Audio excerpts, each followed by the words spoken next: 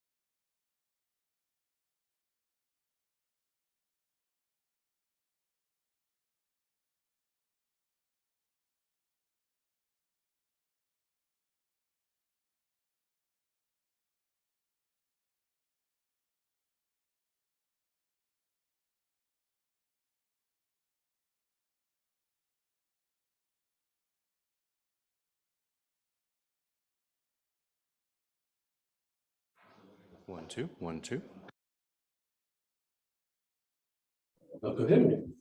Tu as toujours la flipper, je me suis trompé de...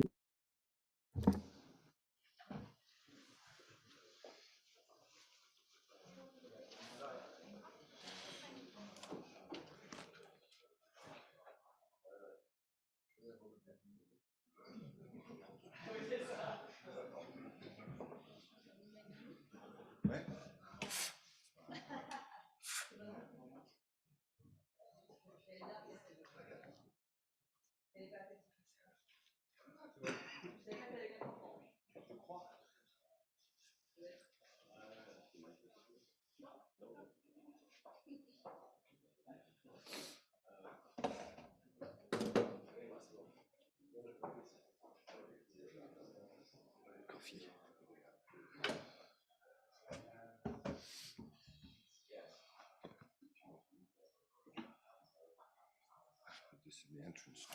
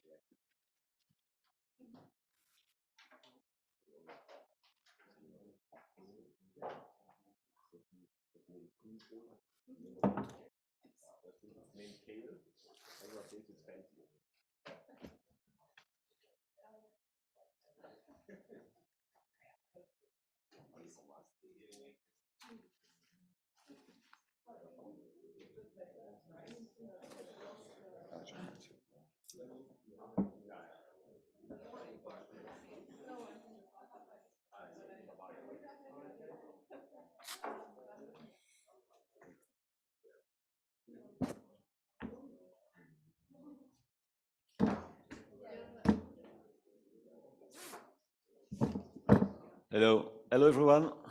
Congratulations for being on time after this very nice dinner yesterday night. And so we are very happy to listen to Jean Ims about sanctions Russia. So Jean, the floor is yours. Thanks. Thank you very much. Thanks for having me here. I'm very, very happy to be here. This is a paper co-authored with Laurent Powells, who was in Sydney and who's moving to the desert for some reason in Abu Dhabi. Everybody moves to the desert. Yeah, it's not going to remain a desert for very long.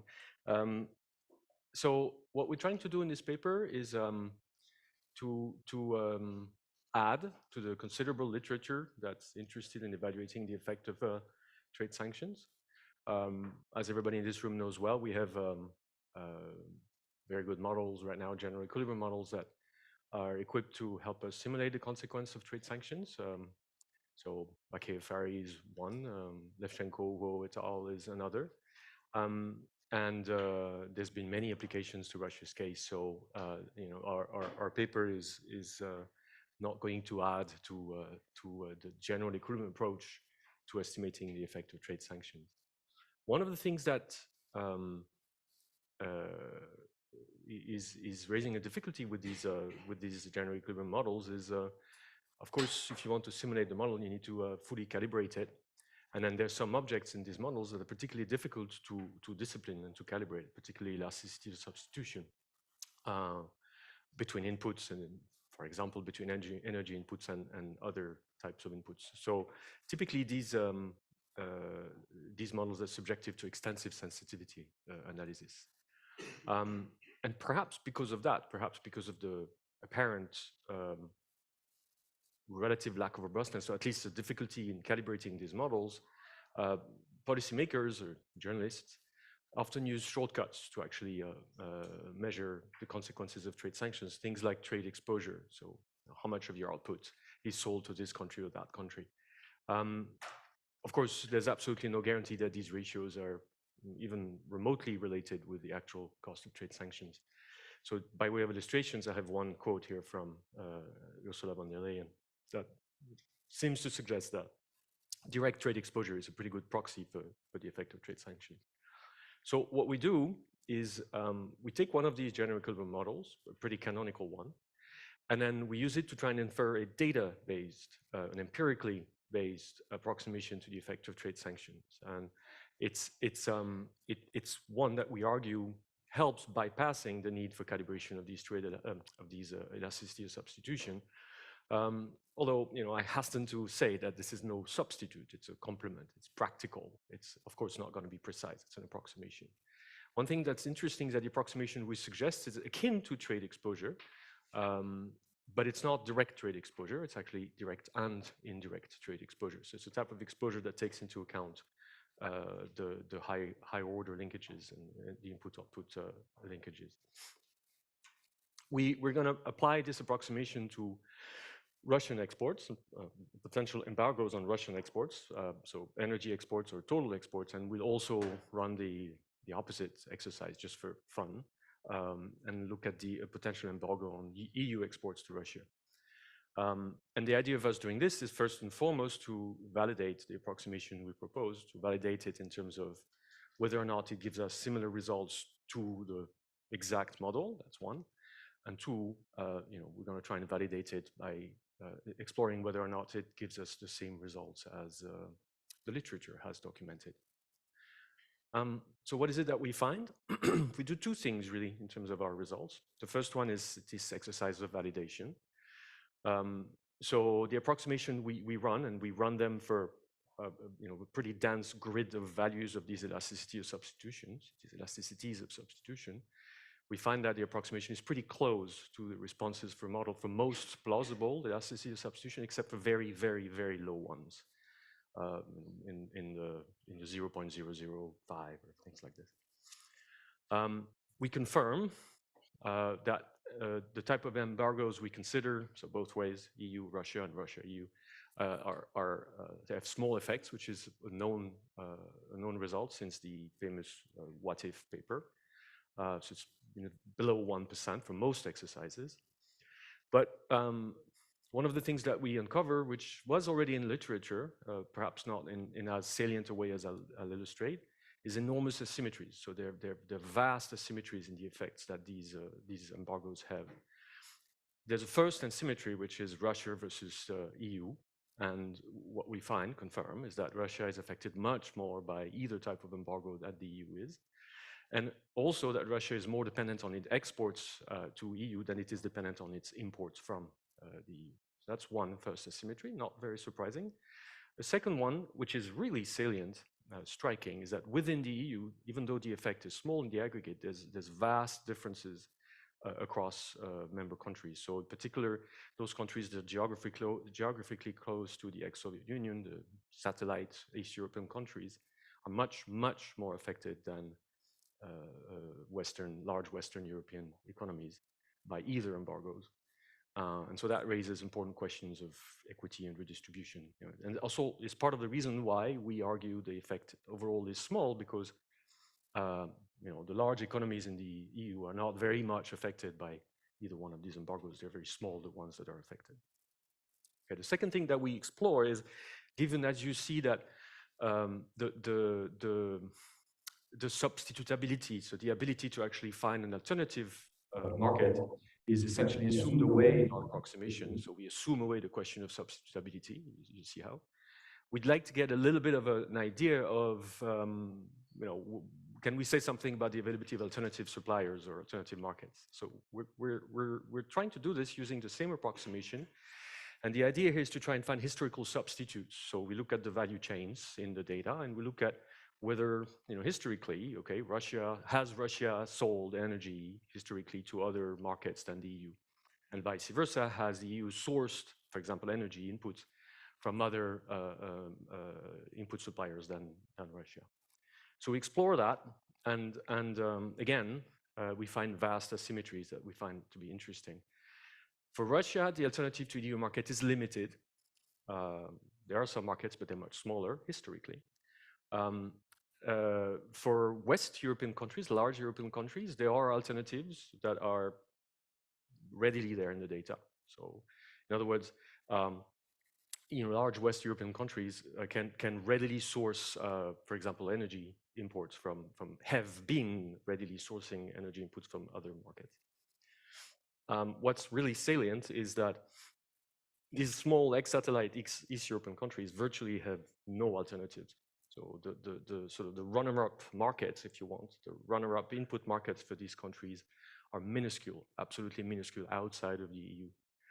And the last thing we do is we try to investigate the extent to which that state of affair, which is present in the data, comes from infrastructure, and in particular transport infrastructure. So we look at pipelines. And for that, we use a different data set from the rest of the paper to look at, across countries, how much of, in particular, the production of electricity using gas depends on Russian pipelines. We have those two sectors in the data set that we use. And we find again that those small East European countries are very much dependent on Russian pipelines, which confirms the fact that there's a correlation between the results we find and the existence of pipelines that we can cross-check. That's the menu. So there's a lot of things. So let me start with a quick illustration or refresher, I guess, of what the model is going to be. The model is Huo and Levchenko, and it's pretty standard. So we have so production is standard. A couple of things that I want to say, because there are key assumptions here that are important. The first thing is, all right, so production functions easier. This is a material, the intermediate input aggregate that's constituted of inputs coming from a variety of different places. Notation, everything that's at the subscripts are countries, everything that's at the superscript are sectors. The first one is the country of production, the second one is the country or the sector of use. So this guy here is an input produced in JS and used in IR. Right? So one assumption that we maintain, which is important for the approximation, is that there's only one elasticity of substitution between all imports. Right? So there's no specific elasticity of substitution between energy and non-energy, for example. We don't do that. It's all the same. It's CS. Other than that, I don't think there's anything surprising here. There are two elasticities, epsilon here in use of intermediate and rho, which is in final goods. There's a market clearing condition that ensures that what's produced is either sold as final goods or intermediate goods. And then there's these two market expenditure shares they're both going to govern the way in which we're going to purchase final goods or intermediate goods from a certain country sector. Right? And then the name of the game in the model is going to be to shock these transport costs, these tau here. And when you shock these transport costs, there's going to be a bunch of reallocation. That's going to be easy or less easy depending on the elasticity and substitution. So there's nothing new here. And so they enter into the market clearing condition, and you can solve the equilibrium, which is what we do in one of our appendices. And what you obtain, again, is not a new result, is that the response of value added, this is the vector, V is the vector of value added across country sectors, depend on the response of nominal output to the trade shock, and corrected for the response of the CPI price. And each one of these endogenous variables can be expressed with complicated influence matrices in terms of the trade shocks. So you perturb the trade shocks, you calibrate the trade shocks according to the exercise you want to do. And then that gives you the responses of these two things, and then gives you the response of value added. That's the exact solution in the model. Okay. Our approximation is based on two things, one assumption and one empirical approximation. So this is the assumption. We're going to focus on this guy, ignoring this guy. So we're going to be saying we're going to approximate the response of value added to the trade shock by the response of nominal output to the trade shock, assuming that the CPI doesn't respond to a first order atomistic shocks that may not affect the CPI, at least not on impact. We're looking for short-term effects here. And two, we want to find an empirical approximation for the response of nominal output at sector level, country sector level, in response to an embargo. Okay. So here is the way in which we're going to do this. As I said, it's purely empirical.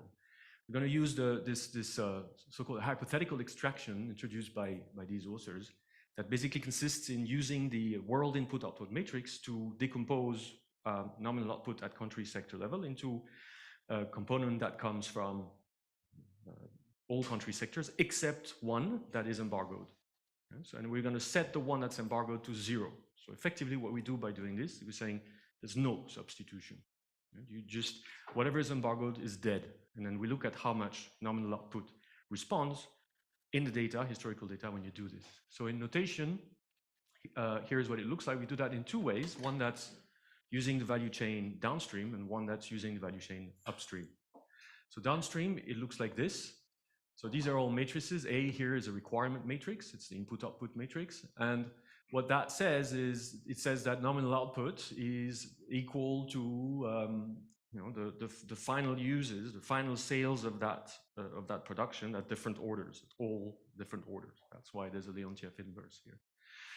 And what we do is we deduct from this formula that for all intents and purposes is nominal output, we deduct the amount that corresponds to a version of nominal output where there's no, for example, Russian energy. Okay? So you don't sell to a certain country sector. So the tilde variable set to 0 demand arising from embargoed countries or country K. So in particular, it's going to be approximating the response of nominal output in IR to a shock, an embargo in K. So that's going to be downstream. Shock is downstream. We're going to call that hot for fun, but also for high order trade. And then we're going to do an upstream one. That's the symmetric. That basically says, so same thing. This here is so this is the wine from last night now, and it's digging a hole in my brain.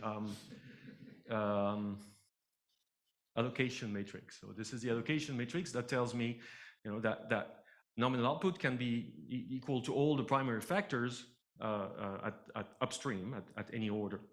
So 1 minus B transpose inverse is again a Leontief inverse. So it tells me all the primary factor that contributes to producing a nominal output in a given sector. Whoa. Okay, and same thing here. We're killing all the inputs that come from Russia, and we look at the percentage response of nominal outputs that follows. Okay, I'm out of time, so I need to speed up a little bit. Okay, so we're gonna have 2 embargoes and 4 approximation, 2 approximation for each embargo. So the first one is Russian exports into EU are embargoed. And we're going to approximate this with what we call SHOT, by the way, for source, high order trade, also for fun. And so SHOT is an upstream measure. Yeah? So this is going to tell me how much the EU, which is importing these Russian inputs, how much the EU is going to, the value added in the EU is going to respond to this upstream embargo from Russia. And what's downstream is approximated by HOT. So this is true of both embargoes here and here. Okay? And I compute these values of HOT and SHOT, this approximation, using the ICIO data from OECD. It's in 2018. What we do for pipeline, we're going to use a different data set. ICIO doesn't have this detailed enough data. Okay. So here's a validation. So let me try and explain that quickly. What we have here in black is our approximation across elasticities of substitution. Okay. And then the sort of 3D yellow bluish thing is all the exact simulated response coming from the model. Okay. And the idea here is to argue that, except for these values that obtain for really, really low elasticities of substitution, on average, it's not too bad. Here, I have the approximate response to an embargo of Russia oil exports to EU, which is 1.3% in the model. Approximation is, it's 1.37 on average from the model, and we find 1.33. So we're pretty close to a first, perhaps even a second order. Now, this is the effect. So that's the effect on Russia. That's the effect on the EU of the same embargo. So same thing to a first order. The average response in the simulation is pretty close to our approximation. Then we do that for this hypothetical embargo of European exports to Russia. And again, the black line is going to be the approximated response, which is 0.97. And then if I average the simulated response, I get 0.6 to a first order. That's pretty close. And then the last one is this one, which is telling us how much Russia suffers from an embargo in European exports. Okay, so it looks like it's doing reasonably well, which implicitly, by the way, obviously means that this model with these assumptions, at the very least, seem to actually give pretty robust and flat exact responses across most values of the elasticity of substitution, which, if you think about it, is very much akin to the what if paper, which is that you really have to go to very, very, very, very low elasticity of substitution to find a large effect in the model. Outside of this area, it's pretty flat. Okay. So how do we do that in practice? I have about 7-8 minutes to show you some results, hopefully all of them. So we're going to aggregate stuff. And so since this is our approximation here, right? So that says the percentage response of value added is given approximately by the percentage response in nominal output as given by the empirical approximation I just described. So we're going to aggregate things up using value added weights. Okay, so I'm going to have average country, average sector for both downstream, for response to both downstream and upstream shocks. Okay, so the numbers I'm about to show you are aggregated responses because the approximation gives us responses at country sector level. Okay. So here are some results. I'm going to show you, so these are approximations. Approximate effects of an embargo on Russian energy exports. So this is gas and oil and coal, I think. And this is the effect of Russia, effect on Russia, and effect on European countries. Okay, so there's no real surprises in terms of the effect on Russia. The most affected sectors are the ones you would expect. The total effect is pretty close, although a bit lower than what these guys have found. Evanet and Bundler found 0.58 for a long run effect. So we're double that. We're probably double that because we're very short run. In the long run, there probably is some substitution more than we assume here. Effect on European sectors here, European countries here. Total effect is very small. Again, that's pretty consistent. The one thing that I would like to flag, which is going to be a recurrent feature, is that look at these countries. This is the top 10 sectors in the top 10 countries. All of them are satellite countries, all of them. So it looks like the countries that are the most affected are the ones that are just around Russia. Here, we embargo all Russian exports, which is a little bit more general. And you see the effect on Russia really increases sizably. The sectors are pretty much the same thing on European countries. And again, you see that list of countries that only includes satellite countries. Does that resemble what's in the literature? 5 minutes, so I'm not going to spend too much time on this, but it's close. It's close. So the ballpark we find for Germany, for example, for France, are actually akin to what Philippe, for example, has found for France, and Bachmann et al. Have found for Germany. It's to a first order quite close. We also embargo EU exports. That's a little bit less exciting in the sense that both countries have pretty small effects, although the effects systematically larger for Russia. One of the things that again is noticeable is that the countries in Europe that suffer the most from a European embargo to European exports to Russia are the same ones. And they're the ones that are close to the border. All right, let me say a word about substitutability or alternatives. So as I mentioned, what we try and do is to look at the data. So rather than just looking at the share of, for example, German manufacturing that uses Russian oil as an input, what we're going to be looking is the runner-up. What is the source for German manufacturing for alternative imports of energy? Okay, we're going to do this for first Russia and then Europe. So how to read this table? Here I have 3 embargoes. This is a narrow embargo on petroleum, on energy sectors, and on all Russian sectors. These are the most affected Russian sectors, and this is the share of the EU in the exports of Russia. For example, this 25% means that Russia exports 25% of the value of output in petroleum directly and indirectly, this is indirect as well, to the EU. Here are the alternative destination markets. So the US, China, Turkey, their identity is not very surprising. What is perhaps more interesting is that the numbers are much, much smaller. So that says that the second biggest market for Russian petroleum outside of the EU is the US, and it's 4%. So it's 5 times smaller. So that's presumably a hard substitute. That's for all energy sectors, a bit bigger, but it's still kind of half, and all Russian sectors. So China is not undoubtedly a market for Russia, but it's a much smaller market. Okay. Let me do this for the EU now. That might be a little bit more exciting.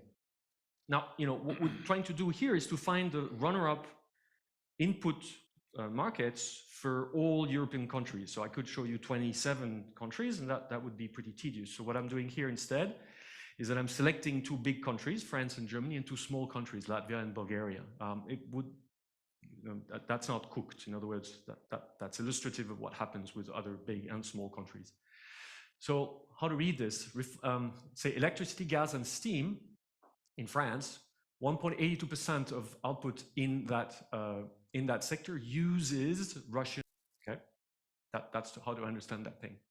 What's interesting is historically, that very same sector in France actually is importing in value more from Saudi Arabia, approximately as much from Kazakhstan, and a bit less from Norway. There's alternative supply markets for France and also for Germany. So energy producing product, you can see Germany sources from Norway historically quite considerably, from Kazakhstan, from Great Britain. So these numbers are relatively large.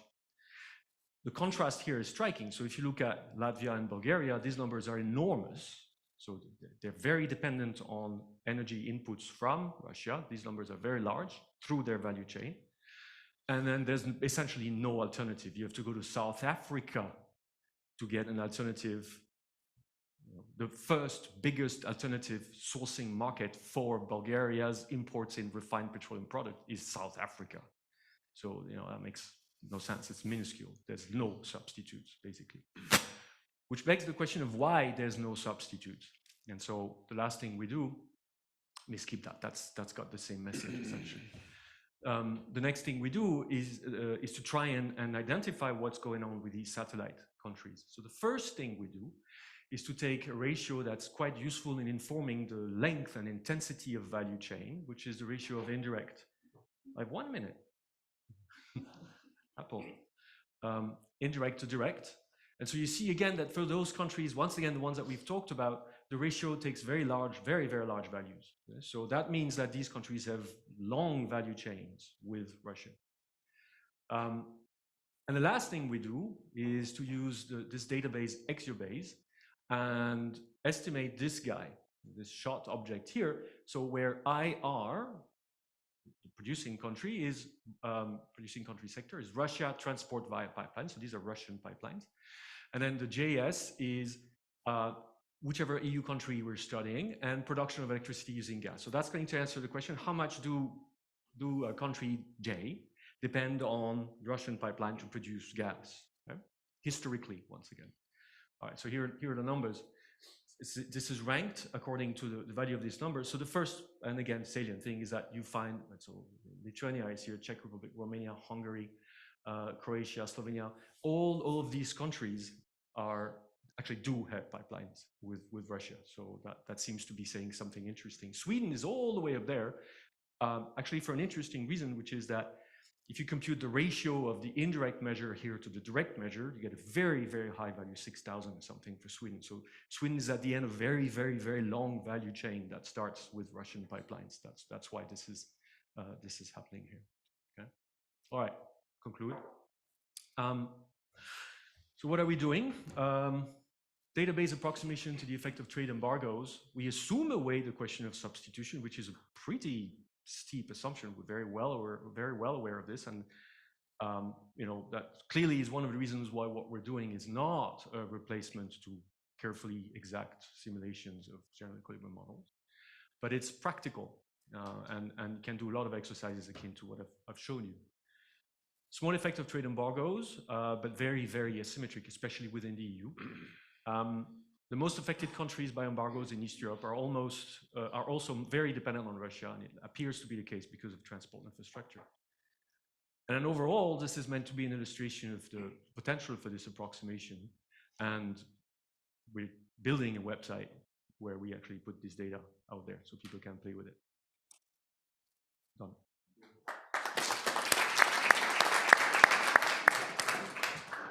So Inga will be discussing this paper.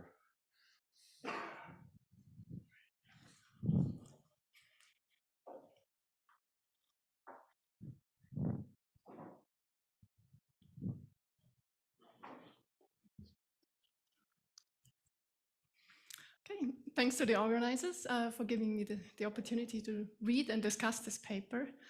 I'm going to start with a quick summary and just tell you what the paper does in a nutshell.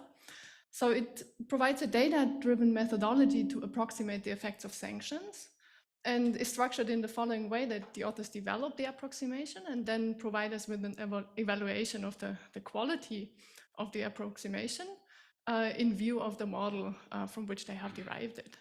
They also provide us with an evaluation of the approximation against a simpler approximation, basically just direct trade as we could read it from the trade data.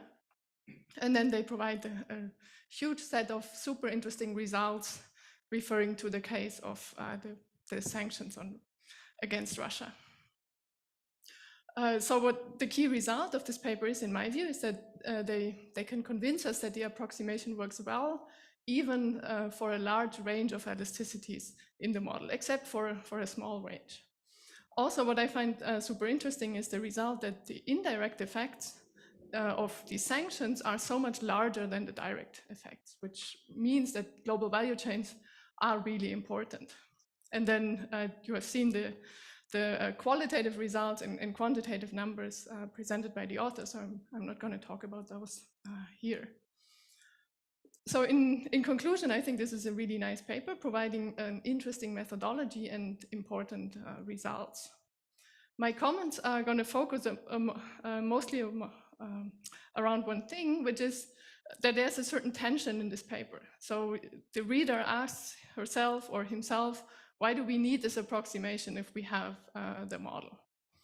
And the approximation needs additional assumptions, right? As the authors point out very clearly, one key assumption is that the consumer price index does not change. So we could be in a short run where prices don't adjust that much. The second assumption that the approximation needs to work well is that the demand for products from other countries, meaning the substitution possibilities, are not exploited, so the demand from other countries does not adjust. And this reminds me a lot of the discussion that we had about input-output calculations in the past. Basically, these I/O approaches were always criticized because they were not taking account price adjustments or any types of general equilibrium effects.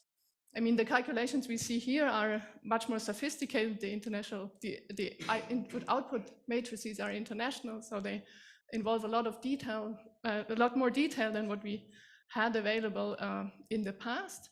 But still, sort of the tension is still there that we are shutting down all the general equilibrium effects. The question is the model better? So we have built models of sort of international input-output linkages that are supposed to capture all these GE effects, but then of course the model is just as good as the model assumptions. Still, I want to put forward some more arguments in favor of using the model. So a very cheap comment is that sanctions are really important, and it's quick and cheap to run these models, so why not do it if it's there? Then the authors make this argument that, well, the model needs calibration, a lot of effort, a lot of elasticities that need to be calibrated. However, in this particular class of models, which falls into the new trade theory literature, it's actually quite straightforward to estimate these elasticities. So we can estimate them structurally using the same data that we use for the calibration, plus some sort of cost shifter like tariffs, and then we have the elasticity. So if we believe the model and we think the data we are calibrating it on is good, we are very close to also having the elasticities at hand. Moreover, the approximation also makes a strong assumption about elasticities, namely that demand is perfectly inelastic.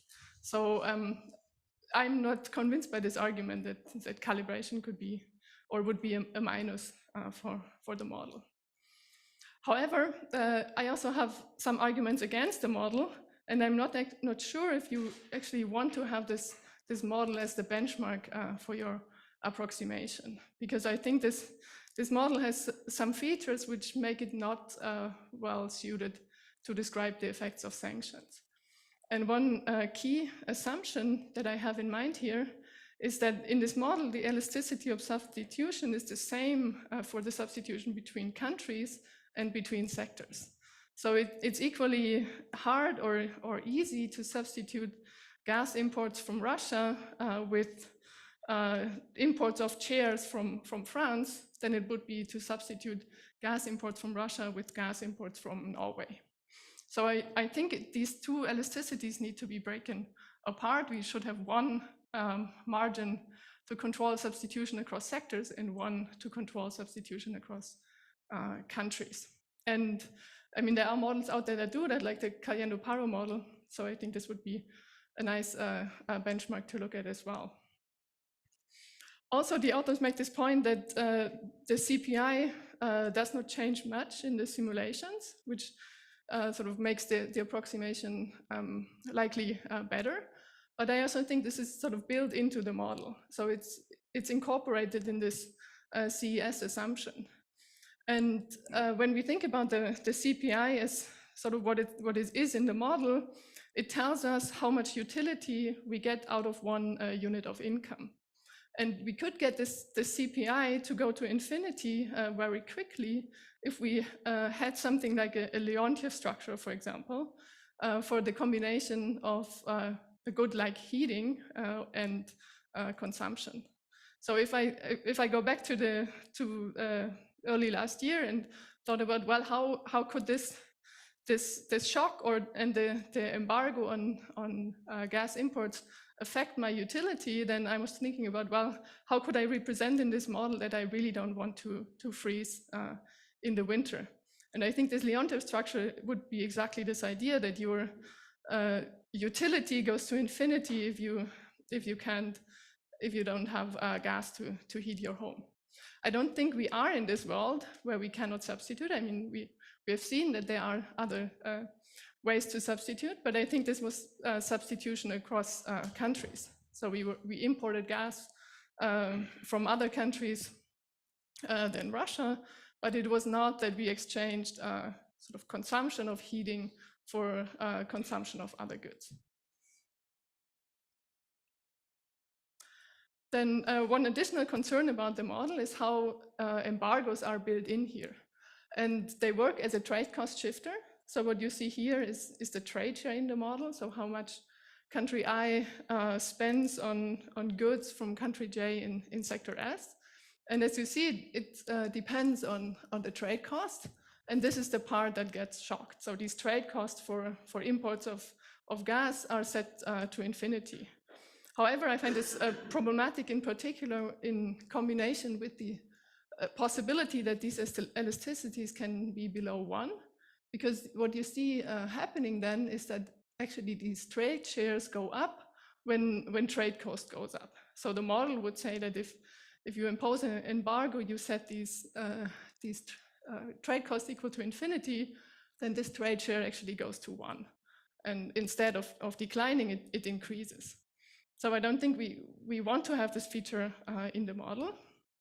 In principle, elasticities below 1 are not problematic when we look at actual trade costs like tariffs or freight costs, because then it makes sense that sort of your expenditure goes up. If you put a tariff on that good, it becomes more expensive. And if you don't substitute away that much, your expenditure could in fact go up. But there's no such valuation effects for an embargo. So I don't think the combination of modeling an embargo as a trade cost and having these elasticities below 1 is a good combination. And I'm also not sure actually what the model does in these cases. These elasticities below 1 are plausible again when we think about substitution across sectors. But since substitution across sectors and countries is closely entangled here, I don't think this is practical. Since my time is short, I'm going to skip over the last 2 points, which are also not that important, I think, and come towards a possible solution for the paper, or this tension in the paper that you have a model that you want to approximate, even though it's not costly to run, but at the same time, the model is also not the best model, I think. So what to do instead? And I propose that the quality of the approximation could be evaluated against data instead. So we have incidences of sanctions and embargoes from the past, where the responses are already sort of visible in the data. So I thought it could be a good idea to look at these cases and check what, say, your approximation would have said about the effects of value added in the sectors of other countries, and then compare it with the actual data. Also, I think the paper could claim more generally that the approximation approximates any general equilibrium model that features this kind of roundabout production. So that gives you a structure for these input and output tables, and has global value chains based on these roundabout production. So you could claim much more generally that you have an approximation for sort of all these kind of models. And if you indeed find that you approximate the data, or that sort of it works well when compared against the data, I think this would be a very strong case in favor of the approximation. Then one other comment about the result that I found a bit puzzling. So you explained that it's basically a 2-step approximation that you do. So you first approximate value added with nominal output. Here, I think there's one logarithm too much, but doesn't matter. And then you approximate nominal output with this extraction method. And at least from the results that I found in the paper, it looks like this 2-step approximation works a lot better than the 1-step approximation. So on the left-hand side, we see the approximation of value added here by just nominal output. It works well for elasticities above 1, but then things go wrong.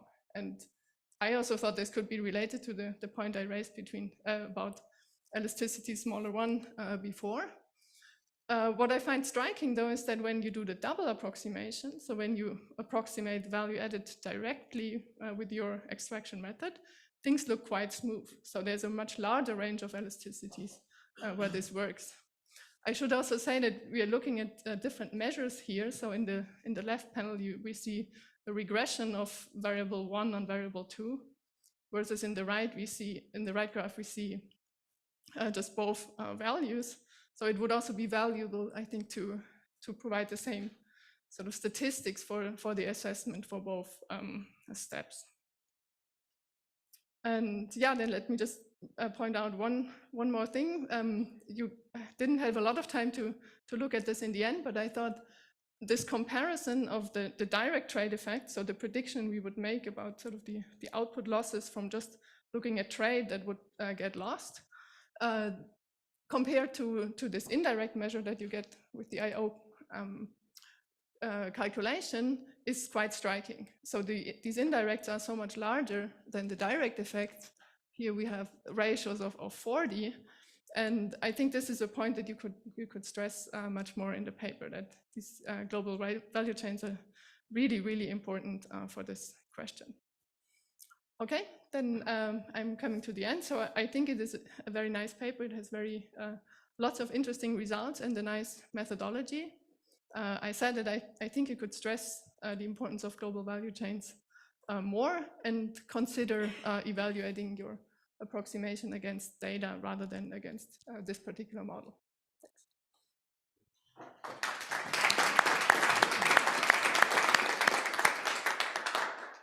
So it's time for questions.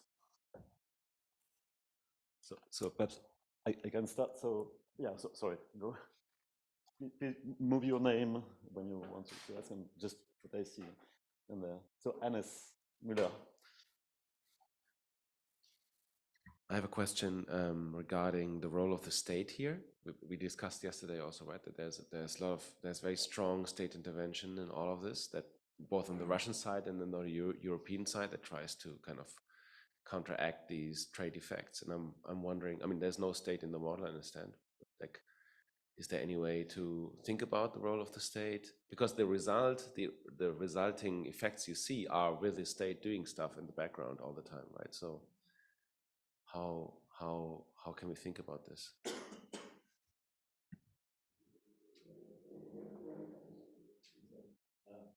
Arnaud.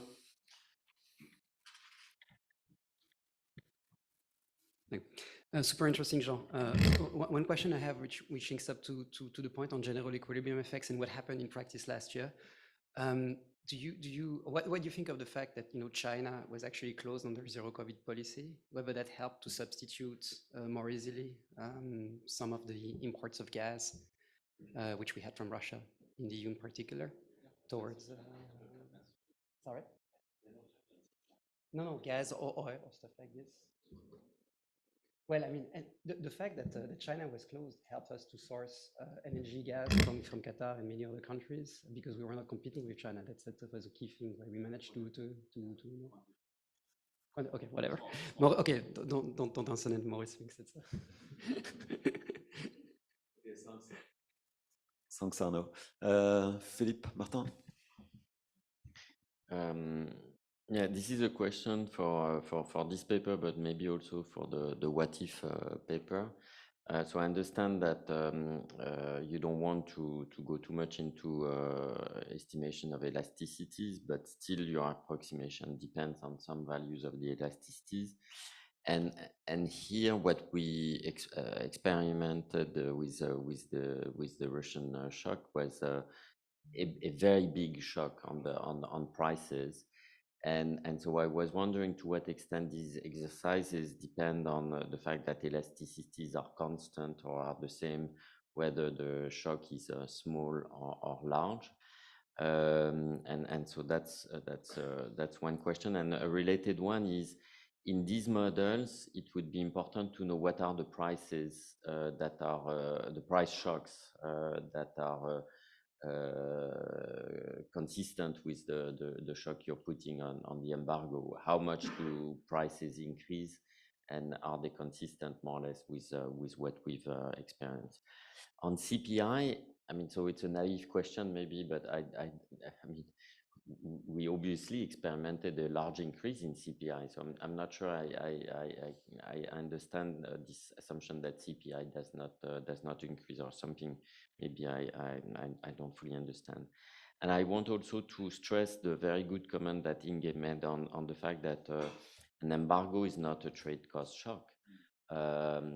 In fact, that was in his papers of, the What If paper and these other papers, is that there is a very strong non-linearity between an embargo and a trade cost, because if you have a trade cost, that means you still have some flows, and these flows are going to those users which have the highest value, marginal value for using this oil or gas or whatever. So in terms of the effect on GDP, it makes a huge difference whether it's a trade cost or whether it's an embargo.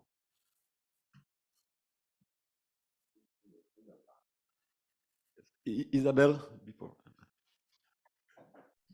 Yes, thanks very much. Very interesting presentation. So I just wanted something that I find very interesting is the discussion on the possibilities for substitution in terms of the geography of it based on historical data. So I think it's really adding something to the debates that we've already had on this whole topic. So I think it should be emphasized perhaps a bit more. And thus I was wondering whether we can already say something. So, for instance, one important result here is that the comparison of what Russia is importing from exporting to the EU, which I think was like 25%, versus what historically it was exporting to China, which was 4% in your approximation.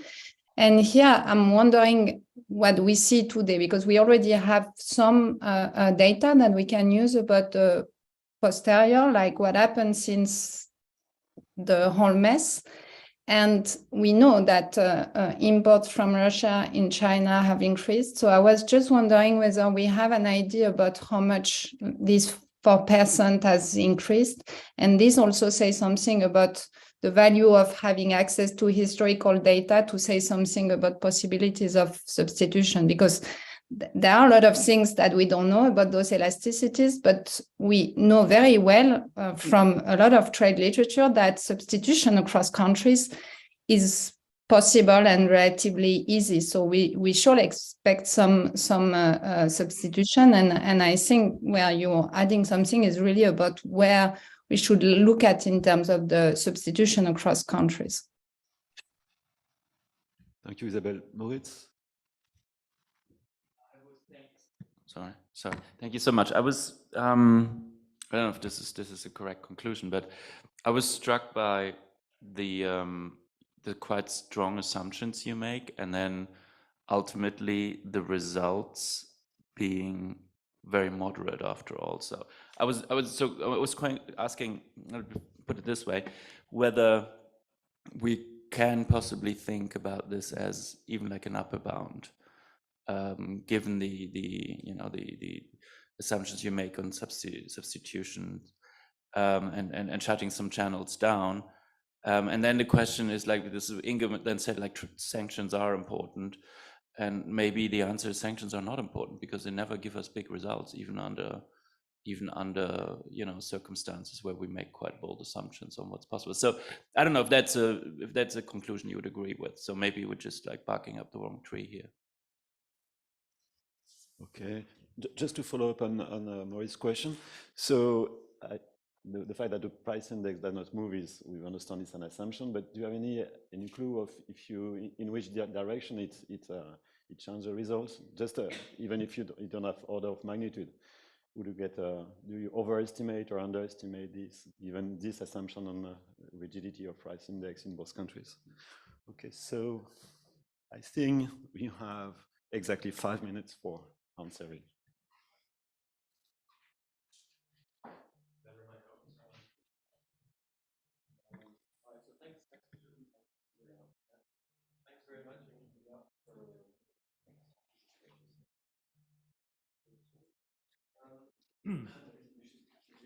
Oh, you don't? So I have to use a micro. Okay, thank you. Sorry.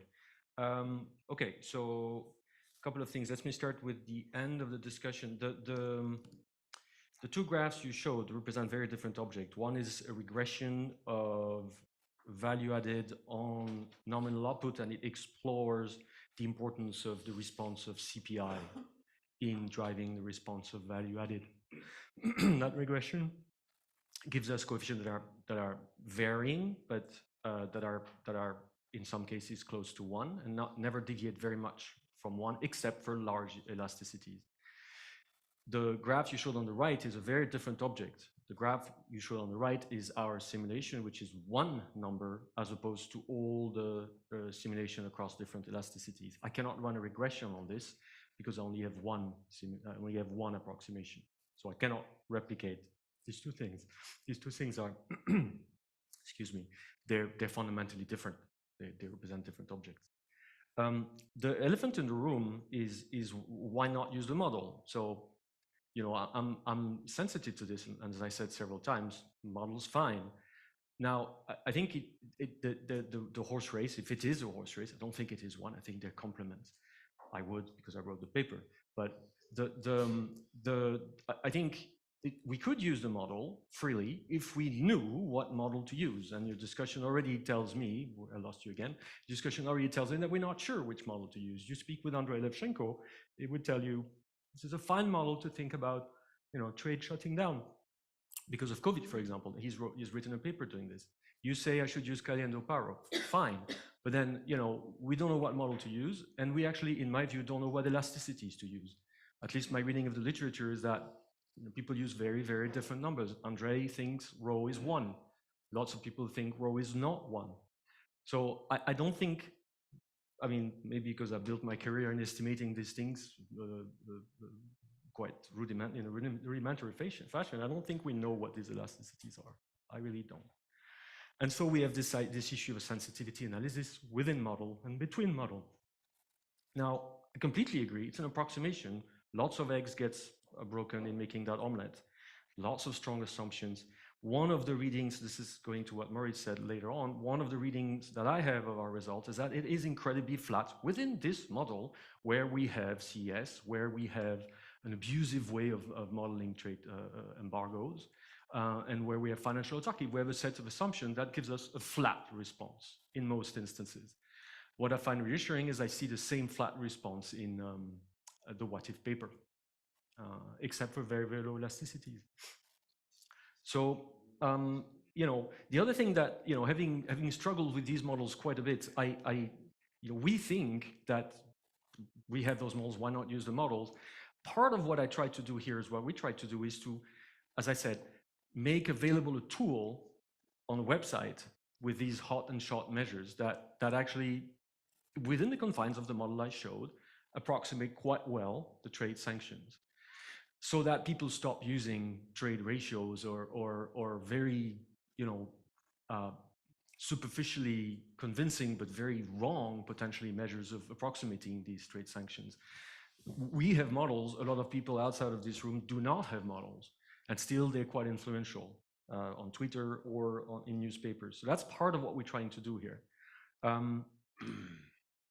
Yeah.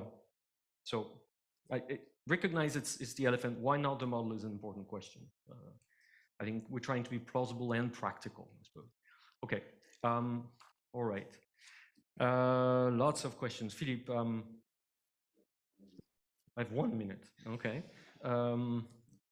I like, so falsifying the prediction of the model by backing out the response of prices, and we'll try and do that. That's a really good idea. CPI, okay. So a long time ago, I wrote a paper that made a point that when China opens up, it actually has pro-competitive effect that lower the price of some of the goods that we import. And so, quote unquote, that has an effect on inflation. I got ripped apart by people telling me relative prices do not affect inflation, cannot and do not, right? So I've become prudent. And so, you know, so that's the facetious answer. The serious answer is short-term versus long-term. So it feeds into CPI, but this is short-term. And so, you know, hopefully it's not going to respond on impact beyond this relative price movement. But we can do what you suggest, which is to let it move a little bit and see what way it goes. Isabel, I agree. Yes, we need to sort of emphasize the subsidiarity stuff. And so Exobase stops in 22. So we could do that actually to see whether the identity and the magnitudes of these runner-ups change. Okay. Yeah. Thank you. Thank you very much. So the next paper is on the same topic, actually, good news. And so Ulrich is going to present it.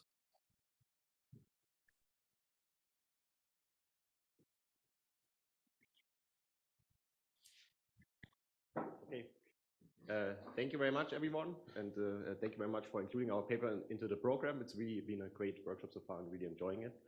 And I'm very much looking forward to your thoughts on our work, which is, I think, really fits very well with the presentation that we had just seen before, because in some sense, we're trying a similar exercise. We're trying to bridge a bit the gap between these quantitative models that we're having and bring them closer to what policymakers are looking at by cutting some other corners. So we are going to emphasize a bit more elasticities of substitution and a bit less input-output linkages compared to what we have seen so far.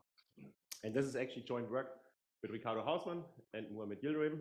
I think, I'm not sure Mohamed might be joining online, but it's 4 a.m. in Boston, so I'm not sure if he managed.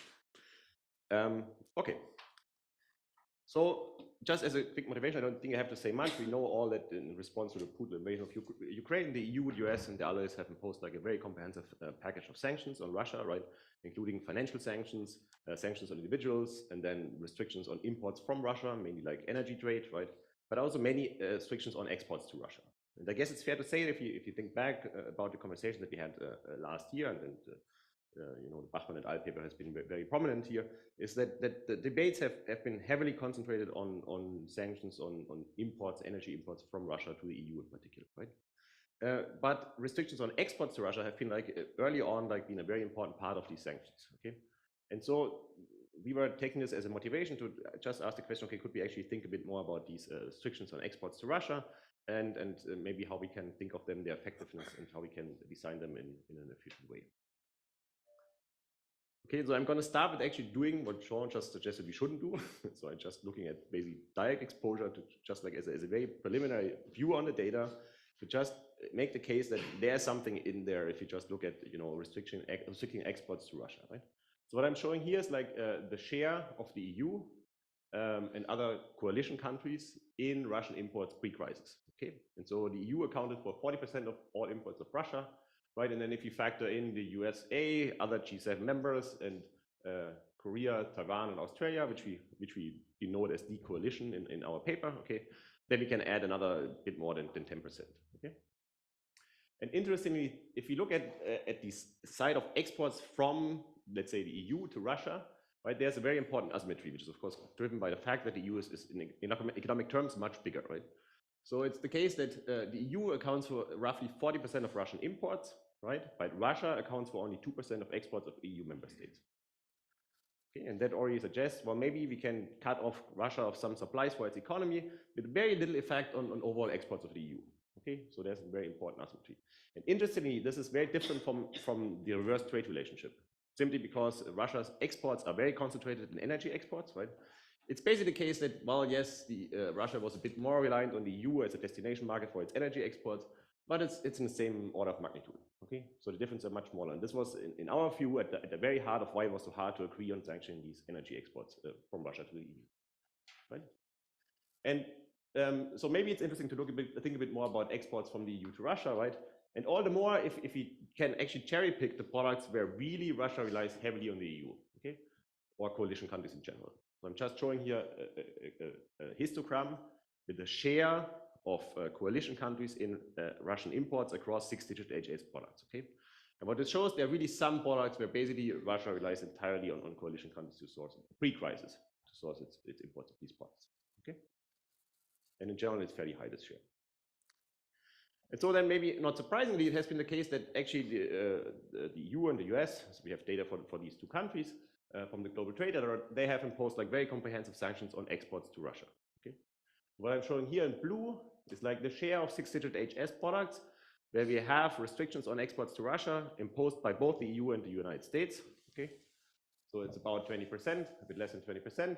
Then another 17.5% are products where only the EU restricted exports to Russia, okay, and then another 7.5% where only US restricted exports to Russia.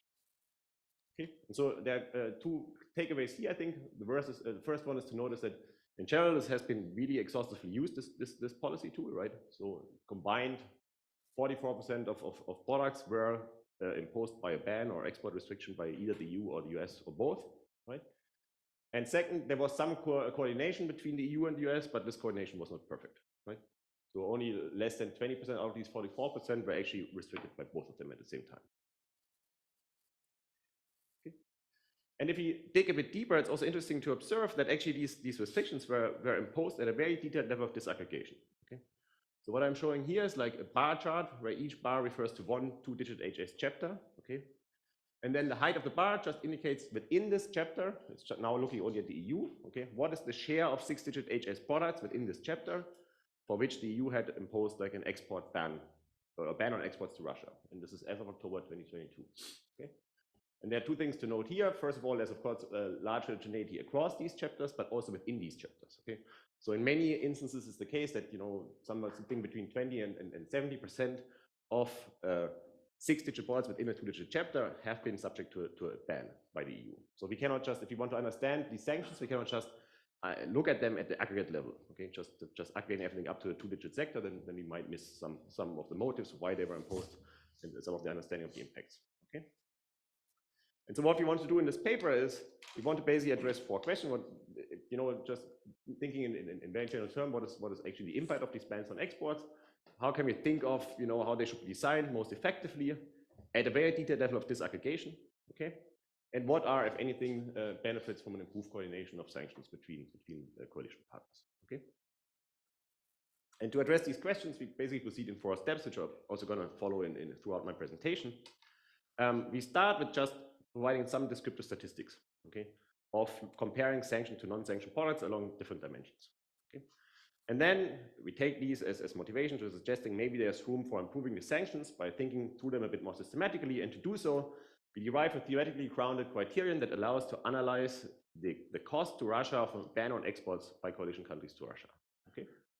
And we apply our criterion to Russia with readily available data and compare then the sanctions, so our arguments, to the sanctions that have been imposed by the EU and by the United States. Okay. And we find that there's potential room for improvement. And one, I think, interesting theoretical result that emerges from this is that the cost to a sanctioned country from imposing an export ban are very highly convex in the market share of the imposing countries. Okay? And then because we take some shortcuts, and I'm going to specify them a bit more in further details, to derive these results, we perform some quantitative analysis to just see, okay, do our arguments have any bite? And what is the overall effect of these things? And there are 2 key takeaways. The first one is that according to this quantification, these bans on exports are a very effective policy instrument. So they introduce or impose like a welfare loss to Russia, which is about 100 times larger than the welfare loss to coalition countries.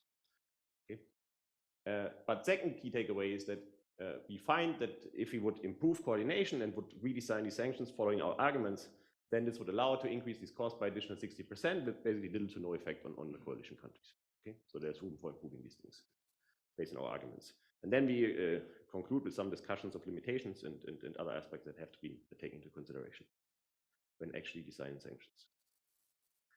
Okay, in the interest of time, let me just skip the literature. And let me just start with some, again, very basic preliminary considerations that just maybe also sets the stage where we actually differ from what we have just seen, you know, in terms of what we are emphasizing. Okay, so we can ask ourselves the question, so intuitively, when should be like a ban on export to a destination country be costly for the destination country, right? So broadly speaking, this should be the case if, first of all, these imports are important for the destination country, right? And like a first order measure is just like looking at the size, okay? Then if you think of Russia, right, where the shock is also large in relative terms. So like pre-ban, you know, Russia relied heavily on sourcing this product from coalition countries, from countries that impose a ban, okay? And then these missing imports are difficult to replace. Okay? And I can think of 3 ways of how I can replace these missing imports. Right? I can either source the same product from within Russia or from other third countries. Okay, but we've also just seen some discussions of that. Or I can substitute a product by some other product. Okay, or if it's about like durable consumer goods or capital goods, I can substitute over time. So basically, What I'm importing is like replacement investment, but what I'm using for production or consumption is like the stock, not the flow. Okay?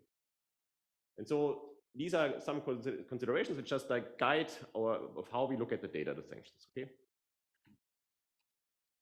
Now, what I'm going to show you is a sequence of such bar charts.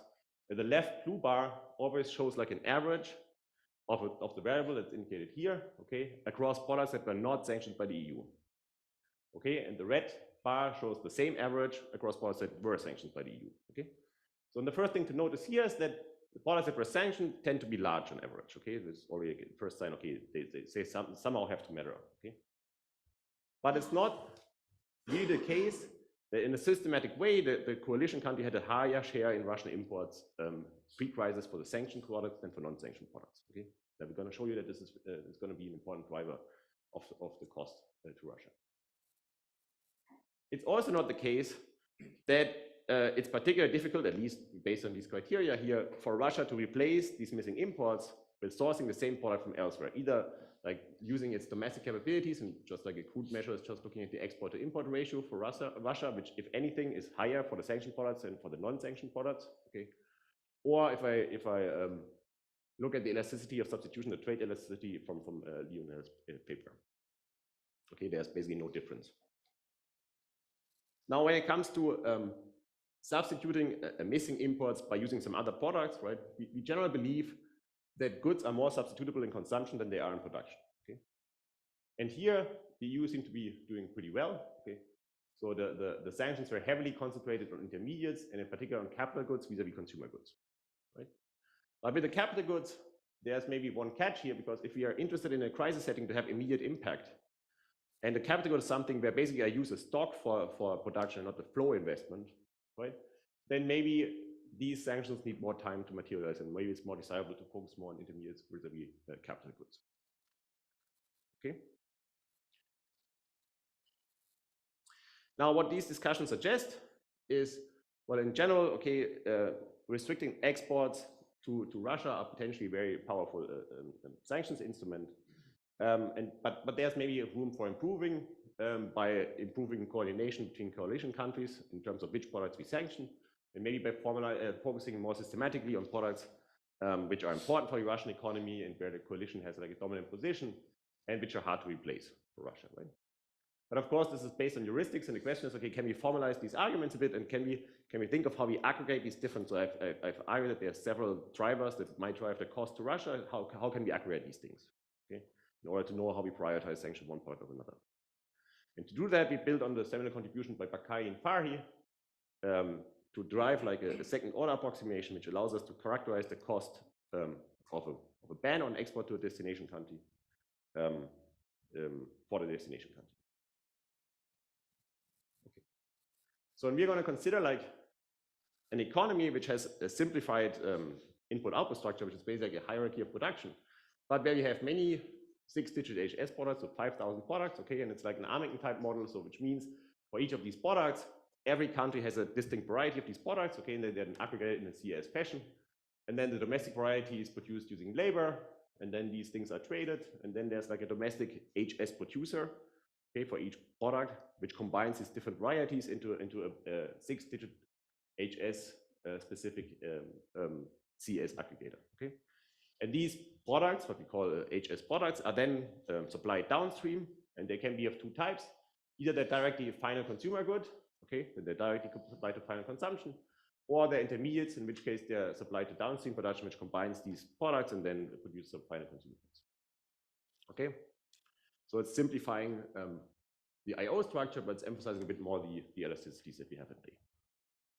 And what we can show is that in this framework, you can actually write a very neat expression for the cost to a sanctioned country that arise from a ban of exports of product G by coalition countries. Okay, and so these scale with the total absorption, the donor weight of this product. Okay, and then the first term here is basically the first order effect. It's just like the size of the shock. So you can think of it. Okay, the size of the shock is basically, okay, how much does the Russian price index respond if coalition countries ban exports of this product to Russia? Okay. And so this should respond more if they have a high market share, okay, if they really squeeze out that market by introducing their ban, and if these things have a low elasticity of substitution. Okay? But there's also like a second order effect. And the second order effect is basically if I think of large shocks, then I need to think of how does this absorption actually respond. Okay, I can think of a large shock as a chain of small shocks. Then the question is, okay, along this chain of small shocks, how does this thing respond, right? And so the question is basically, the main question here is like, how can buyers of this product G substitute away from using product G? Okay? And so that's where we make a distinction between intermediates and consumer goods. And so if this is below 1, if we have complements, okay, then if I have a price shock to a product, then the expenditure share on this product of the buyers of the product is going to go up. Okay? And this is going to reinforce the first order effect. Okay? And this is going to be very important if you think of large shocks. In particular, this also gives rise to a large convexity of the impact of the shock in terms of the market share of the coalition countries. It's the first key insight I derive from this approximation. Okay, so there's really like, and then I think it's most striking seen by this illustration here. There's really like a big bang out of coordinating sanctions among a broad coalition, and then focusing these sanctions on the products where coalition countries have a higher market share in Russian imports. But the nice thing is also we can actually take this to the data using readily available data. So we get the home absorption and the market share of coalition countries, we use trade data from the Atlas of Economic Complexity, combine it with the ITPDE to get an estimate of Russian home production. We take these elasticities from Lionel's paper of substitution at the 6-digit HS product. And then we follow the literature by assuming, okay, what is the elasticity? So theta G is the elasticity of the downstream buyers of a product, okay, across the different inputs. And we're just assuming that this is different for consumer goods vis-a-vis intermediates or capital goods. And we're going to assume that it's 1 for consumer goods for simplicity and it's 0.2 for intermediates, reflecting the idea that products are more substitutable in consumption vis-a-vis production. Okay. And now, taking this criteria into the data, we can actually proceed and can compare the sanctions that were imposed by the EU and by the United States to sanctions which would be following our criterion. Okay? So what I'm showing here is like a histogram where I've ranked products based on how costly a ban on exports would be by coalition countries would be for the Russian economy, okay, from the most costly to the least costly. And the gray histogram in the back is just basically a uniform distribution. It's just like sanctions which are unrelated to our arguments, okay? The red histogram in the front are sanctions imposed by the EU, okay? So this suggests, well, yes, if you just take this criterion, then the sanctions that were imposed by the EU actually seem to be biased towards products where actually the impact on the Russian economy is pretty large. Okay? But it turns out that this relationship is entirely driven by the absorption, the lambda G. Okay, and so you might wonder, well, yeah, it's nice if I sanction products which are large, where I have large imports, right? But they should also like harm the exporting countries more. So an alternative criterion might be to ask the question, okay, what is the cost to Russia per US dollar of foregone exports? And it turns out you can actually easily modify this condition to get this criterion as well. Okay, and once we do that, we find no relationship between our arguments and what the EU has imposed. Okay, so that just maybe there's room for improving the sanctions. Now, but of course, we're taking some shortcuts, right? So we're looking at analyzing, sanctioning one product at a time, okay? And we also ignore the cost to coalition countries, okay? And so to ask the question, and also like having a simplified IO structure. So how do these simplifications matter for our arguments? We actually perform like a quantitative analysis based on wired data, that we like calibrate a multi-industry Armington model with sector-specific labor to exactly match the pre-shock data or the pre-crisis data. Okay. And then we feed into this model industry-specific iceberg trade cost shocks from coalition countries to Russia. Okay. And we calibrate these shocks in a way so that the direct effect on industry-level price indices in Russia is the same as in a more disaggregated economy where I have like many 6-digit HS products and a variety of each country in each product. Okay. And then I impose bans on these varieties. Okay. They then get aggregated in a CS fashion at the 6-digit HS product level, and then to wired industries, okay? So this gives me like a direct impulse on the price index in Russia for these wired industries, and we match these impulse to be the same as in a more aggregated wired standard international trade model, okay? And using some elasticities which you just follow the literature. So and there are 2 key takeaways. So let me just focus here on the 4th and the 5th comparison. Okay.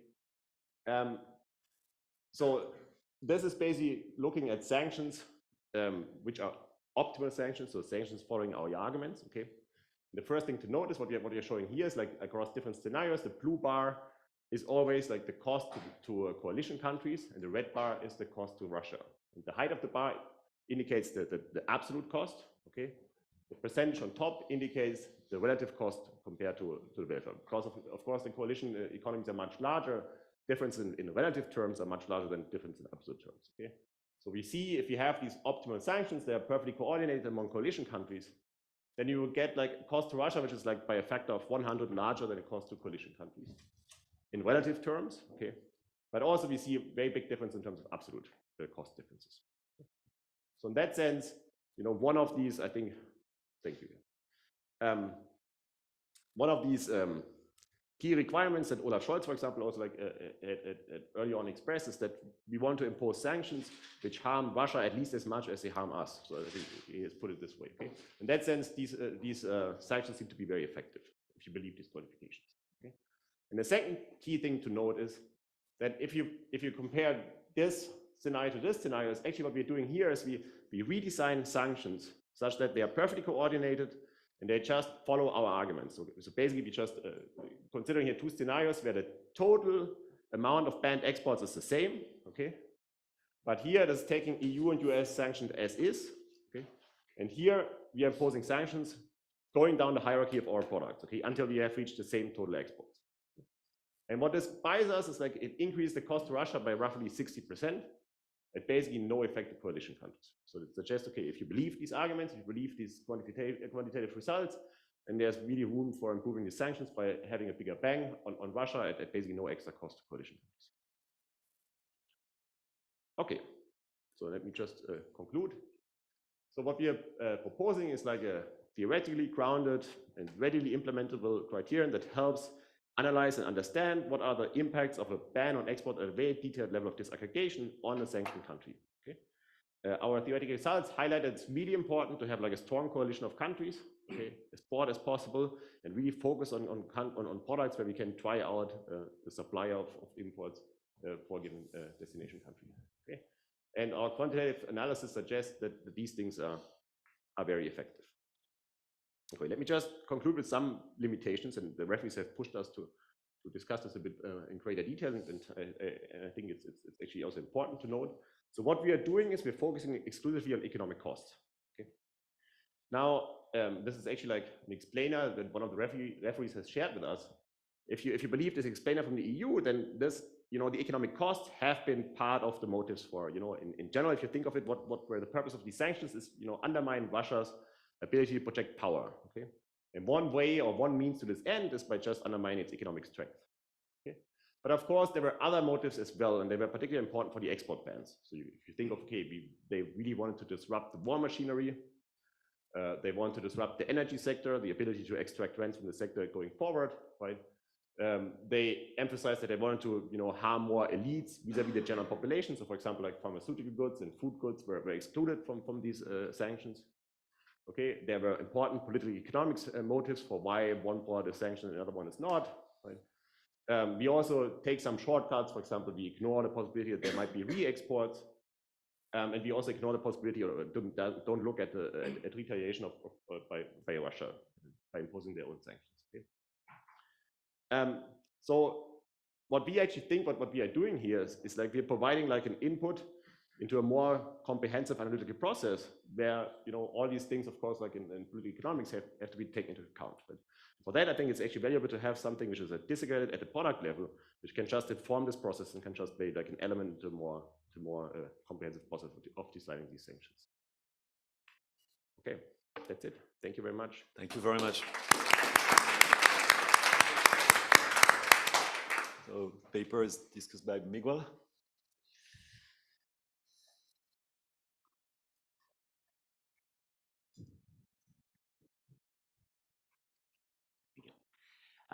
Thanks everyone. Thanks to the organizers for including me in the panel. It's great to be part of it. Economic Policy is a journal where my first publication ever came out, so it's very nice to be now on the other side.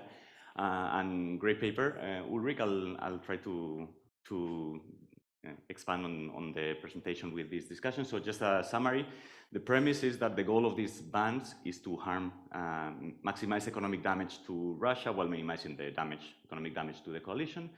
The main theoretical results is that the cost of these export bans to Russia increase with the market share of the sanctioning countries in Russia, and this is very convex, as Ulrich has showed. The lower the trade elasticity, so the harder it is for Russia to substitute the imports, and the higher the product share in total consumption in Russia. And the main result is that the current sanctions are more or less correlated with the criterion coming out from this model, but not perfectly. And we could increase the harm on Russia by around 60% with little cost to the coalition countries. I had included this in case Ulrich didn't get to the model, but he already kind of explained. This is just another way of visualizing the imbalance here on the exposure. So this is on the left, the EU exports by destination. You can see that Russia is really tiny, whereas from what Russia imports, the EU, and then you can add the US and the other coalition countries account for almost half. So you could potentially harm the Russian economy a lot. This is just the main results that Ulrich already discussed. So let me emphasize what's the contribution. So obviously this is the type of paper that economic policy wants to have, very topical issue and very useful for current policy debates, especially as the war keeps going on, so sanctions could be modified. It provides a very useful framework to think about sanction design, and in their words, and something that Ulrich just said at the end, this is not like, this is the policy that should be applied, but this is a tool for how to think about the policy. And they use a creative approach, borrowing from these models from the classic Armington model and then the more recent Bakay and Fari. And they do this quantitative estimation using very disaggregated product level trade data, the 6-digit HS products, and then the IO linkages, they are at the industry level because of lack of data, more disaggregated. So a lot of my comments are gonna be related to the very last slide that Ulrich presented. So I'm gonna kind of, I really like the analysis, and there's a few limitations, especially of what the analysis doesn't do. And I'm not implying with all these comments that this paper should do all of this. It's more about understanding what else we need to know to properly design these sanctions. So the authors focus clearly on the economic costs to Russia. So how much Russian GDP is going to suffer from these sanctions. But one of the key principles stated by many government officials here, this is just one UK government official, was to cripple the war machine. So if you're designing the sanctions to cripple the war machine, they're going to be different than if you just want to inflict economic harm. Of course, this is hard to incorporate into the model because you would need to have a production function of the war effort, etc. And this is not what they're doing. And there's another aspect that Ulrich didn't emphasize as much, is the political economy on the Russian side. So if you say we want to harm the Russian economy, you're going to end up harming all citizens. And the hope is always that citizens are going to rise against Putin or whoever is the enemy and put them out of power. But what usually happens is that this type of sanctions reinforces the autocrat because they unify everyone against the enemy. So the political economy is complicated, and that's something to keep in mind when we put the objective function as lowering GDP in Russia as opposed to just harming the war machine. And then there's the big deal of the big question of retaliation, right? And there's been other papers about this, but a lot of the debate in the last year was more about what do we do about what we import from Russia rather than what do we do about what we export to Russia. So there was the paper by Bachmann et al. Where I think I have the numbers a bit wrong here. So their estimates are actually start at 0.2, 0.3, and they only go up to 2-3% in some extreme scenarios. But I think given that they're doing this very precise quantification of the cost to Russia of these export bans, they only put the cost in the paper of, let me go back to here. So they only put the cost of these export bans. It would be interesting, given that there's estimates of, or rough estimates, at least for Germany, of the cost of the oil and gas bans, adding those or kind of having some more discussion on if you add the retaliation, is it still the case that the cost for the coalition economies is much bigger? Because in the end, the cost of export bans is going to be the cost of missed export plus the retaliation. So I think that's something that you can easily add without doing much additional analysis, and that will give us a proper cost-benefit analysis of this whole kind of trade war with Russia. This issue about the bias towards capital goods, I thought it was very interesting, and I think there could be a bit more discussion in the paper about what kinds of capital goods are being sanctioned, and to what extent this is just because of this goal of we're trying to harm the war machine as opposed to harming the economy. But I think it's a very insightful point that in the short term, the economic cost of not being able to import capital goods is going to be much lower than intermediates or consumption goods. So if there was a possibility of quantifying a bit more to what extent this is focused on crippling the war effort, I think that would be another way of kind of emphasizing this point, which I think again is a very interesting insight of your analysis that I hadn't thought about at all when thinking about sanctions. The issue of parallel imports, it comes up. One referee makes a big point about this. I tried to look for information. Of course, it's hard to find good data because the idea of parallel imports is that goods go through other countries and it's hard to measure, and there might be smuggling either, so it might not show up in official statistics. And we know that some goods go through Kazakhstan or Armenia, some through Belarus, but then Belarus was also sanctioned, so that's not going to work for Russia. Looking in the media for some number on this, Reuters, citing some Russian sources, they said that about 4% of, so they could cover through parallel imports, 4% of all their imports, Russian imports in 2021. So that doesn't seem too large.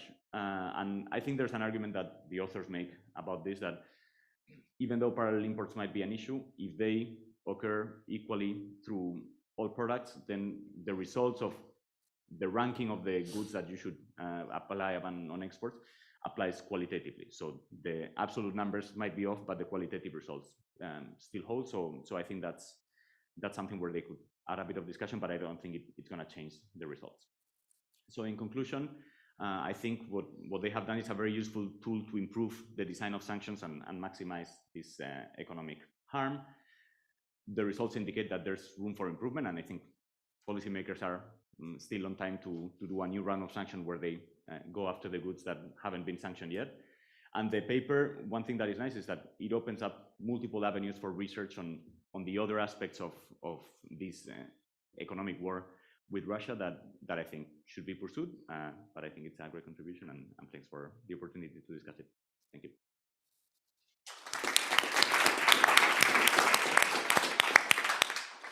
Okay, thank you. Lionel, you want to start? Lionel Fontanier. Okay, thank you. So very nice paper. What I like is the attempt to link the very detailed, approach at the product level with the more IO, relationship. So a view on GVC. So this is nice. I had two questions about the results. So the first one is about the bias that was just mentioned by Miguel. So the bias is towards capital goods. So what we would have expected is that the bias would have been against intermediate goods in order to disrupt the global value chain. So if you take as an example the trade war that was initiated by the previous US administration against China, the first series of sanctions against China, the tariff increases were mostly like 80–90% against intermediate products. And so this was really dedicated to disrupting a global value chain. So is it something that we see in that case? Could you clarify this point? And the second point is about what you call the optimal sanctions. So what I didn't get is whether the non-optimality of the sanction was due to the fact that there was a lack of coordination between the US and Europe, or whether this was due to a non-optimality of sanctions on both sides, which is not the same story. So could you put some clarification also on this? Thank you. Philippe? Yeah, so I think this is a super important question, not only for Russia, but because I think there's a lot of confusion among policymakers how to design sanctions. And of course, we can think of Iran and potentially also China. And in a sense, I think we have to come back to what is the objective of sanctions.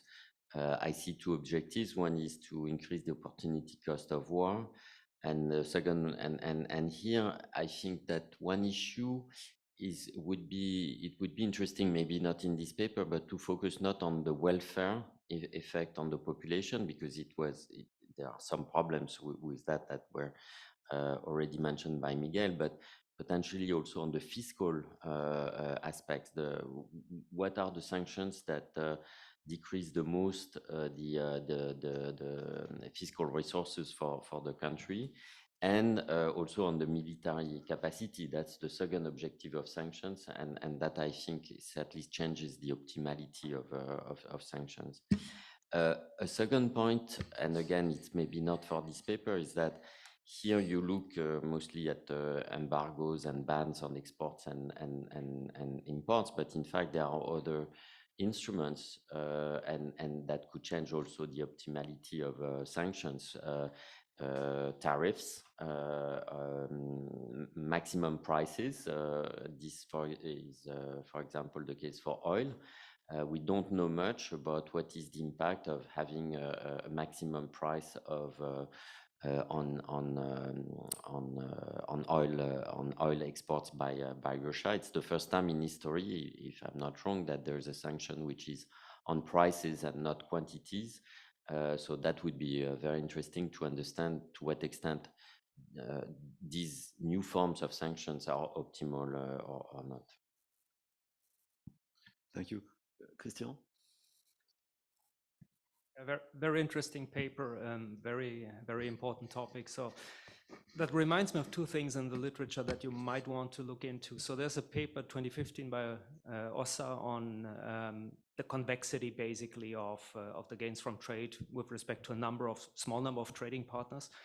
So this is one thing, is what would be the optimal design of the coalition also. That could be also something interesting to look at. The other thing I was wondering, so there's a large literature in network theory, essentially, where people look at, what's the optimal way of disrupting a network. So if Zenu, for example, they have an econometrica paper, they look at crime networks. So how can I remove like a small number of things in the network to inflict maximum disruption? And I'm wondering if anyone in trade has ever looked at this. This sounds like a sort of novel way of looking into the problem, of try to see, which are the products, like which in the Russian production network are the most central ones, and which could inflict maximum disruption there. So I don't know, that might be a possibility to explore. And so this is something that maybe I missed it in the presentation, but I have the impression that you have this aggregation of products using a CS aggregate, but you don't model the full like input-output structure. So it all depends just on the share basically. But I think if you have a more full input-output structure, you could look at the centrality of some products in the network and think about what are the optimal products to target. Thank you. Matthias? Yeah, I think my remark is related to what Christian just said.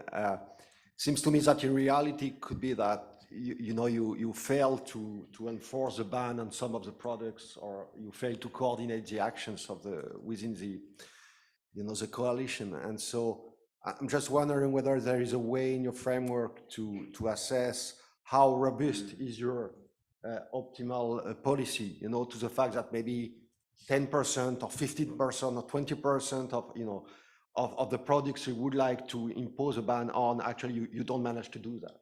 And I think it's related to, with your CS framework, I'm not sure you can do it, but should you model the input-output matrix fully, then maybe you could do it. That relates to the network literature and how robust, are those are networks, actually. So, yeah. Okay, if there is no other question, you can answer.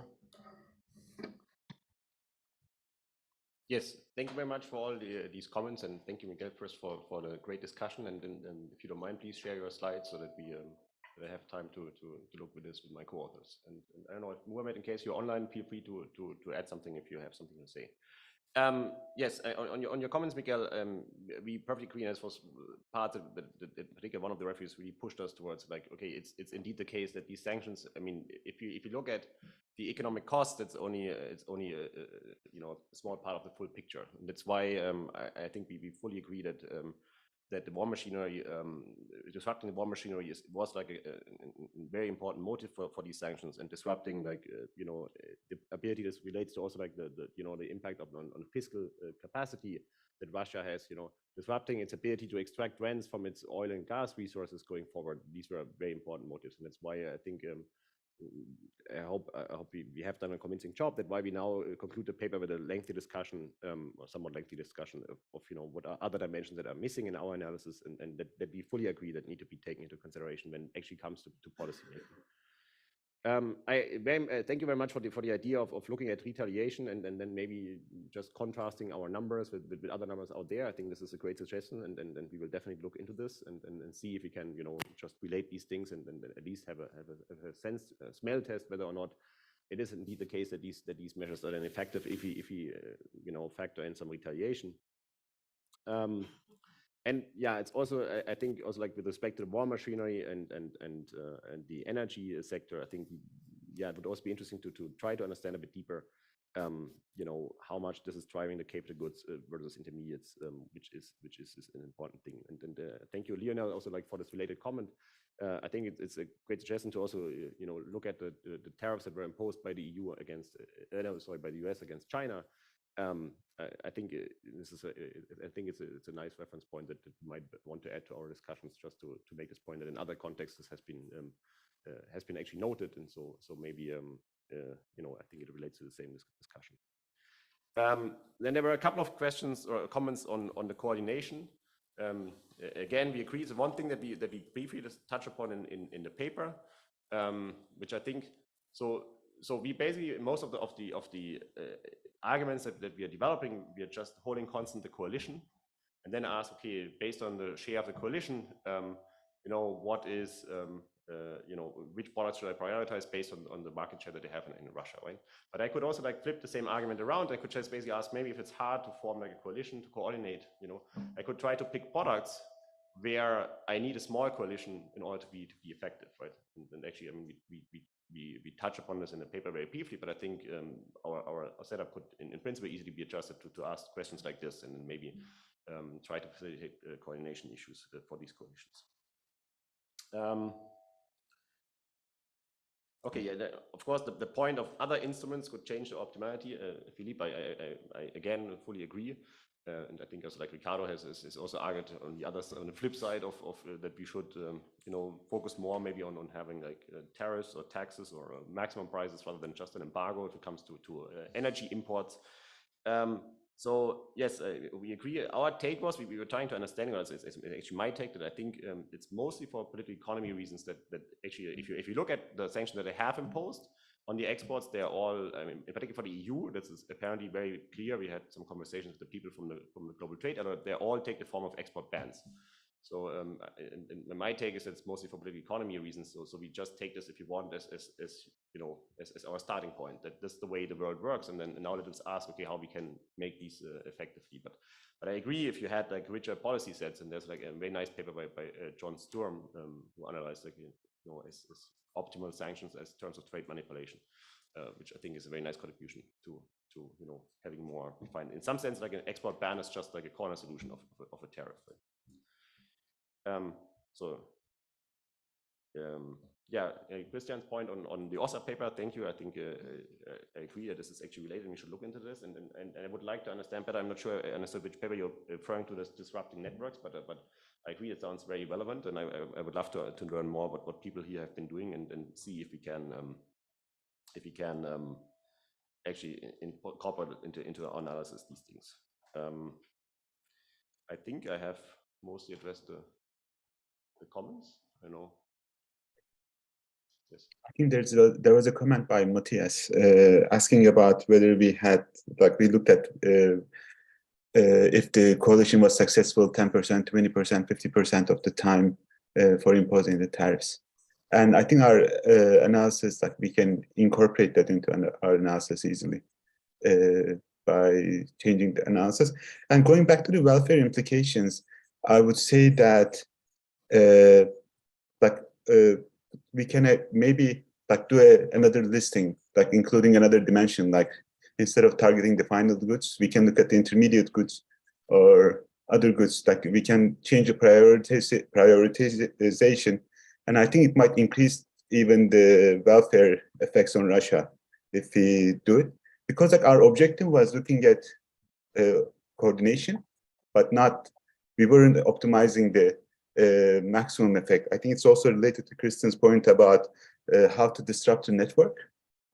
I think there might be some other ways to increase the burden, but we were just focusing on the coordination aspect in this paper. Yeah, and thank you for including us in this nice discussion. Yeah, just like because one specific question was about like what is the impact of the 60%? How does it like differ between like improved coordination and redesigning the sanctions? So we actually I didn't mention this in the presentation, but in the paper we actually have different scenarios, and it's about 50-50. So 50% is like, we're looking at what would happen if all coalition countries would adopt EU sanctions. What would happen to the cost of Russia vis-a-vis like current sanctions, and this would increase them by roughly 30%. And then what would happen if they have the same level of coordination, the same level of total exports, but then we actually shuffle the products that we sanctioned based on our criteria, and then we get another 30%. So it's roughly 50-50. That was one specific question. Yeah. So again, thank you very much for all your comments. So thank you. It's time for a coffee break now. So thank you.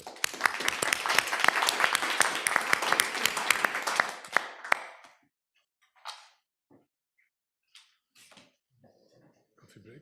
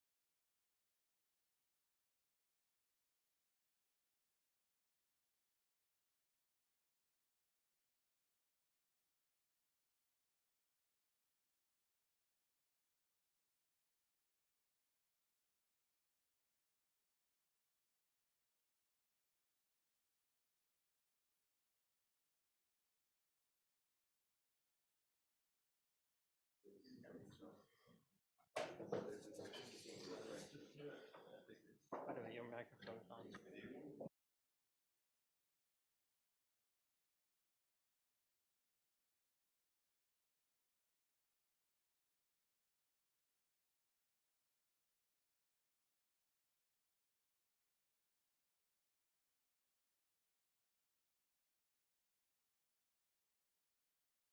Okay, it's going to be time to start again, to listen to Christian about casualties of border changes. So, Christian, the floor is yours. Thank you very much, and thank you very much for including us in this great program. So this is another paper on Russia, but you will see that the focus of this paper is slightly different. So this will be more about geography and less about trade. So this is Casualties of Border Changes Evidence from Nighttime Lights and Planned Exit. That's joint work with Maria Kuznetsova from the Higher School of Economics. So I don't think I need to spend a lot of time here telling you that, understanding the economic effects of border changes is something that's really important. We know that international borders change a lot over time, and this has, of course, geopolitical consequences, shifting the balance of power between countries. But changes in borders and changes in the ease with which borders can be crossed, of course, also have substantial economic consequences. And so this has been widely studied in the literature, this idea that market access is something that's really important and that this affects the location and the size of economic activity. And there are a couple of sort of classical papers now. I'm thinking about Redding and Sturm, 2008, where they basically look at German division and reunification after World War II to learn something about, whether cities close to the inner German border grew less after division and were catching up after reunification. And similar ideas have been explored in various contexts. There are a series of papers by Marius Brühlhardt and co-authors where they look at the fall of the Iron Curtain and how this affected employment and wage growth in municipalities that were close to this previous border that disappeared. And more recently, this has also been extended to look at maybe even within city variation to division and reunification. So work by my co-author Gabriel Alfeld on Berlin after World War II, where they basically document that, as Berlin was split, the land price and the employment gradients were redirected towards the, away from the city center, and they ended up recentering on the city center after reunification. So the more recent literature has moved away from using more aggregate data, such as city level population or municipality level population, to using more granular data. And especially, so nighttime lights data has been used now more often, and firm level data has been used to assess the effects of market access on regional outcomes.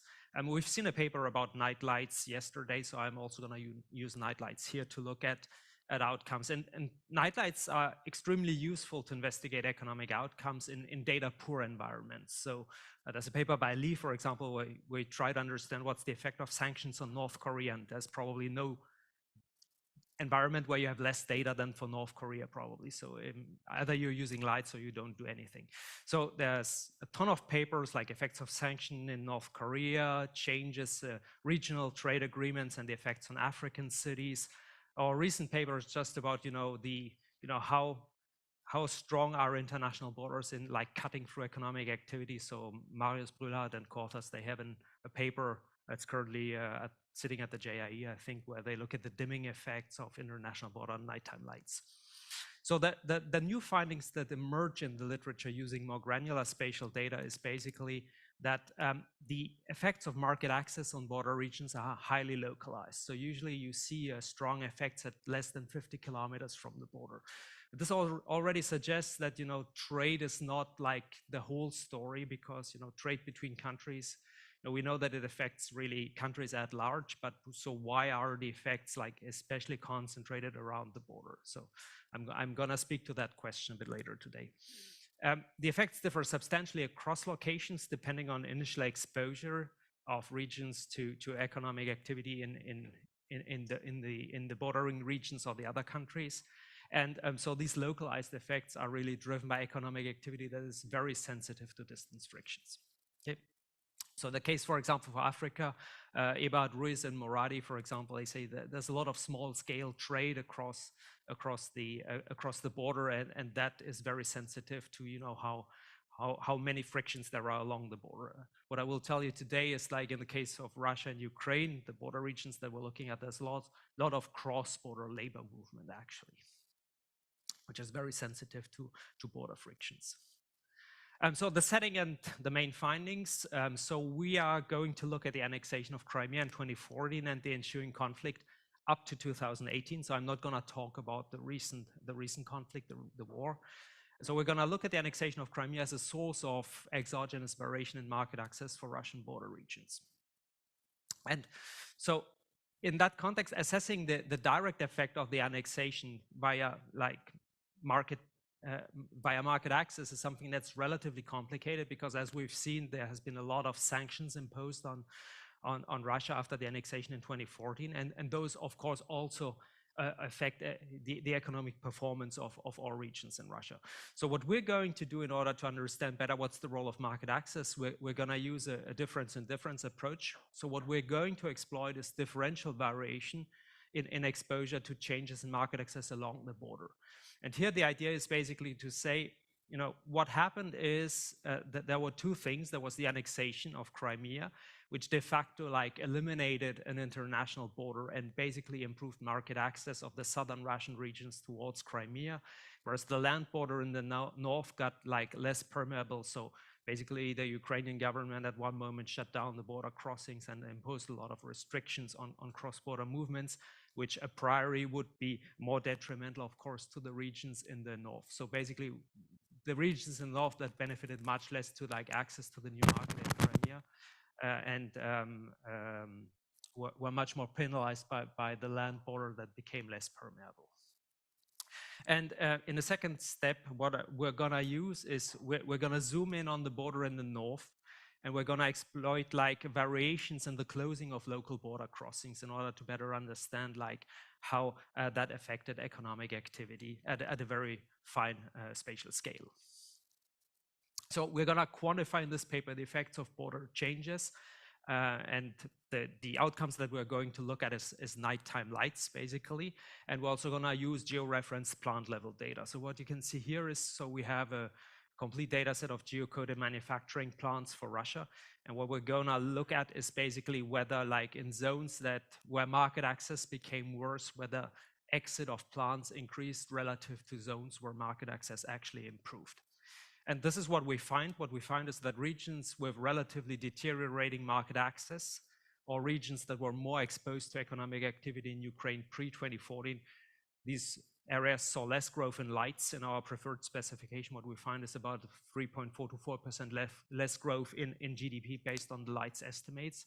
And they also saw more plant exit, about 1.5 percentage points more plant exit, which corresponds to about 30% given the baseline rate of plant exit that we see in the data. And what I'm going to argue is that in the northern regions, what's important probably in driving the results, so the mechanism underlying this is local cross-border movements of workers, which may drive very localized effects.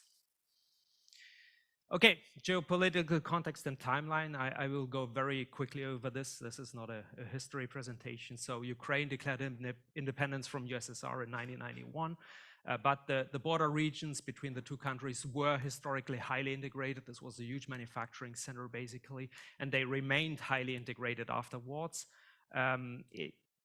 Very soon after basically independence, the countries agreed on state border checkpoints and simplified border procedures for cross-border commuting. So they wanted to maintain the fact that labor could flow very easily across the border. And it took a long time. It took until 2004 before we had a formal ratification of a border treaty between the two countries. 2012, Ukraine talks with the EU, and they start to initiate the EU association agreement. And then, the government in place basically backed down from that in favor of the Eurasian Economic Union, and that triggered the violent protests, the Euromaidan in November 2013, that led to the ousting of the government. And then March 2014, there was the annexation of Crimea by Russia, and a little bit later, the armed conflict started to erupt in the Donbas following the proclamation of two independent republics, the People's Republic of Luhansk and Donetsk. In March 2015, then Ukraine tightens significantly the border controls. The idea here is to monitor that, who crosses the border, because there were like the fear that arms and men were crossing the border, especially in the Donbas region, to participate in the armed conflict. So what we're going to do, we're going to cover the period from 2006 to 2018, which includes basically like the annexation and a sufficient period before and sufficient period after. But we're not going beyond that because first of all, we don't have the data, and second, like with the full-blown war, there are other things at stake than just market access here. So the data, we use nighttime lights and plant level data. So that we're gonna use the harmonized nighttime lights. That's a data set that runs from 2005 to 2018. And so basically we're gonna work with data at the 1 by 1 kilometer grid cell level. The data that we're gonna use at the plant level is the Ruslana and Spark Interfax database, where we have manufacturing plant level database. We know the entry and exit dates. We have frequent status updates, so we know precisely when a plant and the firm goes out of business. We have industry codes and de facto addresses, which allow us to geocode that using the Yandex API. So we have very precisely geocoded manufacturing plant level database.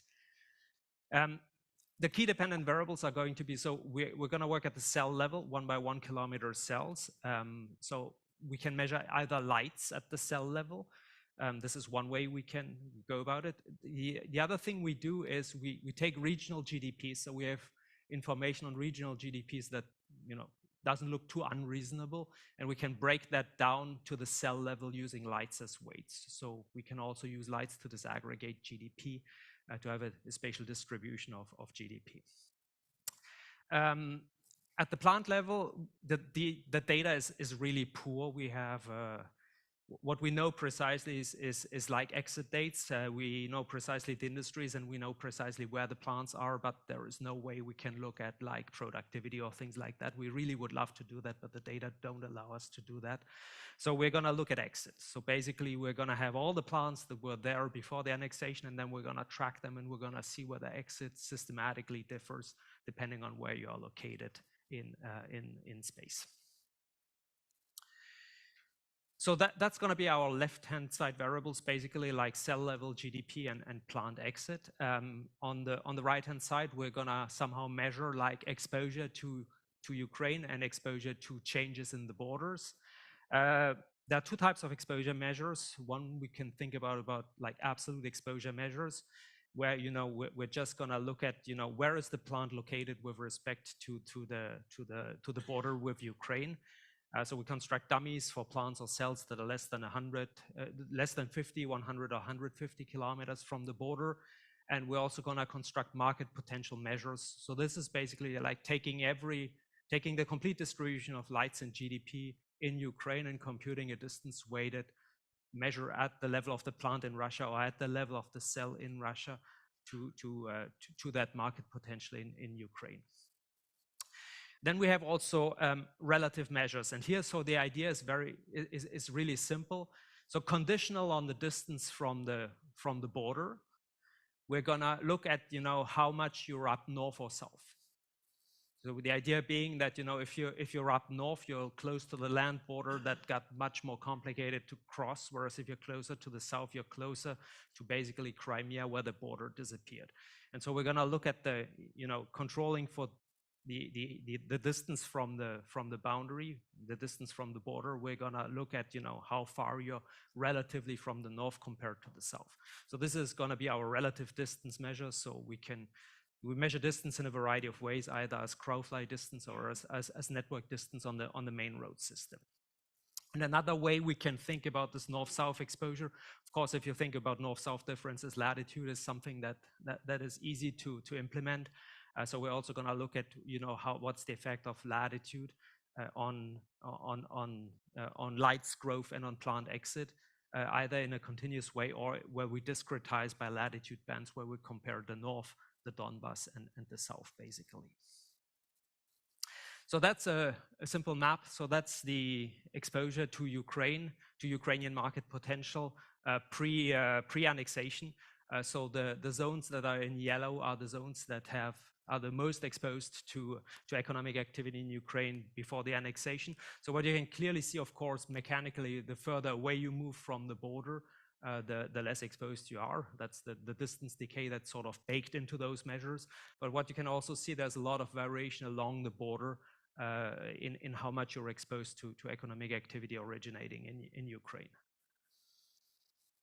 The empirical strategy is going to be very simple, so there's no innovation here. We're going to estimate the effects of border changes using a difference in difference framework, but here it's like, there's no one is really untreated, so we're going to have basically like the interaction is going to be with intensity of treatment here.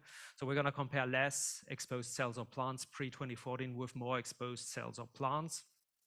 And the idea here is, of course, that some cells were more exposed to negative border changes, so if you're further up north, and some were more exposed to positive border changes if you're further south.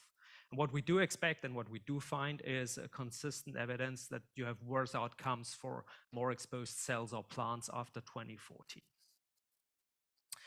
We do many robustness checks. I will very, very briefly touch on those. The referees pushed us pretty hard on this.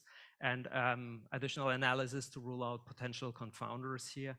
And we're going to explore the economic mechanisms behind the result. At least we have one part of the paper where we look into this. The baseline specification is very simple. We have a standard like difference in difference. So where you either have like 1 plus the log of nighttime lights or of GDP as imputed by nighttime lights, or a plant exit dummy here. And we regress that using cell and year fixed effects or plant and year fixed effects, depending on the specification. And what we're interested in, of course, is the interaction between the post-2014, the post-annexation dummy, and the exposure measure. So that's either the cell exposure to either the position relative to the border or to the economic activity in Ukraine, and the same thing at the plant level. So an exposure, we measure that in 6 or 7 different ways, based on dummies, based on market potential, based on position relative to the border, etc. And the coefficient of interest is of course our gamma 2 here. So we expect this coefficient to be negative in terms for lights, so that more exposed cells grew less in terms of lights after 2014, after the annexation. And we expect this gamma 2 here for the plant specification to be positive. That is to say, plant exit was higher after 2014 from plants that were more exposed to these negative changes. Okay, so what we see here basically is the baseline regression at the cell level. So what you can see here is if you were close to the border, you were growing less, lights were growing less, and when we break this down between being close to the positive or being close to the negative border, so what you can see here is like cells close to the positive border were growing faster, and cells close to the negative border were growing actually more slowly. And then here in red you have basically the different interactions between our post-2014 dummy and the exposure measure. And as you can see, I mean, that's consistently and precisely estimated and negative across all specifications, meaning that, no matter how you measure exposure, cells that were basically more exposed to either economic activity in Ukraine pre-2014 or that were more exposed to negative border changes were growing more slowly after 2014 compared to cells that were less exposed. And that's conditional, as I said, on controlling for what's the distance of the cell from the border. Okay, so we're basically think about this as, you're fixing an iso-level curve of distance from the boundary, and then you're looking at the north-south variation along that curve, knowing that if you're further up north, you're not more exposed to negative changes, and further south, you're more exposed to positive changes. In terms of plant exit, we basically, so no innovation here, we're running basically the same type of regression. And as you can see here, that's basically the coefficients are all positive and precisely estimated. So meaning that, you know, a plant had a higher probability of exit if it was more up to the north or more exposed to economic activity in Ukraine pre-2014. In terms of magnitudes, so what we do is we compute the predicted change in light and the predicted change in exit by exposure decile. So here you have, for example, in terms of cell level nighttime lights, you have the effect on the most exposed cells and on the least exposed cells. And as you can see here, there is a sort of negative relationship. So of course the most exposed cells basically seeing the most exposed cells seeing like less growth in lights compared to the least exposed cells. The difference is about 20 to 25% in terms of lights growth. And then if you have the elasticity of lights with respect to GDP, you can just back out what's the difference in GDP growth, and we find something that's 3.4 to 5.2%. So a sizable effect. And in terms of plant exit, so what you can see is that the least exposed, so plant exit increased everywhere. That's probably the effect of sanctions, but you know, it increased disproportionately more in the areas that were more exposed. The difference is about 30–35%, and that's like 1.5 percentage points of a baseline exit rate of 7.2% here in the data. Robustness checks, we did lots of robustness checks. I don't think I will talk a lot about these. Let me just talk a little bit about whether the role of market access here, whether this is a causal relationship. So we thought about a lot of things, and there are a lot of factors that we tried to rule out. One is sanctions. So we had papers talking about sanctions. So we know that there were lots of sanctions. And of course, those sanctions might disproportionately fall on some regions, depending on the industrial specialization of the regions. So we constructed a sort of Bartik type of instrument where we take regional shares of industries and we interact that with the intensity of sanctions, and we control for that. So we don't see anything. So this is not driven by sanctions and the fact that, you know, the northern region were specialized in all the goods that were sanctions and the south not. So we don't see that. One thing that caused us a tremendous headache at some moment was the 2014 Winter Olympic Games in Sochi, which I completely forgot. So I'm not a sports guy, so I don't follow these things. But where basically, you know, there were like in 2014 the Winter Olympics, and they were in Sochi, which is to the south. So we have this worst case scenario you have at the time, and along the dimensions of variation, you have this thing here coming in that might be a potential confounder. But if we control for distance to Sochi, so we can control for a number of things that basically it takes out a little bit something from the magnitude of the estimates, but not too much. Public investments, politically motivated subsidies to private firms that target the south. We argued that, you know, we don't think this is the main explanation. The referees asked us about more negative expectations in the north about future conflict. So we went into like opinion polls and things to try to figure out, you know, what's going on there. And again, we think we can rule that out. And recently when I presented the paper somewhere else, someone told me about cross-border electricity trade. If you think about lights, electricity is pretty important probably. So we were looking at this and also trying to figure out whether industries and with firms that are more energy intensive were hurt disproportionately. But again, we don't find a lot of evidence there. Very quickly in the last 3 minutes that I have. So what we do also in the paper is, so we zoom on the northern regions along the land border, and then we assembled a novel data set about the local border crossings. So there are lots of local border crossings. These are very specific. These are basically crossings where people from the border regions can cross with almost no formality, the border. Okay, and these are border crossings where there's no trade. So it's prohibited to do commercial merchandise import or export through those points. And what happened basically, so these were basically to facilitate the cross-border movement of workers and of people that want to visit relatives or that want to go for shopping. And in March 2015, what happened is that the government of Ukraine shut down all those local border crossings. And this, of course, induces, so the international border crossings remained open, but the local border crossings were all closed. And that introduces like a sort of variation in how far people now have to travel to get to the border. And so what we do basically is for each plant or cell, So what we can see is that we computed like what's the distance to the closest border crossing pre-2015, and then what's the closest distance to the open border crossing post-2015. And so then what we can look at is whether plants or cells that experience the disproportionate increase or a larger increase in the distance you have to go to get to the closest border crossing experience more negative outcomes. And what we find negative effects on nighttime lights. So plants basically in cells that basically saw the distance to the nearest open border crossing increase more after 2015 saw less growth in lights. We don't see any significant effects on plant exit, but we can talk about this. We think this is due to the way the data is structured. Yeah. Okay, so conclusion. We leverage spatially and economically disaggregated data, nighttime lights and georeferenced plants, and we contribute to recent literature on the regional effects of economic integration and conflict.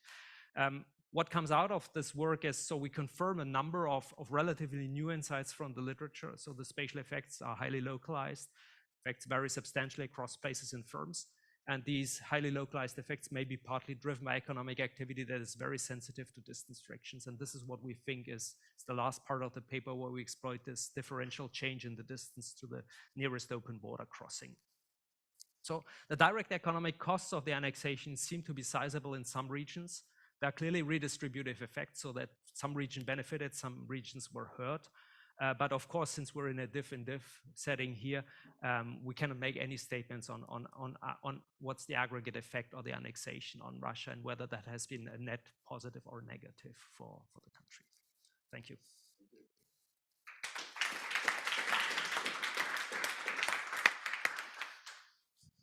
This paper is discussed by Federico.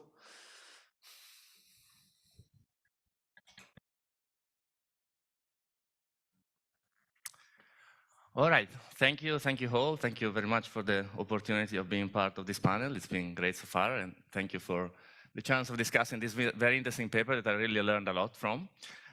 So let me start my discussion by summarizing what, in my view, the key contribution of this paper is. So I think the very cool thing about this project is that it brings together two strands of the literature, the one on economic consequences of conflict and the one on market access, which have been growing very rapidly recently, but to the best of my knowledge, which is the one of a non-specialist, I should preempt, in somewhat of a parallel way. So the literature on the economic consequences of conflict has stressed many channels through which conflict might be bad for economic activity. So think about the direct loss of physical and human capital that is associated with violent conflict, the possible harmful institutional and kind of institutional legacies and consequences for social connections, social capital, and also, of course, disruptions in various types of market, product market, labor market, and so on, and the rising uncertainty that is obviously associated with conflict. On the other hand, the literature of market access is asking how important is being connected to big markets for economic development, economic activity, and there the key sources of variation that have been used in this literature are things like trade agreements, which connect some countries and regions between each other, improvements in the transportation network, both kind of in historical context and in more modern times, as well as the effect of natural and political borders, as Christian was discussing. So what's the link between these two literatures? The link is quite obvious. So many conflicts, I would say most conflicts, involve some changes in borders and often are actually motivated by the possibility of changing borders. And as such, they might involve economic consequences through changes in market access. And I think this is really important because these economic consequences through market access might be very persistent. So while, for example, physical capital might be reconstructed, the losses in market access might be very long-lasting or even permanent. Might be very uneven across regions, as Christian was stressing in the presentation, depending on the relative loss in market access across different regions, and also might be very widespread because if regions are connected in a network, then it's not just, first of all, it's not just regions where the conflict take place that are going to suffer, but as in the context that we have seen, also regions where there was no conflict are going to be affected, and also this might diffuse to the rest of the country through linkages and networks. So this is potentially very important. And I think that the key contribution of the paper is to provide a case study to really think about the importance of this channel. I think this is really great. And in addition to this kind of more conceptual contribution. The paper is set, of course, in a very topical setting that we really need to understand more given current events. And also, as stressed throughout the presentation, they're using very disaggregated and granular data and variation, which is really great to get at this kind of distributional aspects that I was referring to. So I'm going to structure the rest of my discussion along 4 sets of comments, roughly going in order from the more big picture ones to the kind of the more specifics about the analysis. So I'm going to first talk about whether changes in market access induced by conflict are somewhat different from the usual sources of variation that we have seen in this literature, and then I'll go to more specific parts of the analysis. So I think the paper right now is really framed as saying the Russian invasion of Crimea is providing a source of exogenous variation that we can use to estimate the importance of market access in this specific context. I think this makes sense, but I'm not entirely sure that that's actually the best way to sell the paper, or that this is making full justice to the paper. And the reason is that changes in market access induced by an annexation might be very different in many dimensions to changes in market access that come about, for example, from improvements in the transportation technology. And I think there is something to be gained in the paper by kind of going more deeply into these differences. So I can think about a few obvious reasons why these things are very different. First, we know that conflict is very persistent over time, so it's kind of repeated conflicts in many cases in the same place. And so there might be reasonable expectations that when a new border comes about, and when borders change, there might be further contestations along the same border further in the future. And of course, if this exploitation of market access involves some sort of forward-looking investment or disinvestment, as in the case of plant exit, this might be reflected in economic outcomes now. Now, Christian discussed a little bit the fact that they talk about that in the paper, and they talk about expectations about future conflicts. So they have this countrywide polls, opinion polls on the perceived probability of new conflicts with Ukraine, and they don't see much action there. But also, I think this perception might be perhaps different in areas closer to the border. So I think that's something difficult to address, but it's something useful to keep in mind. And here, I guess something, a useful question to keep in mind is also whether this should perhaps mute the consequences of market access. So the fact that there is this inherent instability of changes in borders coming through conflict. So that's something useful to have in mind. Relatedly, obviously, conflicts usually involve some sort of tense relationship with old and new neighbors, as well as the international community. So this might act as a direct barrier to integration. And also, in a more indirect way, there might be different forms of retaliation, such as the one that Christian stressed in the presentation, the fact that Ukraine hardened the border in the north, which might kind of feed back in the overall effect of market access. So I think an underlying question here is to what extent a country can really gain in terms of market access by doing things like annexations. And I think the paper would benefit with a kind of a deeper engagement with this type of questions and kind of stressing these caveats and these possible asymmetries with other forms of changes in market access. And perhaps a more concrete way of doing that would be to do some sort of rough and suggested comparison of magnitudes of these effects of market access with what has been found in previous literature, looking, for example, at changes in transportation technology. So are these kind of economically very different effects, or are they comparable? Okay, so the second point that I have is about the local nature of the effects that Christian was stressing in the very last bullet point of the conclusions. Of course, here the empirical strategy, this diff identifies the relative effects between northern and southern regions, which are differentially exposed to changes in the strictness of the border. And that's useful, but of course, one question that remains open is what can we learn on the overall country level cost of conflict through market access. Unfortunately, we cannot simply just aggregate these estimates, the positive estimates from the south and the negative estimates from the north, because there might be common effects, level effects that's driven by sanctions or other general equilibrium type of effects.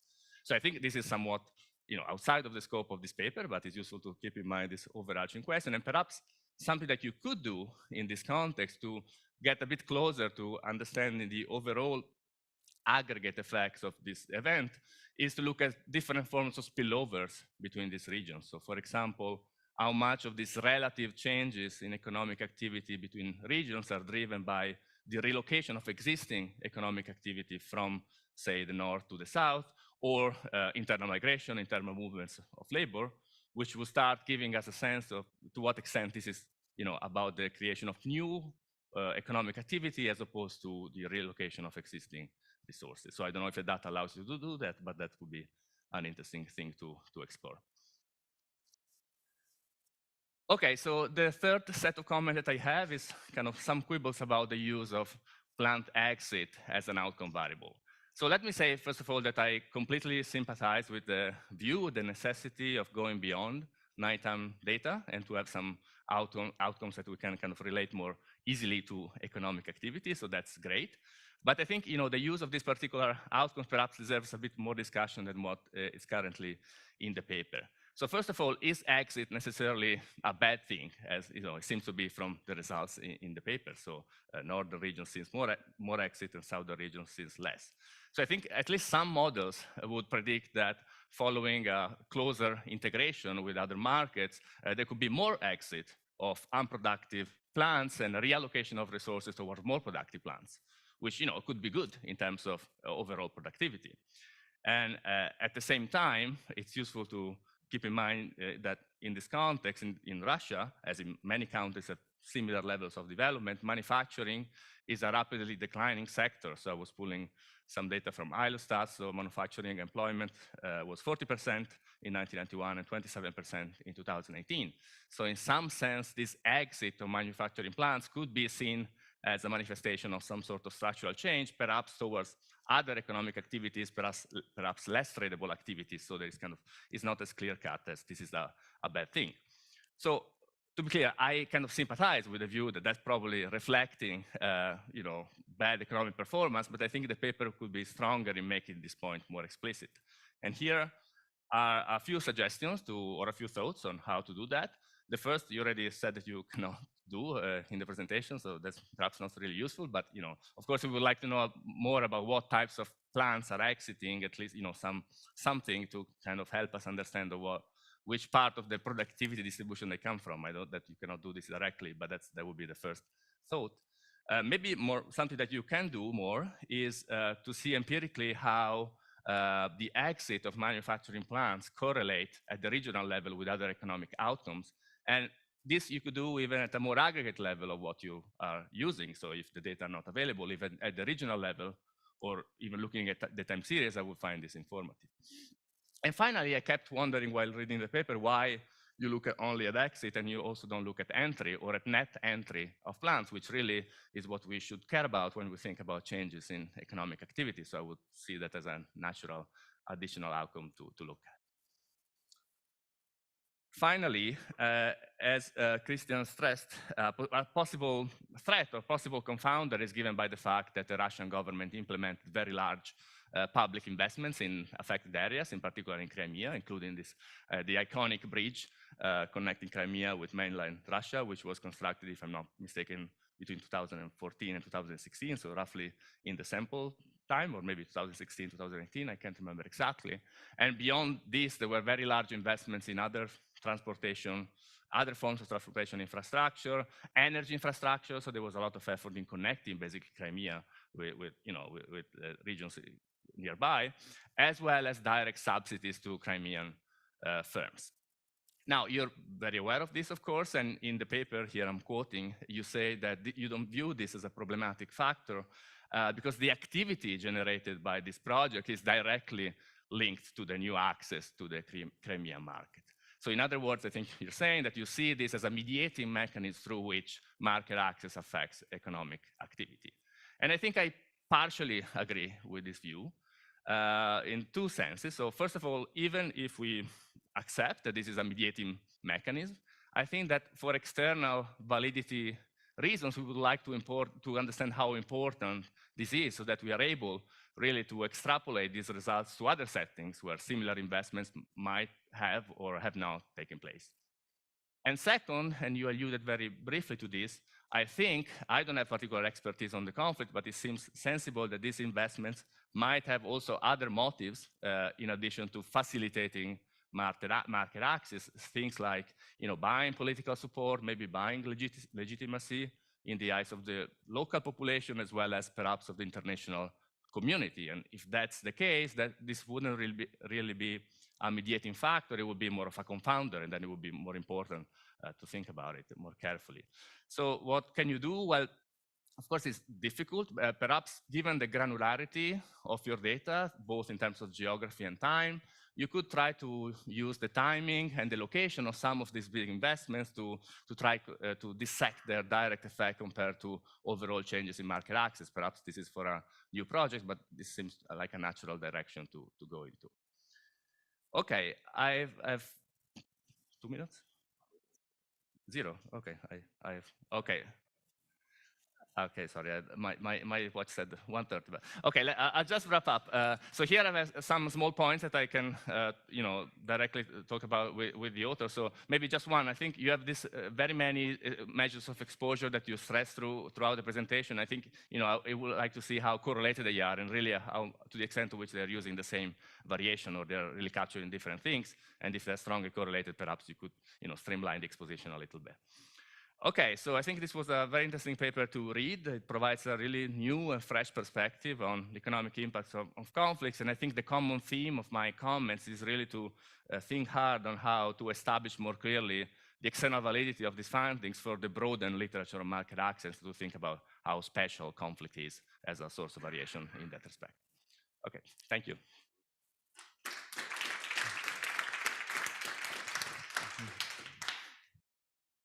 Okay, it's time for questions. Yes, Vincent? Yeah, very interesting paper. I was wondering what you can say about the role of market access versus local labor supply and migration. I'm thinking people moving out of certain regions, and as a result, labor supply kind of changing. Yes. I'm wondering how much is it a factor that maybe the market that they have access to is also suffering from the disruption of the conflict. So it's a double shock, right? So you are less connected to something that is also itself disappearing. So does that matter for the way you see your effects? Philippe?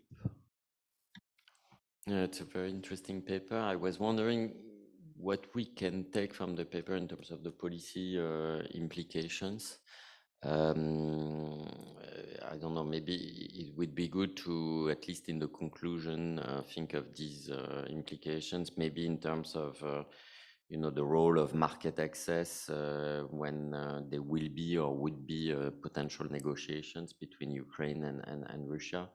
But I think it would be still important for economic policy to think about what could be the policy implications of such results. Matthias? Yeah, related to this point, seems to me that you could draw two opposite conclusions. The first one is that, well, the thing is that you want to maintain to facilitate cross-border, border crossing, sorry. So there are two ways to do that. Either you pacify and you maintain peace, or you annex the other region. So, I mean, maybe, you want to take a stand on that. Then you mentioned that you have data on opinion surveys. Have you looked at what is the support? I'm not sure you have the information, but of the local population for the annexion, and you would expect, I guess, that populations that are suffering from the decrease in the market access would be opposite to it, and those that are close to Crimea actually are supporting the annexion.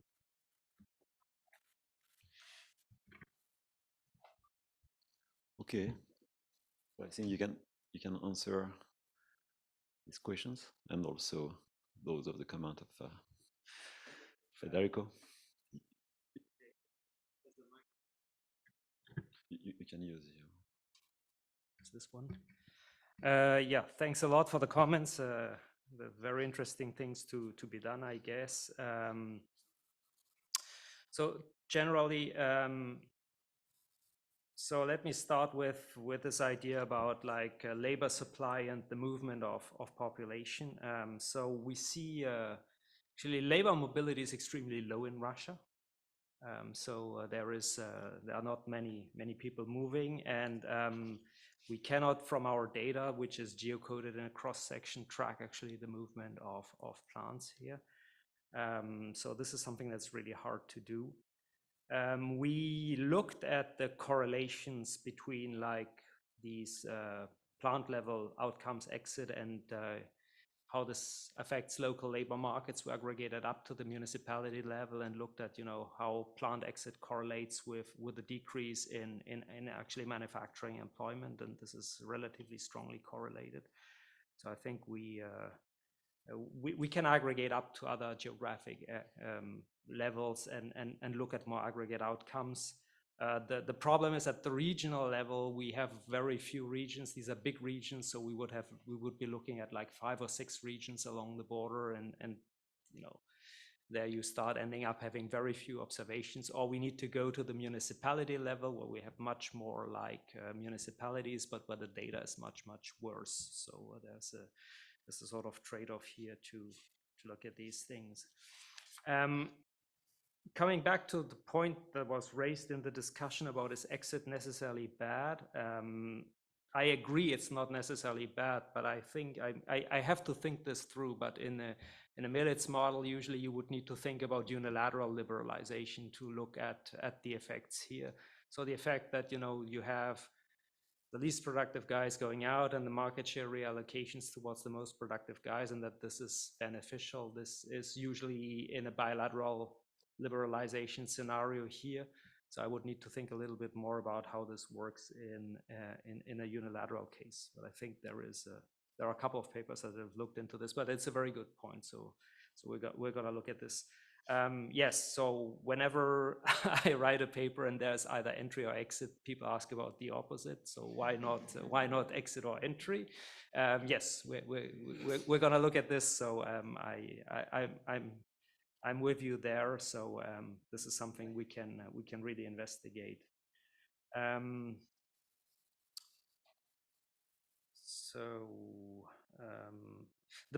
The bridge and the public investment. So we thought about this, and so the bridge was not open during our study period. So they started like building it, so that generates obviously economic activity. So there was the bridge, and there were other large public infrastructure projects like the power grid, like linking Crimea to the Russian mainland. Then Ukraine cut off water supply, so you had to get water to Crimea.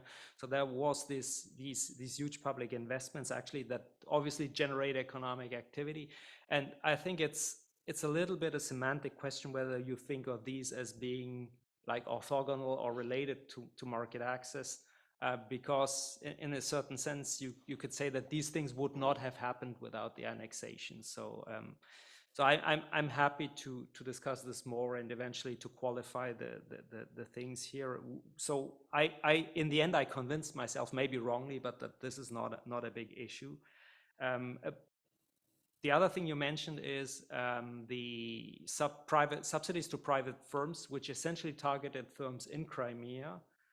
So Crimea is not, we're not looking at Crimea. So that's, first of all, the data is a problem because, you know, you have the Ukrainian data before, and then you have Goskomstat data afterwards, and these series are very weird and not compatible.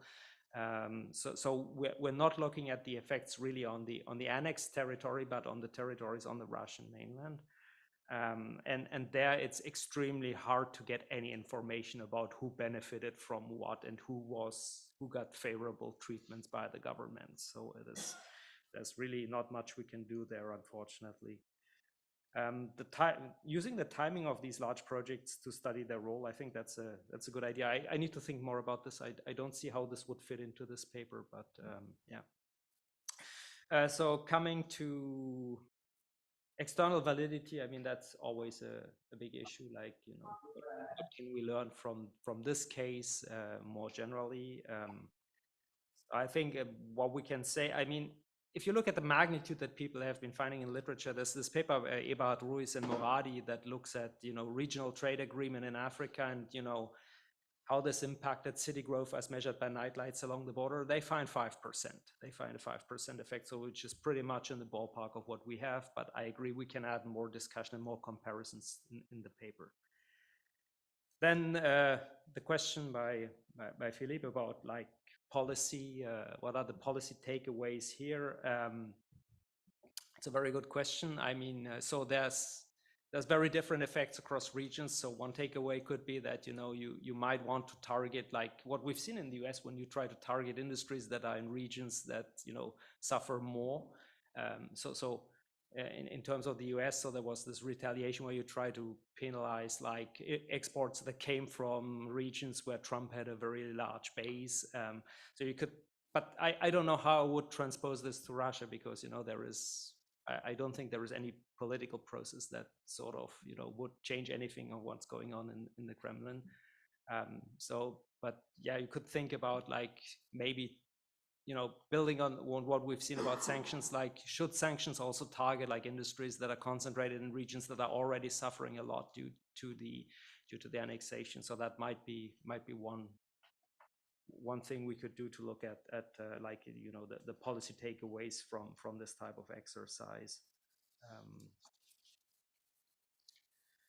And then, yeah, looking at local surveys and surveys on how people, in areas that suffer more view the annexation more or less favorably, I don't think we have any data on this. So the only thing we could really get our hands on is like data at the country level that, some data that is from like sort of official polling institutes, and then also data from polling institutes that are not official and that have even been qualified as foreign agents since then. So I think we have a diverse view, but unfortunately, and that view might be extremely different. Someone in the far east of Russia, that's probably just doesn't care anything about, what's going on close to the border with Ukraine, but we can't break that down more finely. And I don't think there is any survey that along the border is going to tell us, whether people further up north view this more negatively than people closer to the south. So thank you for all the comments. We're gonna improve the paper further. Okay, thank you to both of you. Thank you.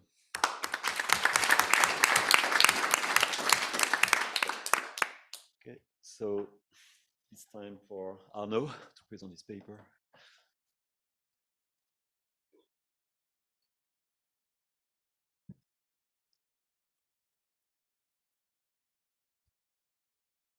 Works like this, no? Left, right? Okay. Okay, cool. All right, so I think it's the last paper before lunch, which is good timing. It's also like a paper on history, which complements nicely the paper that Christian presented on geography. It's a paper with Barry Eichengreen from UC Berkeley, a couple of colleagues at the ECB, Massimo Ferrari, who I think is online, Isabelle Van Sekesen, who is not online, and Roger Vickery, who's in the room just right over there. The question that we look at in the paper is very simple. It's just asking, what's the effect of sanctions on the exchange rate of the targeted country? And we think that this is a question which is interesting not only from an academic perspective, but also from a policy perspective. That's more for Philippe, I suppose.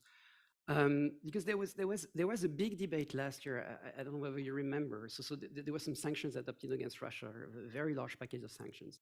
And after a few months, a number of people in the media, also in government circles, ministers, central bankers, also politicians, were asking, are the sanctions that we took against Russia working the way they, the way they should? This is, for instance, like a cover from The Economist, which I think was published in September, which was asking exactly that question. So are sanctions working? And one of the key arguments that people were pointing to ask that question was, if you look at the behavior of the Russian ruble, that thing was pretty surprising.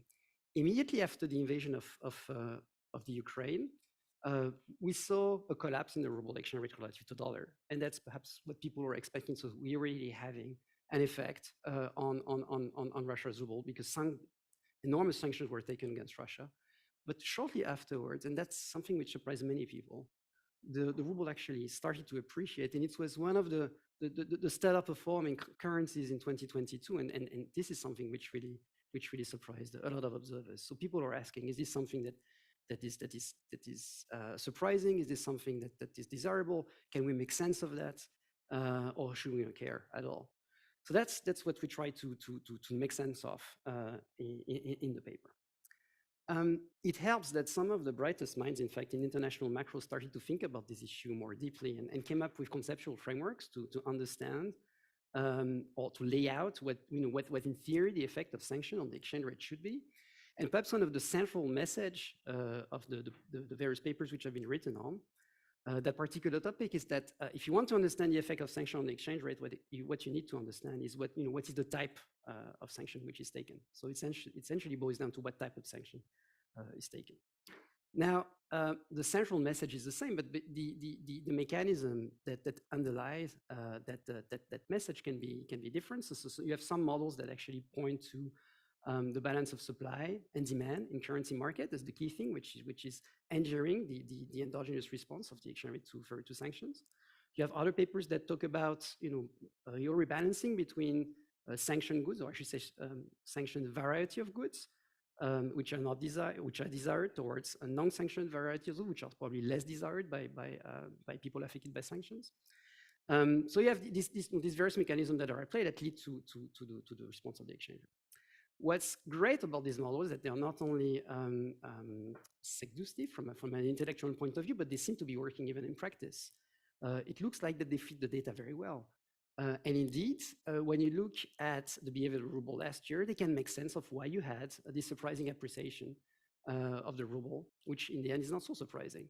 You had indeed stronger import than export sanctions, at least at the beginning of the conflict, which reduced the scarcity of dollars. So dollars became more ample in the Russian economy, and that led to an appreciation of the domestic currency against dollar.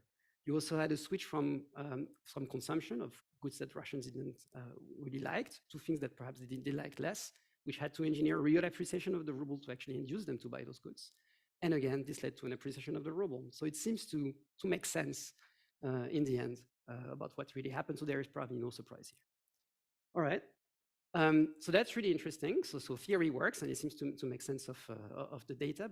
But of course, one wonders, these are general models, and do they work more broadly than just in one case, in the Russian case?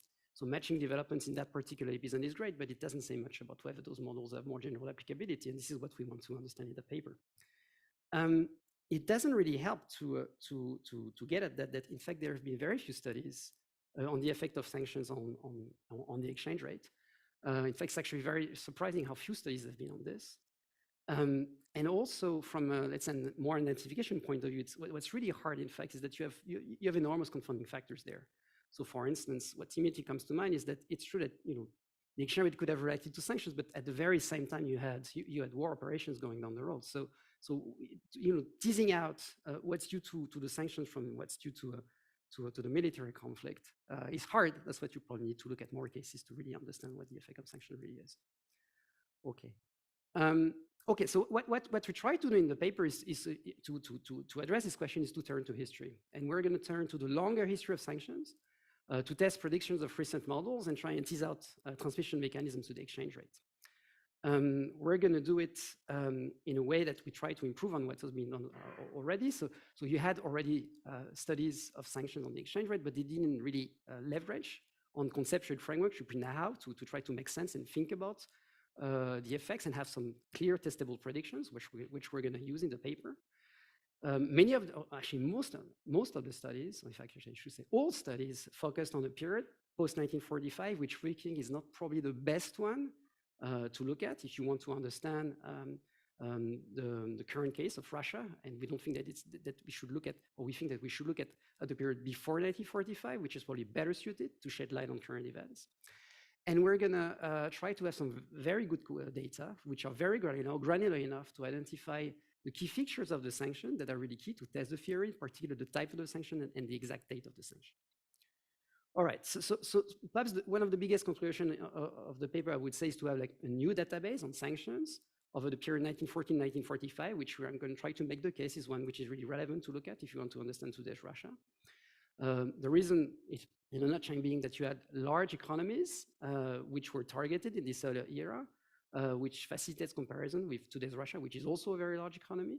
And you have many cases which are interesting to look at, which we can code by timing and type, from which we can actually learn and try to get at the question. Okay. The contribution of the paper is essentially to provide some empirical estimates of the dynamic response to sanctions of the exchange rate. It's not going to be very innovative from a methodological point of view. We're going to obtain some very simple local projections controlling for a bunch of things. What's key is that we're going to obtain those local projections by type of sanction to really test the exact predictions from theory. And we're going to try to say something also on the mechanism that leads to the effect that theory predicts on the exchange rate.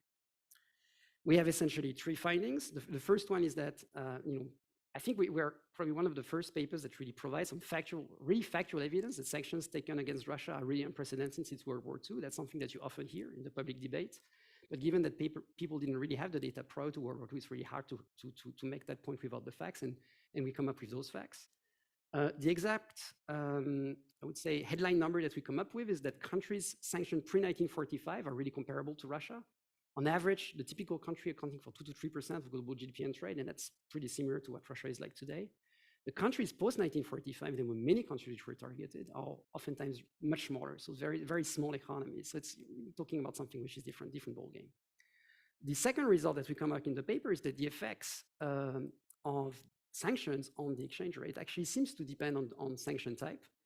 And what's wonderful that it really works exactly as theory would predict. So theory seems to be working like a charm. Okay, so the effect of import restriction is leading to what theory would say. Same thing with export restrictions, same thing with trade embargoes and asset freezes. Now, the overall conclusion of the paper is that it looks like that the models that we're testing do not seem to be matching developments in today's Russia, but they seem to have a broader applicability. And if that's true, this has important policy implications to which I'll come back in the end. All right, let me skip that. So the paper is very heavy on the data. That's probably I would say perhaps the most important contribution of the paper. We don't start from scratch in trying to get at episode of sanctions prior to World War II, but we can leverage on some work that has been done by people at the Peterson Institute and also an economic historian, which very timely had a book or narrative book on the interwar period from which we draw. So we draw a list of episodes with which we want to look at.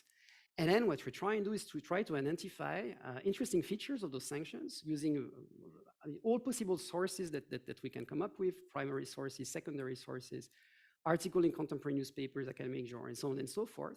And we extract some information from that and put that into a database. The period that we look at is the period between 1914 and 1945, which we think is probably the best one to look at, or something which is relevant to look at. Because it allows to shed light on recent events. You could actually look even further back in time. You look at the 19th century, but at that time you had something which is what's called the gunboat diplomacy, which essentially were sanctions targeting very small economies, even minors, I would even say, in peacetime. So that's not necessarily what we think of when we think about Russia today. Post-1945, I think I've already said that, many countries which were targeted were small economies, but also the goals of the sanction were pretty different. So it was essentially to preserve democracy or human rights, so not so much what we're trying to do with Russia today. That's why it's probably not the best period to look at to start from. So here's an example of the type of document that we look at. So that's, if I remember well, so that's a memorandum which was adopted by the time of Italy's invasion of Abyssinia, which is today's Ethiopia. In the context of the League of Nations, which is describing the various sanctions which were adopted at that time. So we look at lots of documents like this. We put them in small monographs like this one, and then we extract some quantifying information which we put in the database. So we gather information on sanction features, in particular the date and the type of the sanctions, which is probably the most important thing. We distinguish between 6 types of sanctions, if I remember. So we have trade embargoes, import restrictions, export restrictions, asset freezes, financial market exclusions, arms embargoes. We know which is the target and the targeted countries, whether the sanction is an actual one or whether there is a threat of a sanction, whether it's linked to a war operation or not, and whether it's part of an initial package of sanction or of further measures that have been taken to escalate or de-escalate tension. Here's a snapshot of what we have in the database. So that's a pie chart that basically counts each number of sanctions which we have by type. By far, the most important type of sanction which we have are the asset freezes, a lot of them being taken by the US. But we also have a bunch of examples in terms of export restrictions, also in export restrictions. We have very few, I think we have only a couple of financial market exclusions cases. And from memoria, we also have embargoes on arms. Okay, so that's how the geography of sanction looked like during the First World War. It's essentially the countries of Central Empires, which were under sanction at that time. So the German Empire, the Austrian-Hungarian Empire, the Ottoman Empire, and also Japan. Moving on to the interwar period, you had more countries which were targeted. So Soviet Russia was one. I see that a couple of countries in Latin America were targeted by sanctions. And in the Second War, you have many more cases. Even countries, taking sanctions in retaliations to being targeted by others. And that's perhaps one of the most important charts of the paper that gives you some evidence on the average share of global GDP per sanction country over time in selected periods. So the gray bars are the pre-1945 period. The blue bars are the post-1945, and the red bar is Russia. So it's immediately apparent that let's say the size of Russia today is much more comparable to the typical country targeted by sanction pre-1945 and post-1945. That's why it's probably relevant to look at this earlier era than the more recent one. Same thing if you do it by if you scale by global trade rather than global GDP. And also similar message if you look at the overall share of countries which were targeted by sanction over the past century. So again, the gray bars are the total share of global GDP by all countries targeted by sanction in a particular year. And it's quite apparent that there was a lot of action going on pre-1945, post-1945, much smaller country, and Russia is the last data point. Same thing with global trade. Okay, so now let's turn to the meat of the paper. So how do we get to the results? How do we face the theory? So the way we do it is as I said, is not very innovative from an empirical point of view. We're going to obtain some pan-local projection estimates of the reaction of the exchange rate to sanctions up to a particular horizon, where we actually regress the log of the exchange rate per dollar of a particular country in a particular week. I should flag that week is actually a relatively high frequency for an economic history paper, in the sense that we can leverage on some of the work that Roger did during his PhD dissertation, so to collect a very large database and relatively unique database on granular data, weekly frequency of exchange rates, which we expanded for this paper to the Second World War. We also use black market quotes, which are important in countries which were having capital account restrictions on. Okay, we control for a bunch of things, such as geopolitical risk, financial openness, tariffs, and so on and so forth. We also have in the baseline currency fixed effects and near fixed effects and other things in robustness checks. And what's important is that to really get at the theory is to get the estimates by type of sanctions. And here we're going to do it for 4 types: trade embargoes, import restrictions, export restrictions, and asset freezes. And what does the theory tell us? So what are the testable hypotheses? The first one concerns import restrictions. The first testable hypothesis is that import restrictions should strengthen the exchange rates. And this is so because when you have an import restrictions, import and demand for foreign currency falls. And as a result, the domestic currency will tend to appreciate because you have more dollars essentially in the economy, which we are more abundant and relative to the domestic economy. You have the opposite effect when you have export restrictions. So that goes in the other directions, and they will tend to weaken the exchange rates. In that case, you have a fall in exports in the supply of foreign currency. So dollars become scarcer, and it becomes more relatively pricier, and the domestic currency will tend to depreciate. Trade embargoes are interesting because they target both export and import. So you will have these two forces that pull in different directions. And the result of that, you will tend to have limited response of the exchange rate.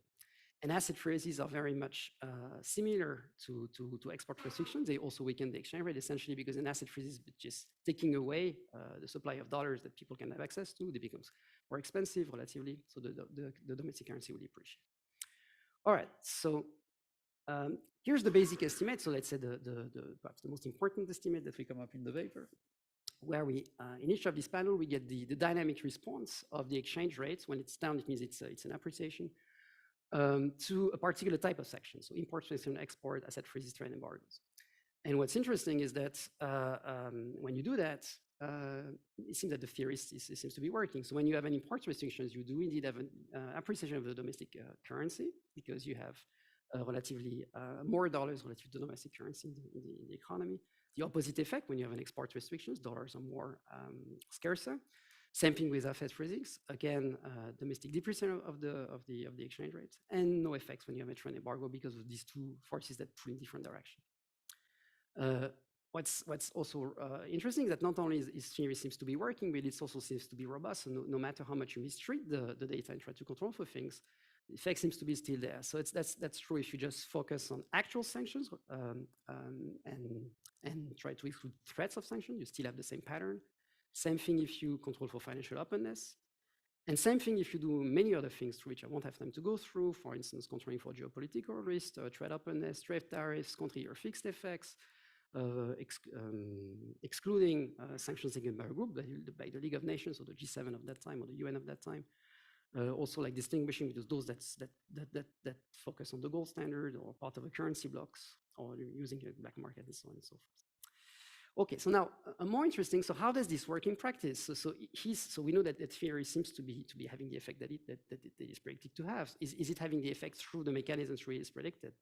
So here we're trying to say something about this. It's hard in an economic history context because you don't necessarily have all the data that you want, but we can try to say something about this. So it starts with imports and exports restrictions. What we try and do in the paper is to see whether you have indeed, further to a particular sanction, a fall in import when you have an import restriction and a fall in exports further to an export restriction, leads to the change in the supply and demand of foreign currency that theory is predicting. So we do that by simply regressing or obtaining OLS estimates of the relevant macro variables, so exports or exports on a particular sanction. That's what we get if we do it for imports. So further to an import restriction or an embargo, you do have a fall in imports in a particular year. So the effect is relatively precisely estimated, but it seems to be there. Theory seems to be working, this is suggested that theory seems to be working that way. On exports, we don't find anything. And we try to think about that result. So it could be that theory is not working the way it says, or perhaps that we don't have enough good quality data. So I'm thinking in terms of frequency of the data that we have. We have annual data, maybe you need to move if you had them to higher frequency data. Or it could be that given that we look at this from an aggregated point of view, that we're not picking up some rebalancing effects or diversion effect that seems to have been happening in practice for Russia. So Russia was targeted by the EU and tried to orient its trade towards other countries.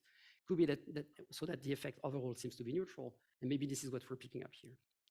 For asset freezes, what's really cool is that we have a really interesting survey that was secret, but which actually, thanks to expiration of archival time and confidentiality, which became public recently, which is a survey undertaken by the US Treasury in 1945 or 1941 on foreign-owned assets by the enemies of the US, so the Axis powers and other countries, of the assets that they owned in the US and which were confiscated by the US, further to the asset freezes which were taken after the US entered into the war.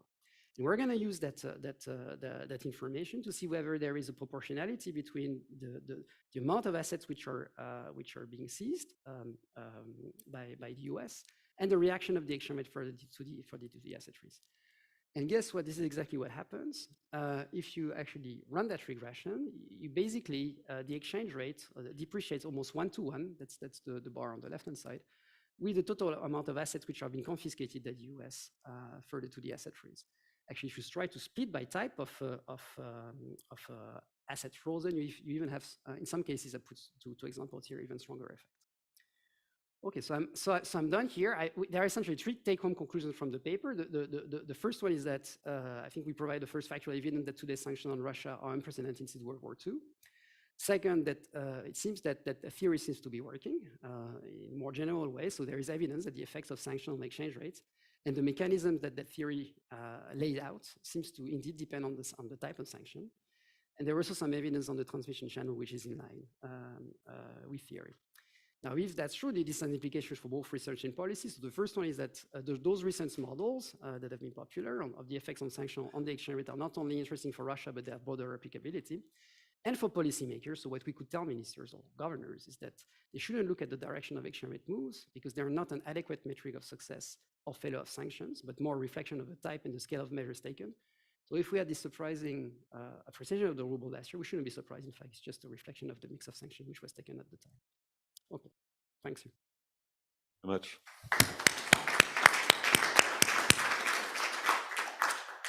Axel, the floor is yours.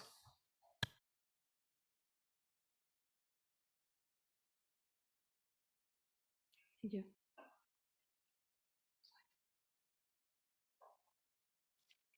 All right, so thanks a lot for inviting me to discuss this very interesting paper. So the starting point of this paper is the observation that it would be great if we could assess the effectiveness of sanctions for movements in the exchange rates, because as opposed to many other variables, the exchange rate is readily available, so that would be a great tool for policy. And based on this motivation, there's a theoretical literature which has tried to assess what should be the effect of sanctions on exchange rates.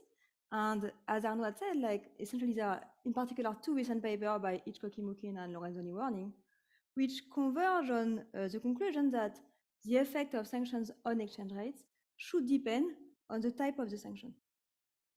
So based on that, this paper is going to try to validate the prediction of the two theoretical papers empirically. And to do so, the authors are going to build a new historical database. So this database is going to be original in 2 dimensions. So first of all, it's going to focus on, it's going to report sanctions by type or by nature of sanction. And second, it's going to focus on pre-1945 period. And for that, there are 2 arguments. First of all, post-1945, virtually none of the sanctions were targeting large economies. And second, most of the post-1945 sanctions were not related to military events. So if you want to understand the current case of Russia, which is a big economy in the period of war, we need to focus on pre-1945 data. So with that, what they do is a relatively standard local projection method. So they run 4 different regressions, 1 per sanction. And so this is the key result of the paper. Practically, results are in line with the theory. Like import restrictions deliver appreciation, export restrictions delivers depreciation. And another result that I find quite interesting that you went quickly over is they also run a similar exercise in a restricted subsample, looking only at currencies which were neither on gold nor in currency blocks during the interwar period, and they find very similar results, suggesting that their estimates here are driven by the currencies for which the exchange rate was maybe less heavily managed. Okay, so that's a very impressive empirical work, and of course it's a very topical subject, and I enjoyed a lot reading in particular the appendix which describes the sanctions. It's a very interesting chapter of economic history. So I'm going to organize my comments in 3 parts. So first of all, I'll have relatively general comments on what we learned from the main result and maybe what we could learn. Then I'll have a specific comment on the data set and on the choice of the time period, and then I'll have a couple of additional comments on robustness. So first, again, so the goal of the paper is really to shed light on theoretical mechanisms. And if I summarize the paper very quickly, they say, okay, import sanctions should result in appreciation, export in depreciation. I check that in the data, it works, it's great news for the model. Yet, we don't know a lot about the mechanisms which are beyond these results. And for instance, suppose that your results were not significant, which is the case for several weeks in the case of the appreciation.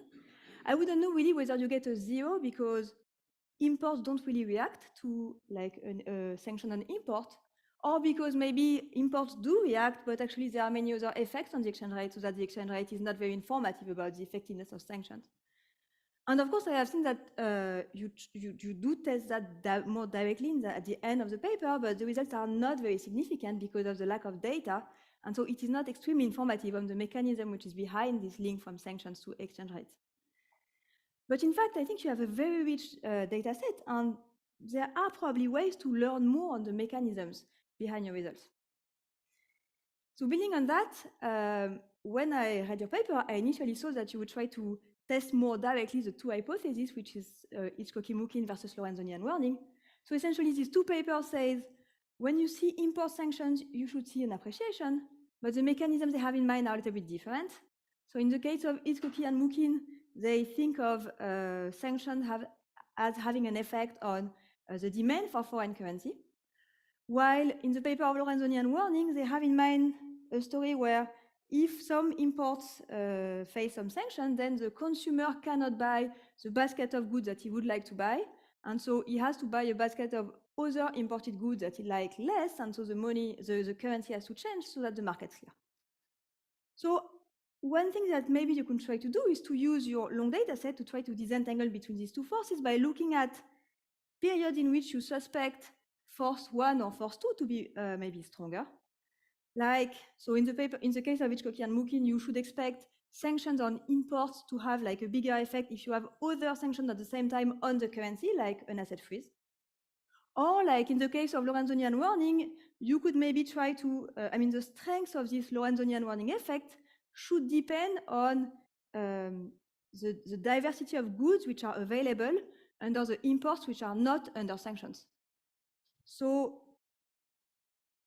I thought that maybe one thing you could do is to run state-dependent local projection methods where you would evaluate the effects of sanctions and imports depending on what is the current state of the economy, like for instance, the state of the pre-sanction imports in terms of diversification for the second effect.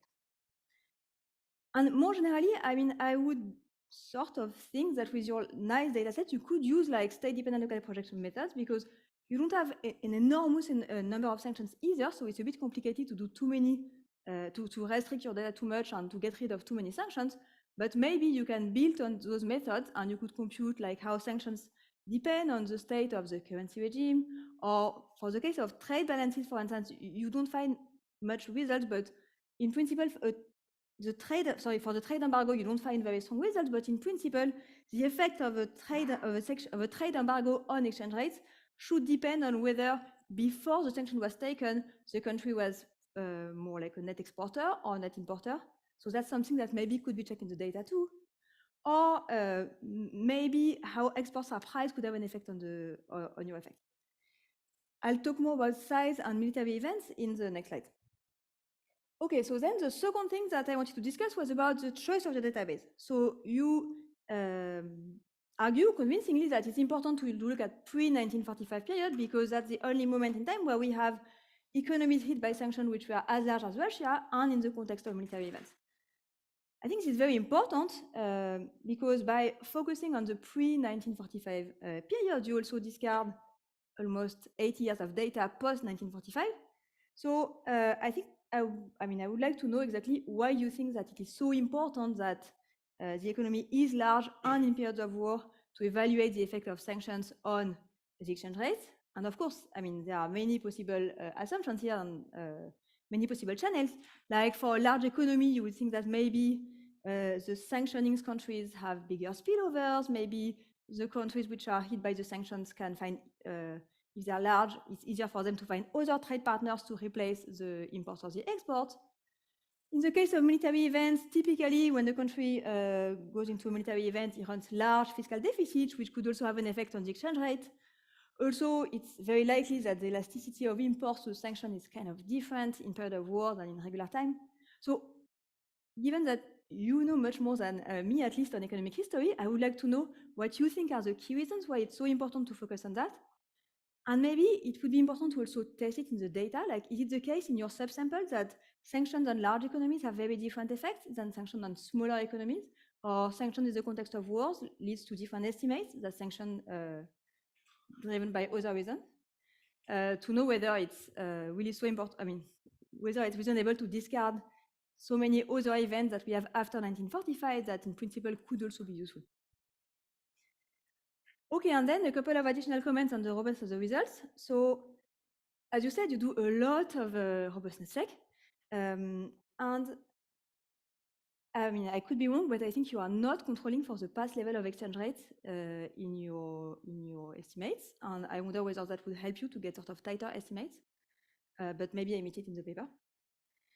Second thing is that so across all of your robustness exercise, you typically find that the effect of sanctions on export is more robust and more persistent than any of the other sanctions. I wonder whether this is actually a result. And I mean, it's telling me something about these sanctions are typically more effective or more easier to implement.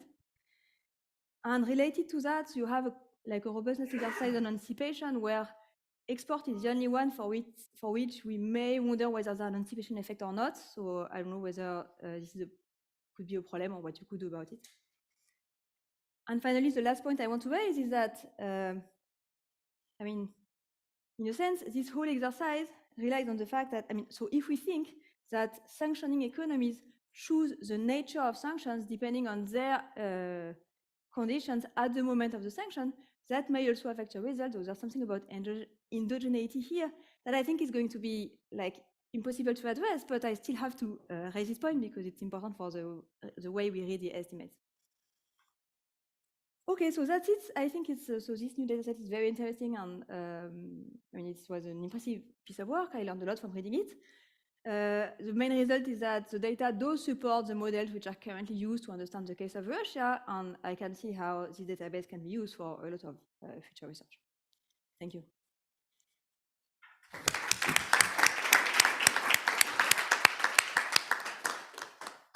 So, yes, Charles, you want to start?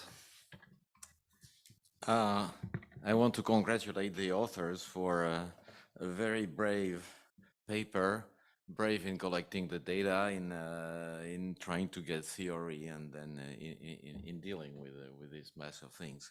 Now, I don't know about sanctions before 1920 or 30. I was just thinking about the relevance for Russia. What did we see happen to the ruble? It went down, it went up, and now it's down by depreciation, and now it's going down again. And what's going on? Well, one thing that was striking, which explained the appreciation, is that there were controls on exports of Russian gas, and what happened is the price of gas increased enormously, and Russia got much more money by selling smaller quantities for a long while. So a given sanction can have. So the story that restricting exports of Russia should weaken the exchange rate, it's the exact opposite that happened. So the theory doesn't work, or the theory is a bit short to think. There is this elasticity thing that have been discussed before, which matters a lot. Now, the second thing that we have seen with Russia is that sanctions. There is a large number of sanctions which have been coming in packages affecting exports and imports, and then being tightened over time, and then being circumvented over time. So this is a very dynamic process, and we would expect the exchange rates to respond to the process and to the expectation of this process. We know exchange rate move ahead of things. My impression, and I may be wrong, is that you have these weekly observations which are linked to sanctions that are taken at the same time. But what about the progressive effect of past sanctions and their circumventions and the expectations on next? Now, are these things taken care of, or not? Then okay. Then finally. When the Russians get a lot of money from selling gas, they obviously are using it to import stuff. And that can be Mercedes car, or that can be advanced chips. And that can be all through strange channels because they are under embargo. So we don't really, I don't think we know really what happens to imports and exports over time. So that's why I say it's very brave, but very interesting. Thank you very much. Thank you, Charles. Isabelle? Yes, thank you. Very interesting paper. To follow up on the comments that have already been made, I was wondering, I mean, in the case of Russia, the country is exporting mostly commodities and energy products, which are priced in US dollars. So I was a bit surprised that the type of invoicing doesn't have an impact, at least in theory. And I don't know about the other countries that the other events that you're using in your data, but whether this is something that is relevant also in historical data, the type of exports that, the export restrictions on a country which is mostly exporting like commodities. Thank you. Philippe? Yeah, it's a great paper. I had a question on the role of capital mobility and in some sense, what is the conceptual framework you have for the determination of the exchange rate? Typically, we think it's potentially determined on goods market or on financial market, but today we would think mostly in terms of expected returns on asset markets. But now in the context of restrictions on capital flows, and this could be either because you have restrictions ex ante on capital flows or because of sanctions themselves, it could be that, yes, we are not determining the exchange rate anymore on asset markets, but because of goods markets and exports and imports on goods. And actually, that's maybe a third reason why you want to go to the interworld period, because we know that during this period, there were much more restrictions on capital movements, and therefore the exchange rate was much more determined maybe on goods market than on asset market. So in some sense, it resembles potentially a situation, or at least it resembles more a situation of today's ruble, where the sanctions were also on capital movements. But and this relates to one of the comments I think of Axel, is that maybe it's the interaction between restrictions on capital movements, whether they come from sanctions or just by policy choice before, and the trade sanctions that matter, in the sense that if you put sanctions on capital movements, then the trade sanctions are going to matter a lot, because the exchange rate is going to be determined much more on the goods market than on the asset markets. Okay, I have just a related remark on. So you do have this euro fixed effect in your estimation, but so nevertheless, it could be that you have different effect depending on the period, due to the fact that there is more and more globalization, for instance, and so to what extent in a more globalized country, so it's easier for these countries which have sanctions to substitute to other countries on the one hand, but also, I mean, markets, financial markets are differentially integrated. So how do you try to, did you look at these kind of issues? Maurice? Thanks. I'll put this up. Thank you, Moritz Schulrich. So 2 points. One was, Philippe just mentioned it, is the sort of the asset price view of the exchange rate, no? And I can see 2 channels, and I think it would be nice to conceptually help us think that through. I don't think you might not be able to do so much on the empirical side, but I could see 2 channels. And one is, I think that's what Philippe had in mind as well. Like, if you trade sanction without touching the financial side, you decouple the economies, so the asset actually becomes less correlated with your own income risk. So that might make it more interesting as an asset, because it hedges your consumption risk. So it's one channel. The other channel, however, is that, I guess for a wide class of models, you would think that risk premia overall on this asset increase, given that you do these sanctions for a reason, which would make unconditionally this a less attractive asset. So, but you have also effects back on your own sort of safe risk premium, maybe, so, or the safe risk rate. So I think it's like a fascinating question to bring these together in the sanctions case, and maybe help us think through this a little bit.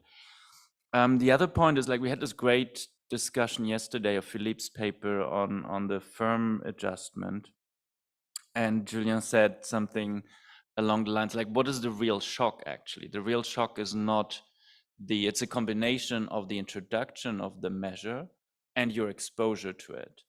And I think there's a very similar argument to be made here, no? That you want to look at the sanction and its introduction and interact that with some exposure measure to the extent that you can, which is like how trade open you are, how export open you are, what the amount of integration is with the rest of the world. So I think that would help a lot to tighten up your estimates potentially. Thank you. I think we had all remarks and questions, so you have some time to answer.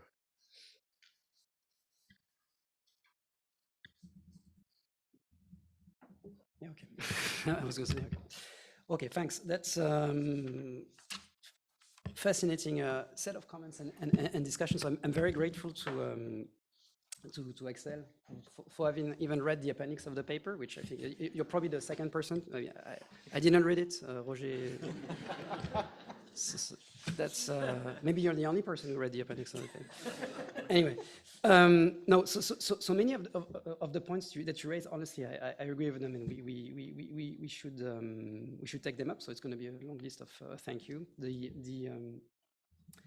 The suggestion to do this interaction between sanctions on export and import side with asset freeze is a really good one. And to do like more conditional local projection. It turns out that Massimo just coded the latest estimator that Oscar Jorda, Alan Taylor, Maurice, you were not on that paper. Okay, they just okay, you're not. Just published. Was it a few months ago? So we can readily do it. So we can do as many conditional local projections as you want. We have the code, so that's great. So we're going to do that. Whether it depends on the currency regime, obviously, that's something we should also condition on. So we'll do that. You asked the question: why is it relevant to look at large economies? So here we had, I should put my policymaker hat, so that we don't really care about the effect of sanctions on Hawaii. That's not something which is relevant for the ECB. But sanctions on Russia, given Russia's importance for the European economy, is something that we care about. So this notion of potential spillbacks and spillover is something which was very high on our mind. So we don't have a mandate to do research just for the sake of knowledge. So it has to be somehow loose with the policy process. So that's why we had to focus on that period precisely for that reason. So that's it, as simple as that. But there could be other reasons why it's relevant. So that could be a reason. The other points, don't necessarily have my notes, but that you said, I mean,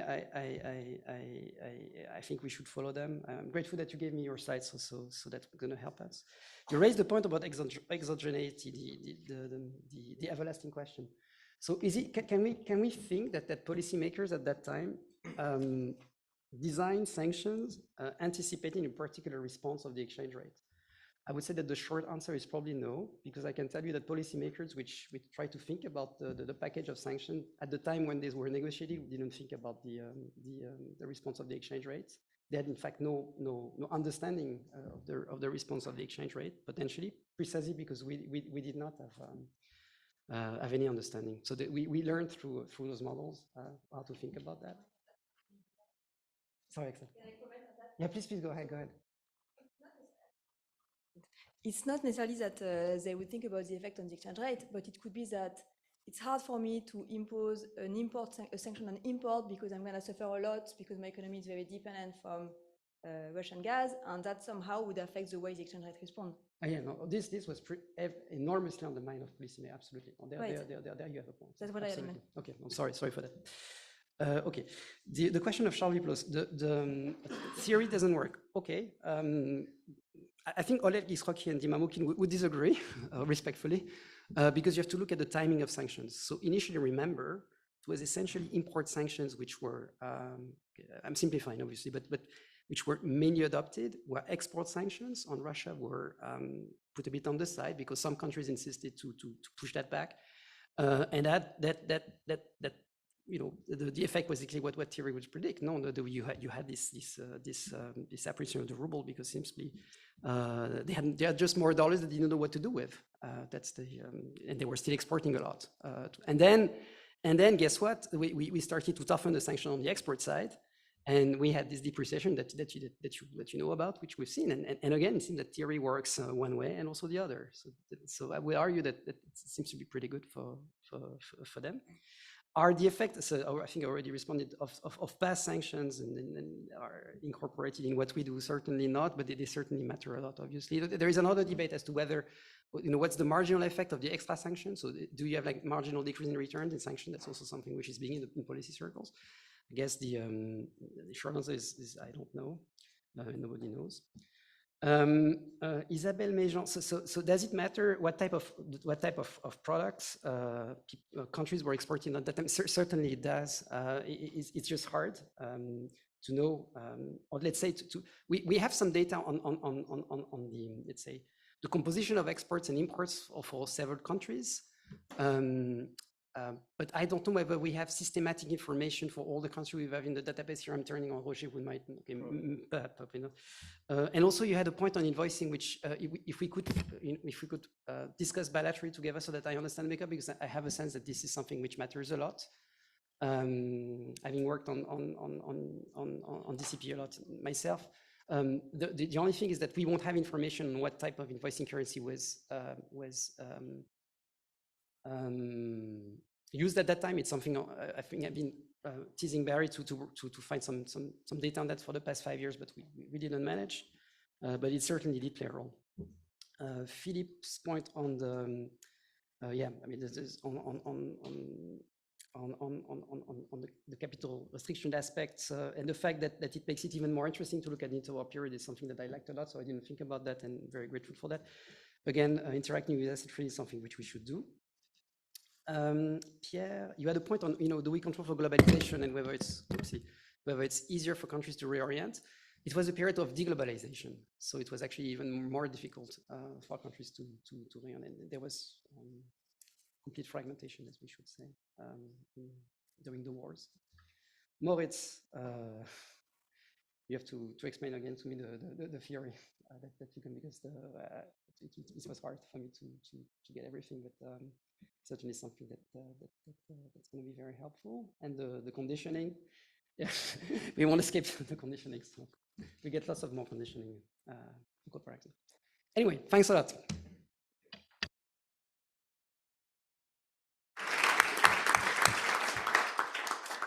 I guess it's time for lunch.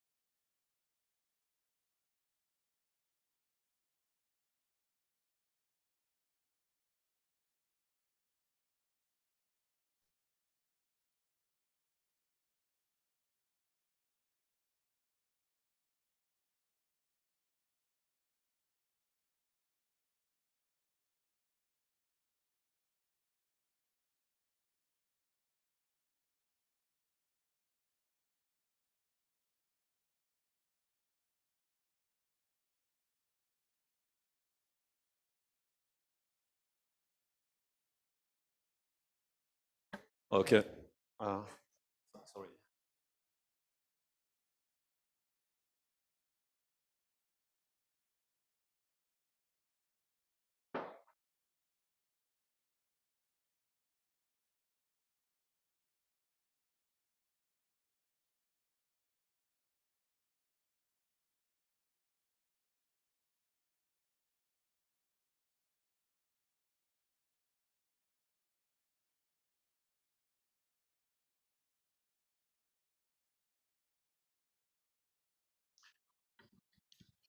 Okay, let's start. Very happy to listen to Julian about brothers in arms. So we listen to you. Great.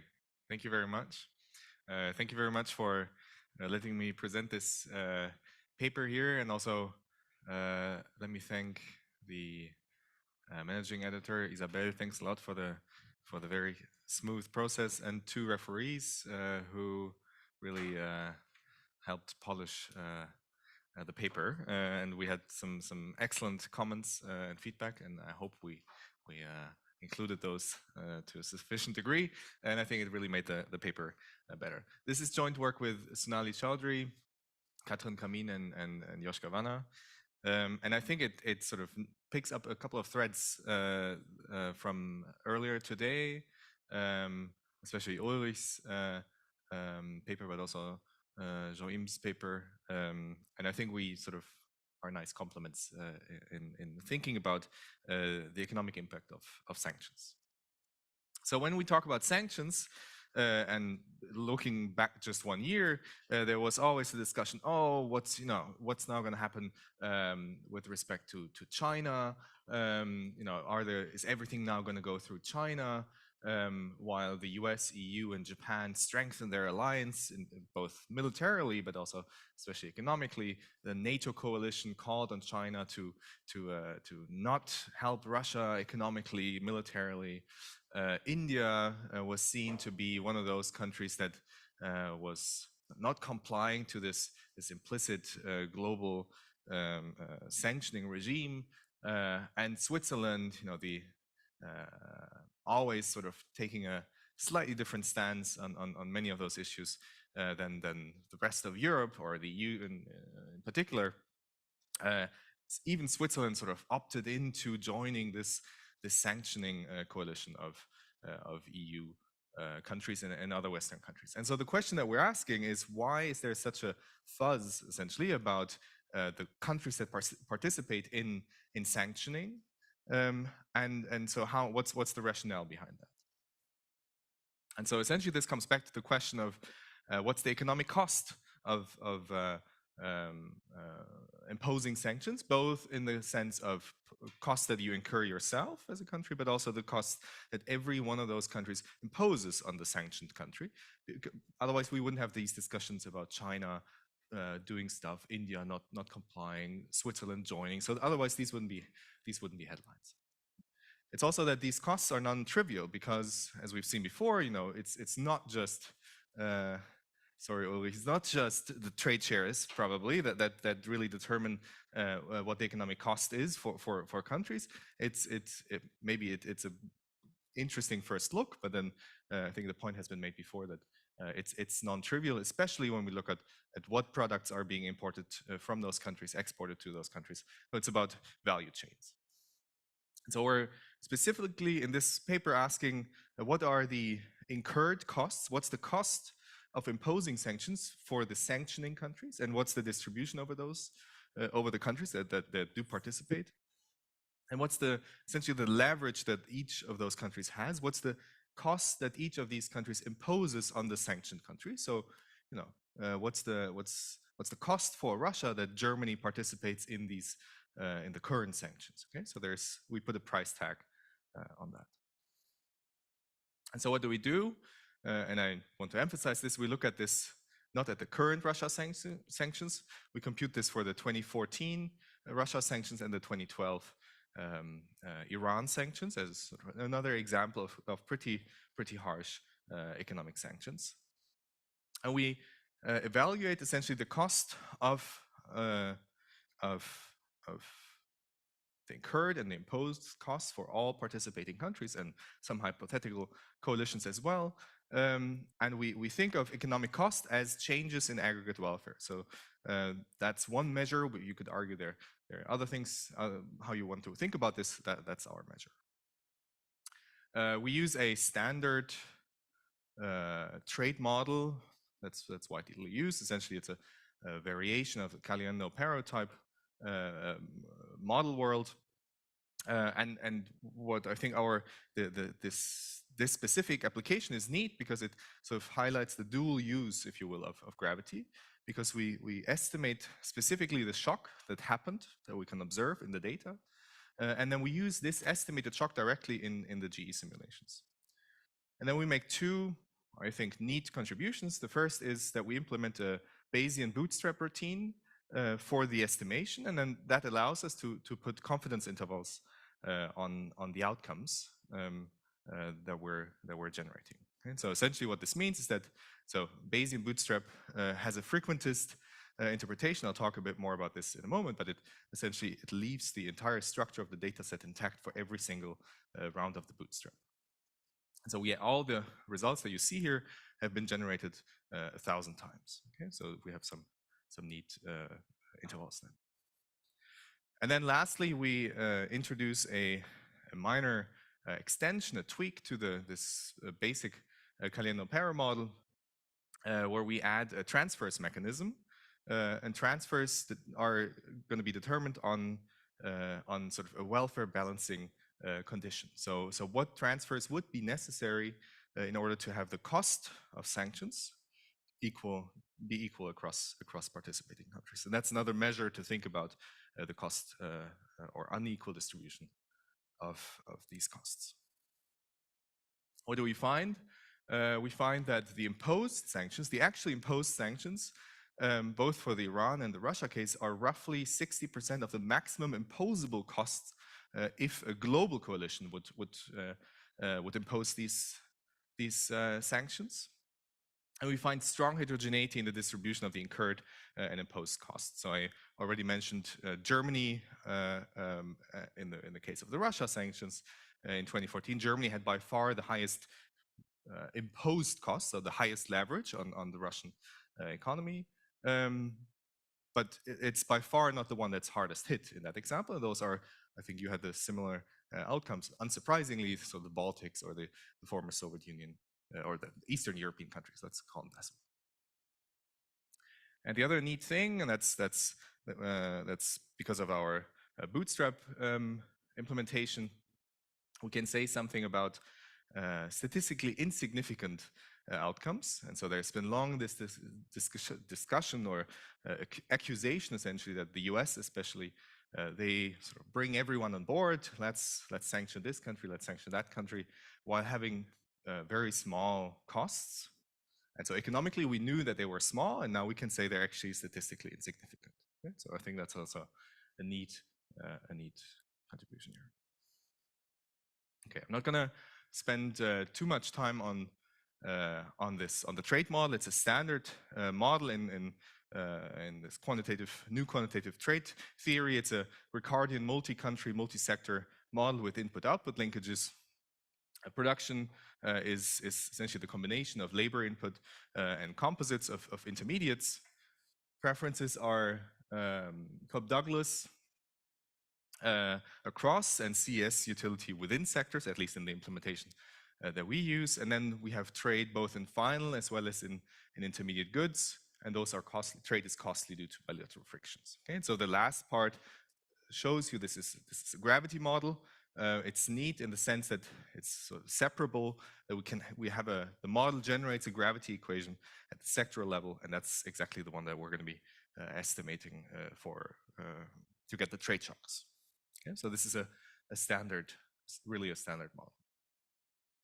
The model can be used to compute the GE adjustments of trade cost shocks. And so I mentioned this before, it's sort of in this specific application, we can use this dual use, and I know that dual use in this case may be also an interesting word, but it's the dual use of a structural gravity model in the sense that we can explicitly estimate the trade cost shock, get that from the data, as well as other parameters that we would be interested in, as Inga mentioned before. And then we use this explicitly, that shock that we estimated in the simulations.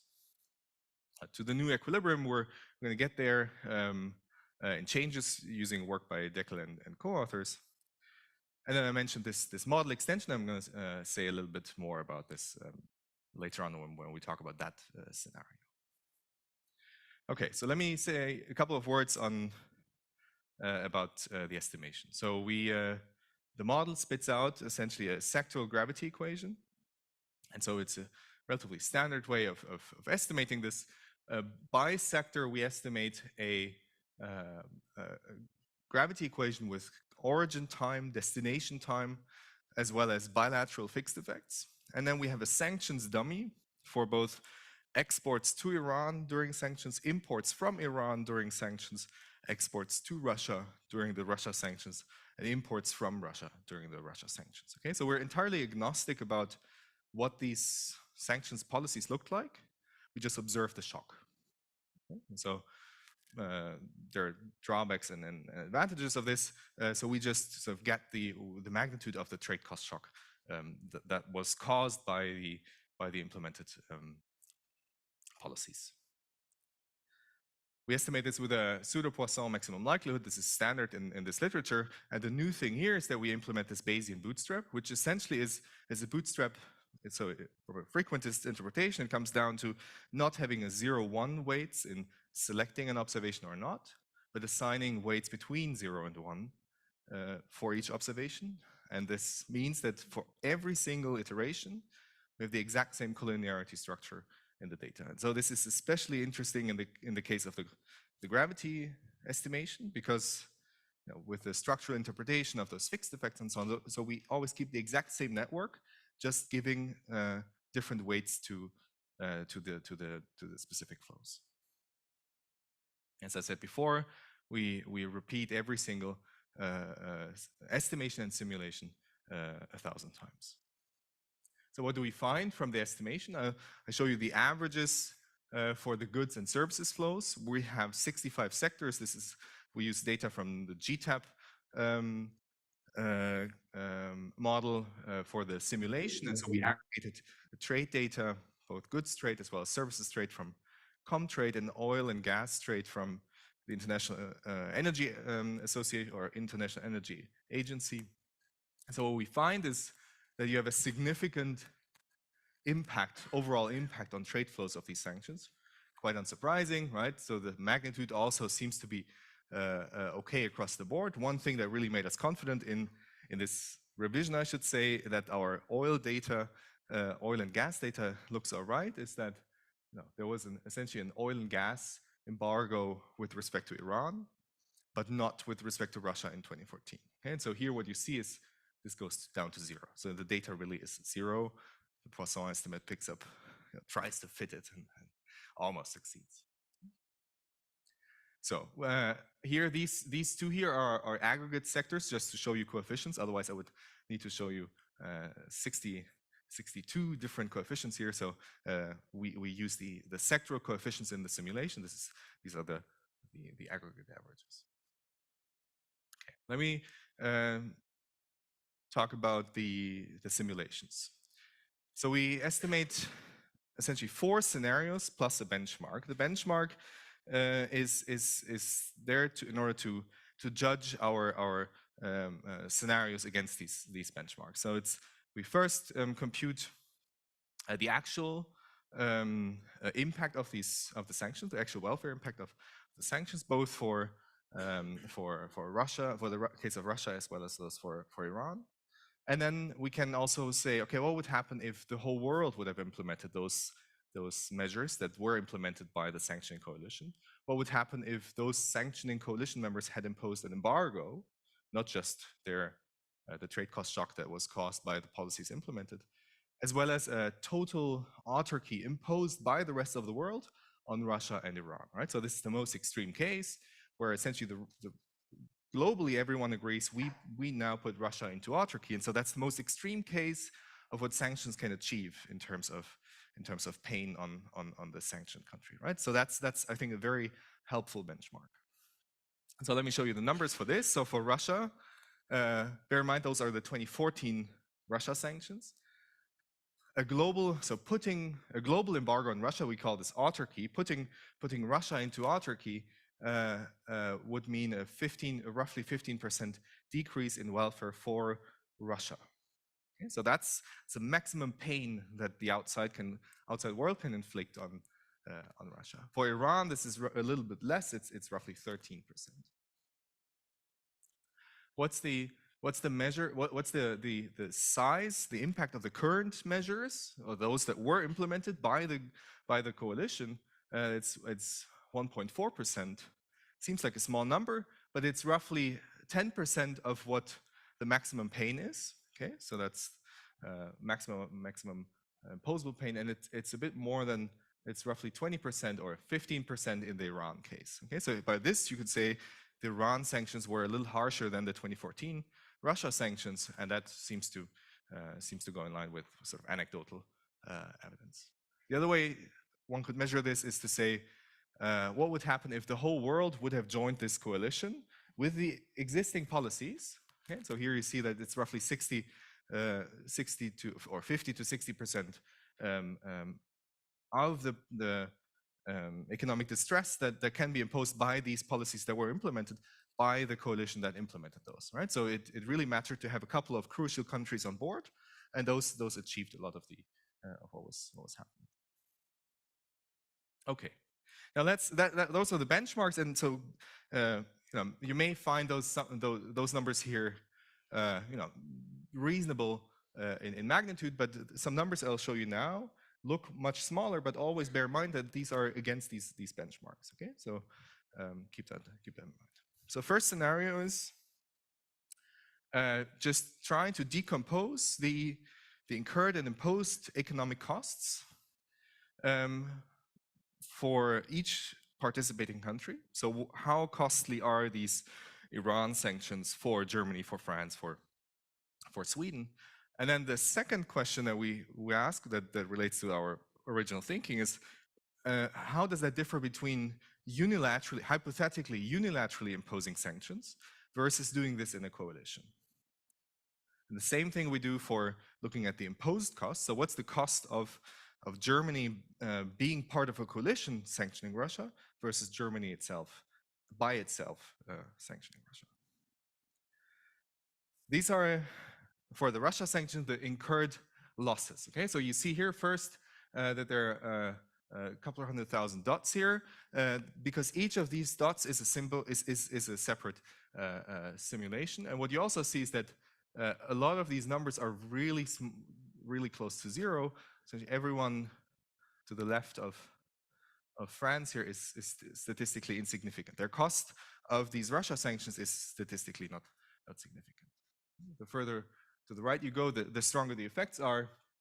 And so, as I mentioned before, and I think that mirrors your results, those numbers for the Baltic countries with much closer ties, small economies with close ties to Russia have the biggest impact here. What you also see is that the cost of unilaterally imposing sanctions is, for almost all countries, higher than doing this in sort of together. Okay, so this is I think what shows nicely that it's the trade diversion effects. Sorry to disagree with you, but I think they matter when talking about the overall GE welfare effects. What's the loss imposed? I hinted at that before. Germany's participation in the sanction regime is the big. So Germany here is the big player, right? So Germany itself imposes roughly 0.25% of those 1.7% of welfare loss that were imposed on the Russian Federation. Okay? So Germany's participation here is absolutely crucial. The US is also a very interesting case. So they are the second highest cost imposing country, about 0.1%. If you go back here, the US almost incurs almost zero costs itself. So for them, that ratio that Ulrich that you mentioned is by far the best. And do the same thing for Iran. we have to say that in the revision that we submitted here before, or between the revisions, that changed quite a bit, because one of the referees hinted at much better data for oil and gas trade, and so that really has changed quite a bit, because that oil and gas data from the BASI data itself, or Comtrade data, is a little sketchy. Now we have the data from the International Energy Agency, which seems to work much better. And so what you see here is that those countries that previously imported a lot of gas, more than oil, but gas from Iran, are the ones that are, those are the countries that are hurt most. Whereas in terms of imposing sanctions, those are also the ones that can inflict the most pain on Iran, because here the relationship is a little different than compared to the case of Russia. Okay, on average, we can take sort of averages. What you see is that in the case of Russia, the cost when unilaterally imposing sanctions, hypothetically, is less than is higher than that when doing this in a coalition, because of these trade diversion effects. But importantly, that's not the case for the Iran sanctions. And why is that not the case?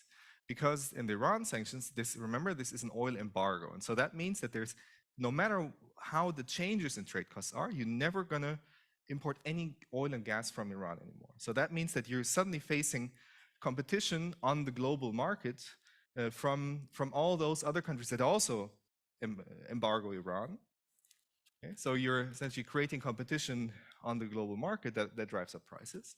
Whereas here, in this case, you still you increase costs, relative costs, to trade with Russia, but there still so Russian wages are going to go down, and that means there still is a little bit of trade that is happening despite these sanctions. Okay, maybe some a little bit more, some a little bit less, but no matter what happens, there still is a little bit of trade. That's not the case for Iran. There was an embargo, there's zero trade, and that, I think, has interesting implications for today's sanctions against Russia. Let me quickly come to the fourth scenario. So I've skipped scenario 2 and 3, where we ask what other countries should the West or the sanction coalitions convince in joining these sanction coalitions. And so first and foremost, in both cases, as you can imagine, that would be China. So China would inflict considerable pain on both Iran and Russia. But then we do this for essentially all countries, and we ask what would happen to incur and impose costs by adding every single country in the world. And the fourth scenario is asking, what would a burden sharing mechanism look like? Because that could be another way to quantify the heterogeneous impact these sanctions have.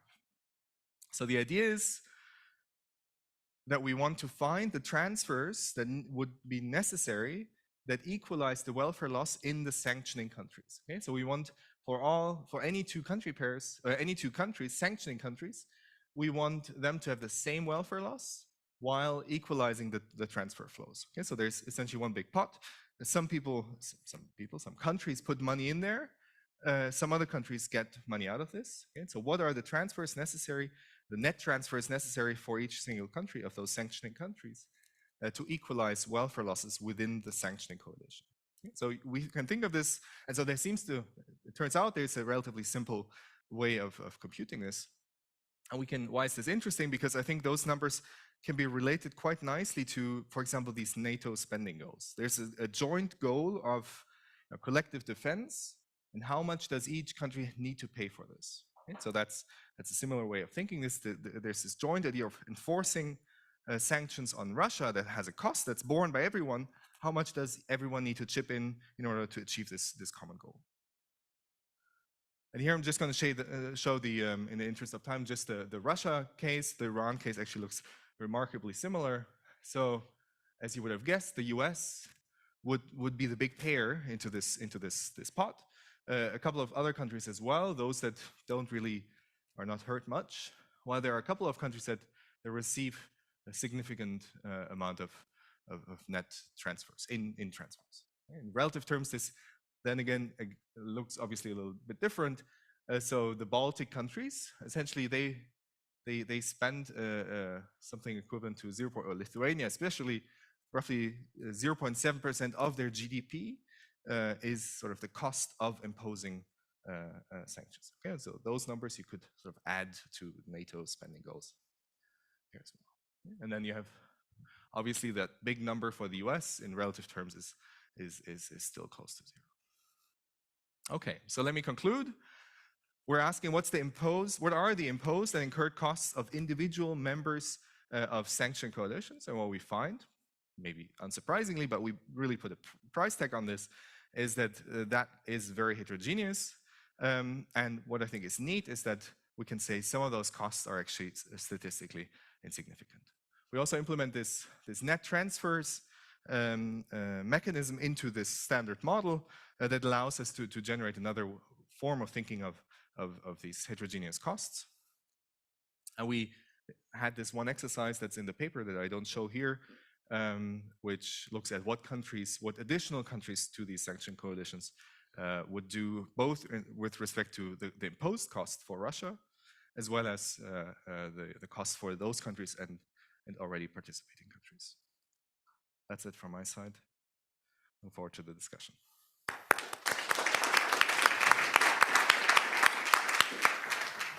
Thank you, Julian. Monica, the floor is yours.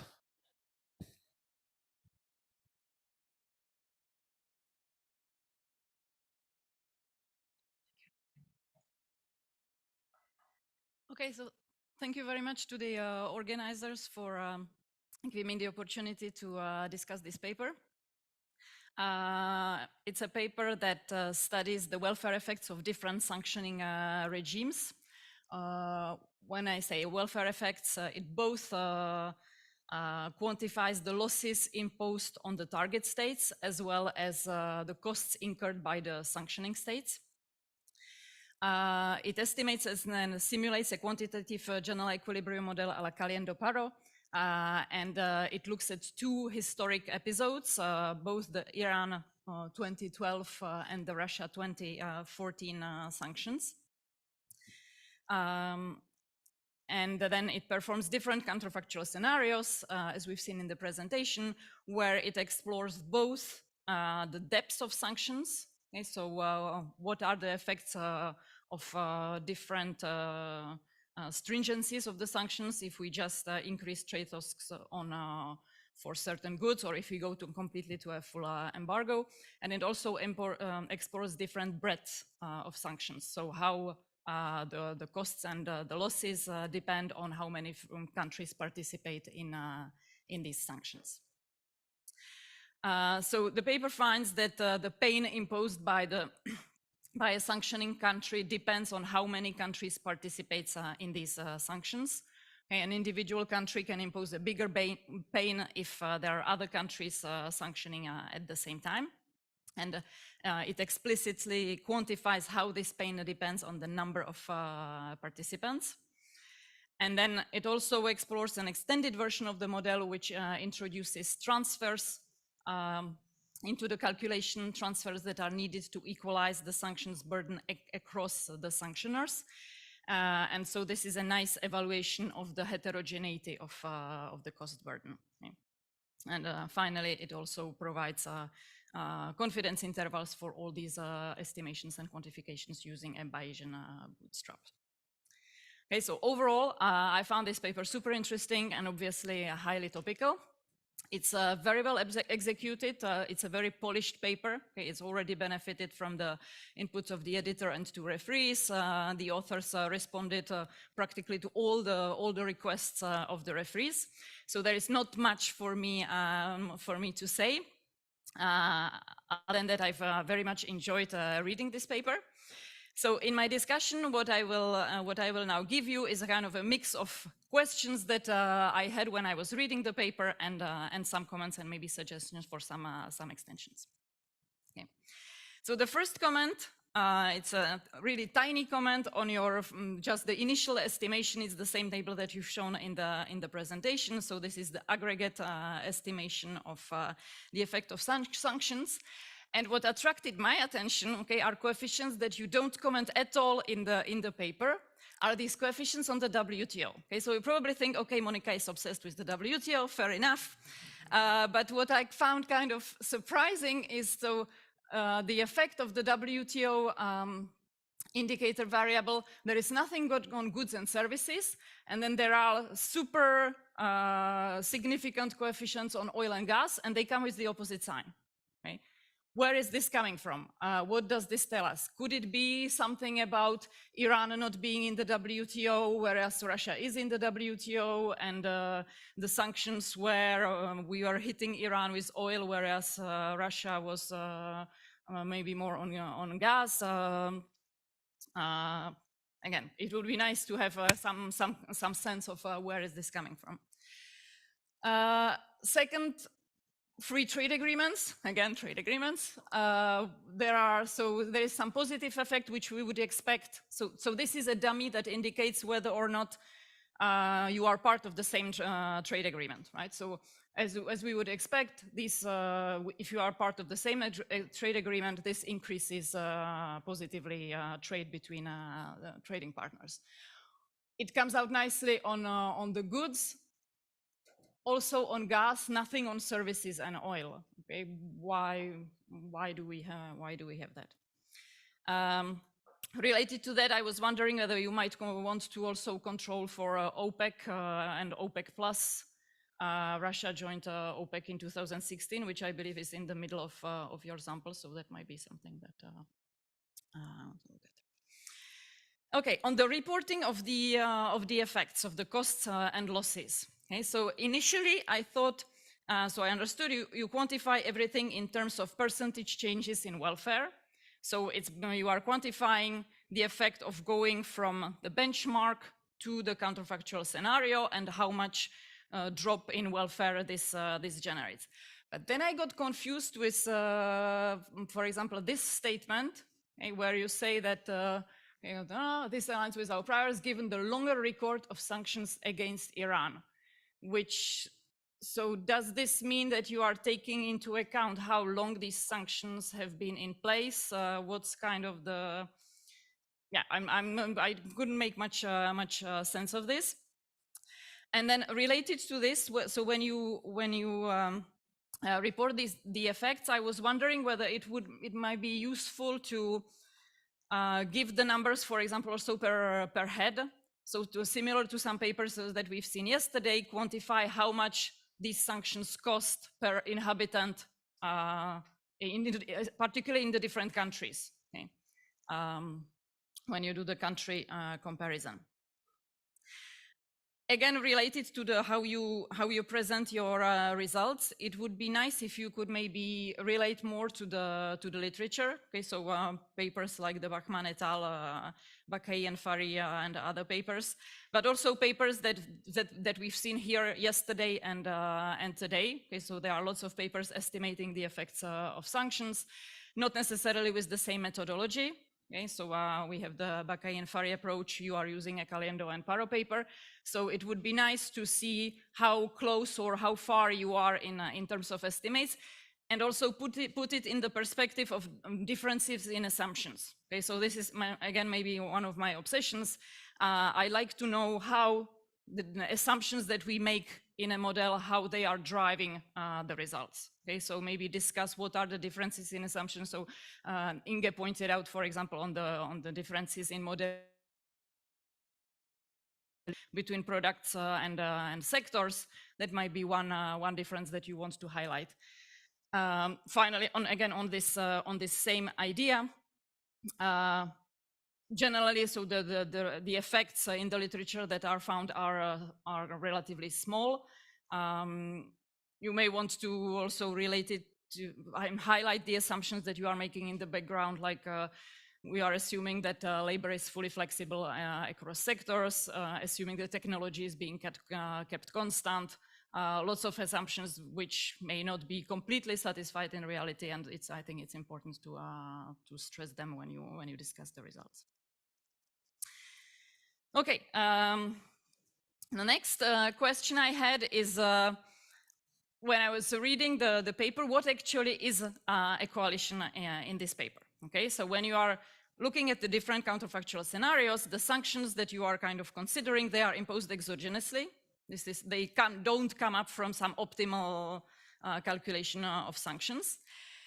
And so when you have a coalition of n countries imposing sanctions, it's the same as n countries simultaneously imposing sanctions on which they didn't cooperate or there is no agreement. Okay? So to explain it differently, imagine that you have a world with just 3 countries in the context of your model. So there is, for example, Europe, US, and Russia. If the US imposes an embargo on Russia, and independently Europe imposes an embargo on Russia, that's exactly the same in your context as Europe and Russia agreeing to impose together an embargo on Russia. Okay? So this is, again, probably from someone who comes from the trade agreements literature, where we are obsessed in calculating joint welfare maximization for groups of countries, etc. Here it's very different. I guess where your notion of coalition goes in the direction that I would have expected is then when you look at, when you add additionally countries and look at the effect of adding an extra country, then you are, and I will come back to this point in a minute. Okay, next point. This has been, I think, Isabel pushed you on this a little bit, and I would like to iterate on that. So you are what's very nice about your paper is that you are using two historic episodes that they already happened. So we already have the data, and we can use this data. These are 2 different episodes, which are in the paper presented in parallel side by side. For certain aspects, you've taken into account the comment about can you tease out the similarities and the differences? Are there any systematic things that we can tease out of these 2 examples? So you've done it, for example, for kind of the overall effect, and why is it different? Because one is about oil, one is not about oil.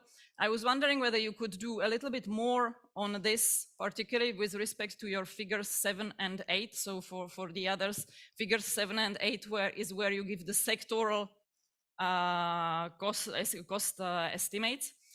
And maybe what would be helpful for that is if you could give a little bit of background on the sanctions. So for me, I'm not an expert on sanctions. I don't really know the details of what were the sanctions imposed on Iran and how they differed with respect to sanctions on Russia. So it would be nice to have a little bit of this background together with your estimates of the costs for the 2 countries and how they differed across sectors.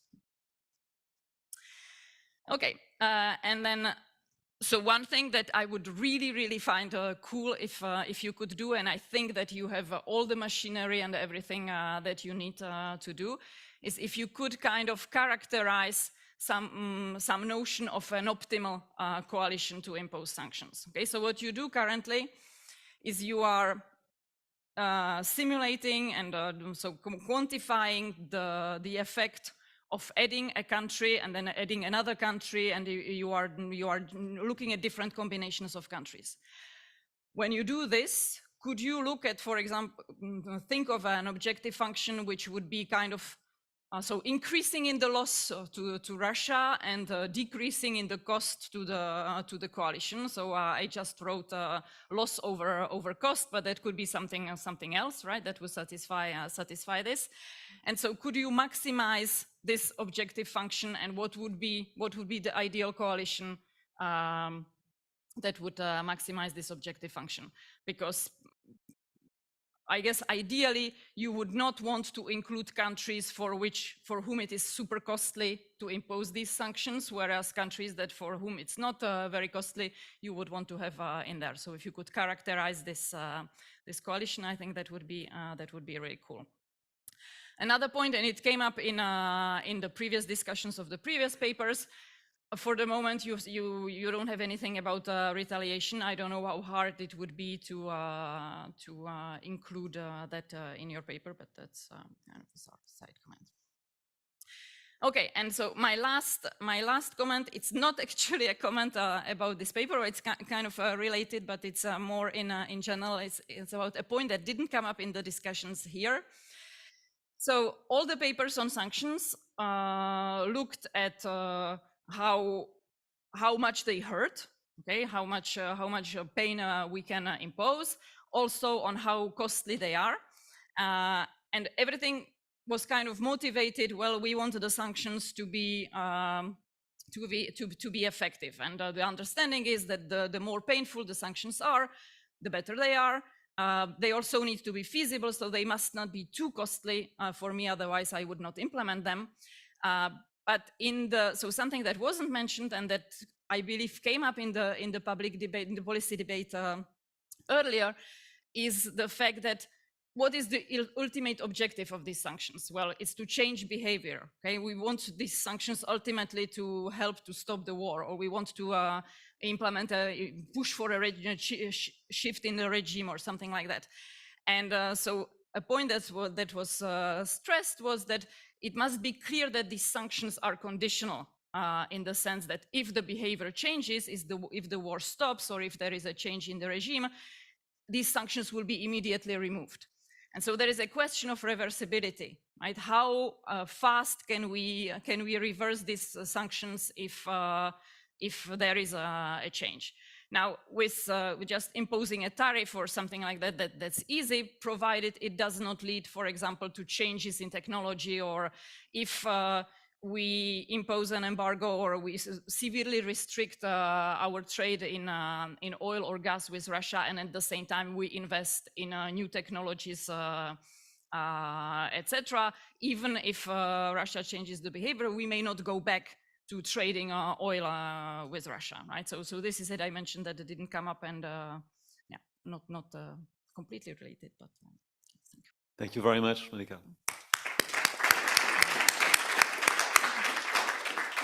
So time for questions. Emans, you want to start? Yeah, thank you. Great paper.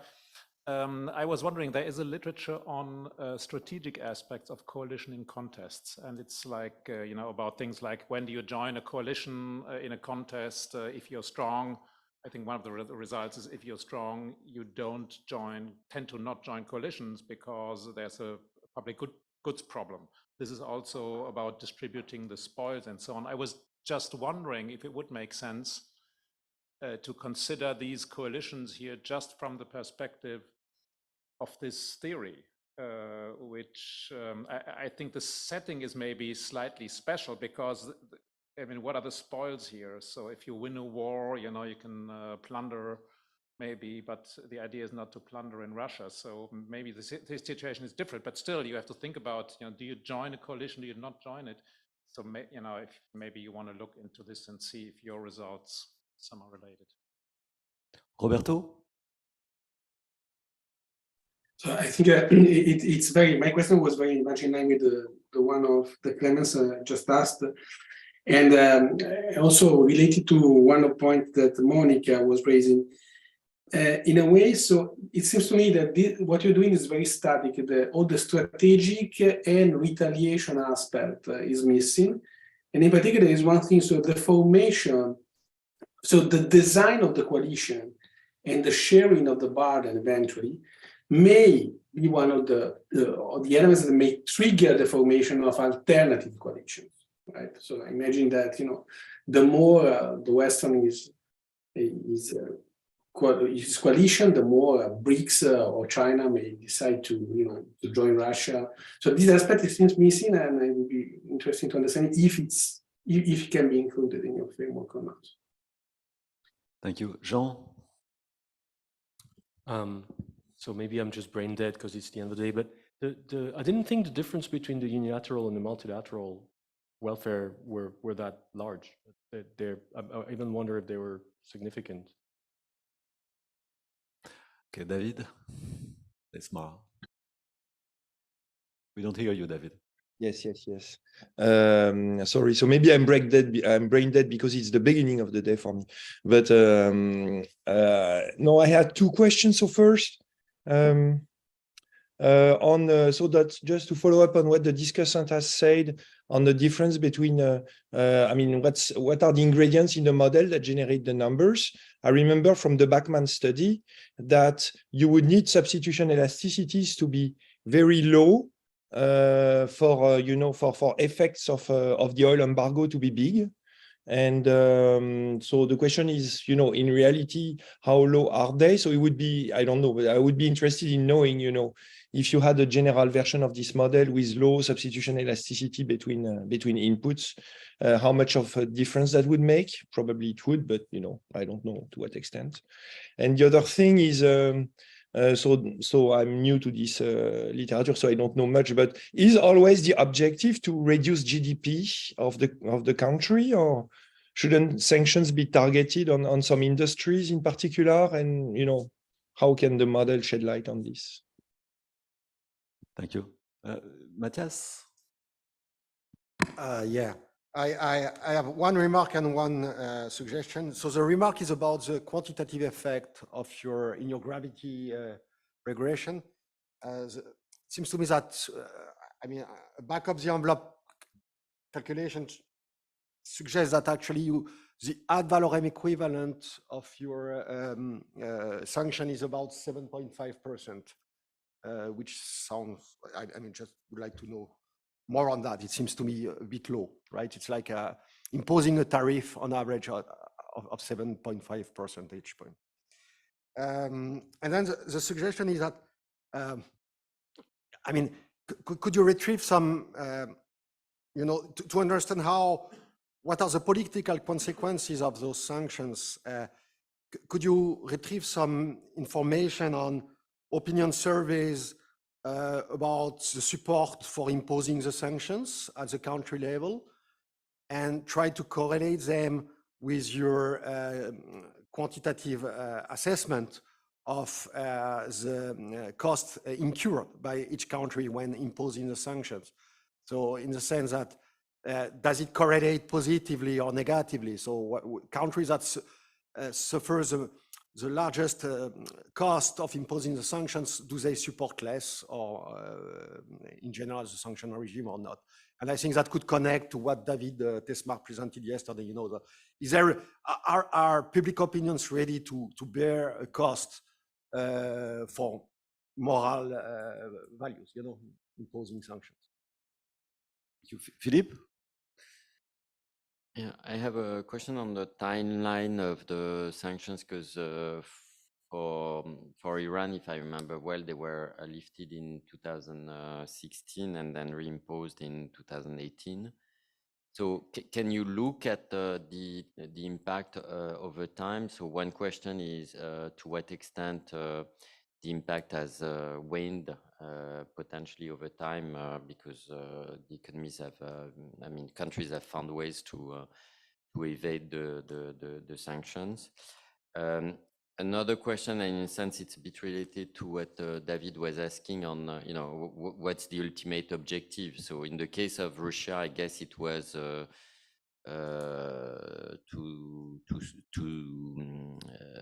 incentivize Russia not to go further.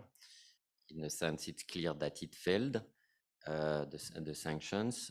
And for Iran, it was to stop the nuclear program. And in a sense, at least in 2016, it went well. I mean, it worked. So of course, it's two observations, and it's not enough to make a theory, even if we're brave. But I was wondering, I mean, so how it'd be interesting to have a discussion on how you interpret. So in the case of Russia, it's 1.4%. In the case of Iran, it was 1.9%. So should we interpret this as saying, in one case it was too little, in one, and in the other case it was enough? I mean, so I'd like to have your views on, whether you interpret these sanctions as successful or not, and also on the timeline of the impact. Moritz?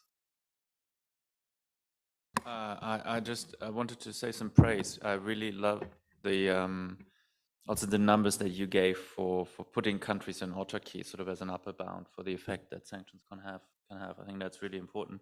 But it brings me back to the point we had before.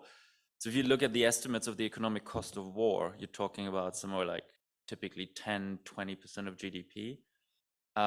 So like if someone goes to war, you know, the leader knows this is going to be the cost I face anyways.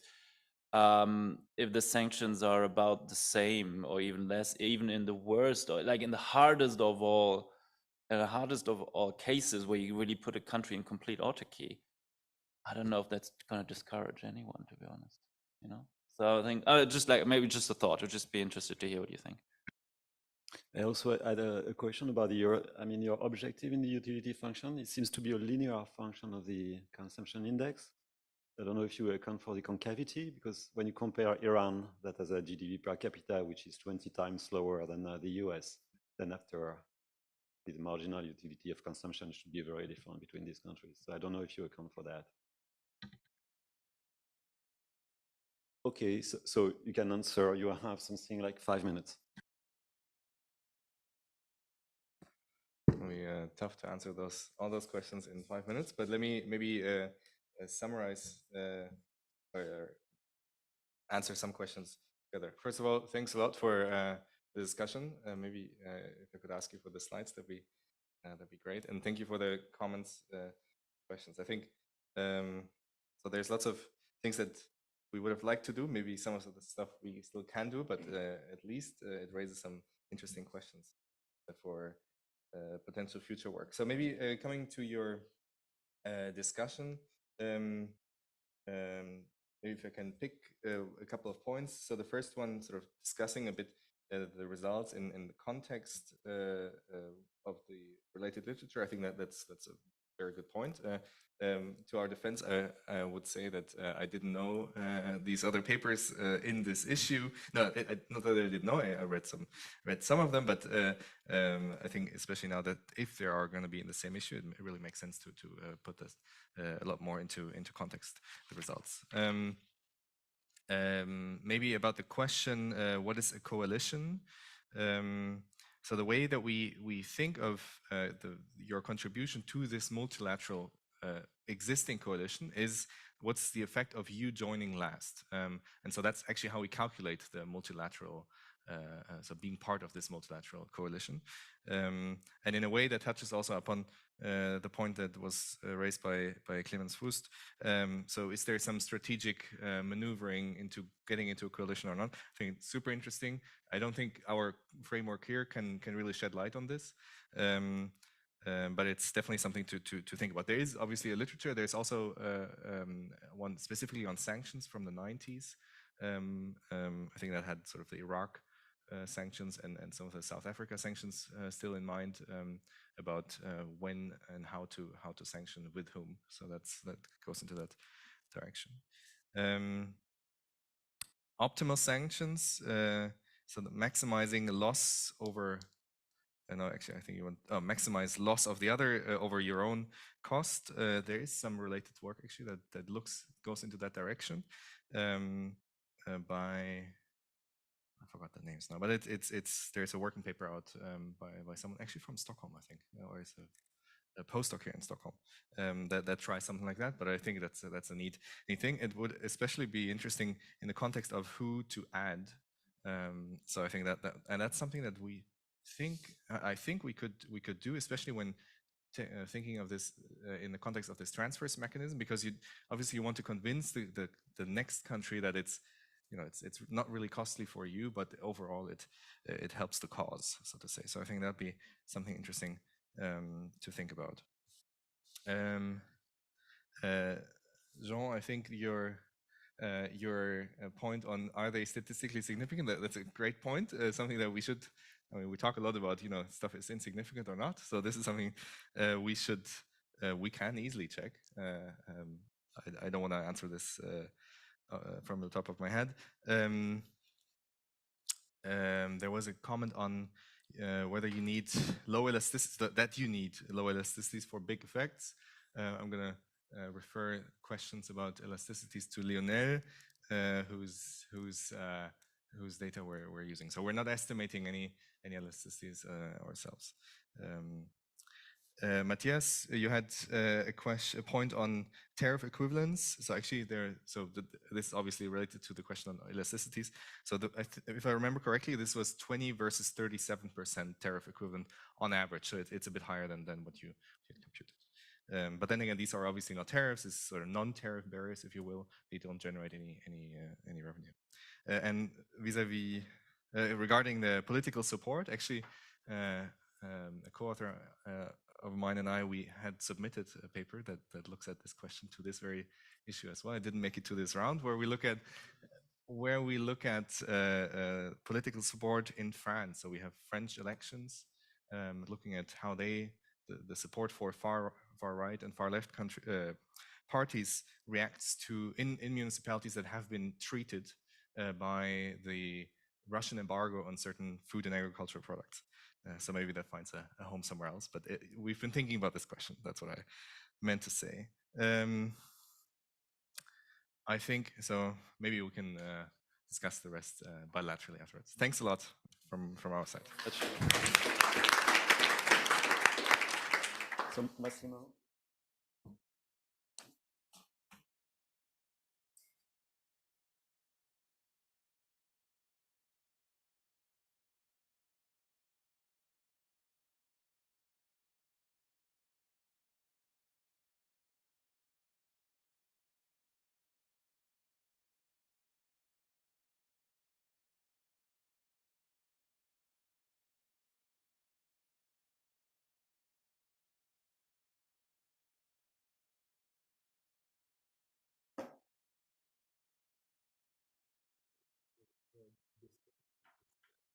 This one.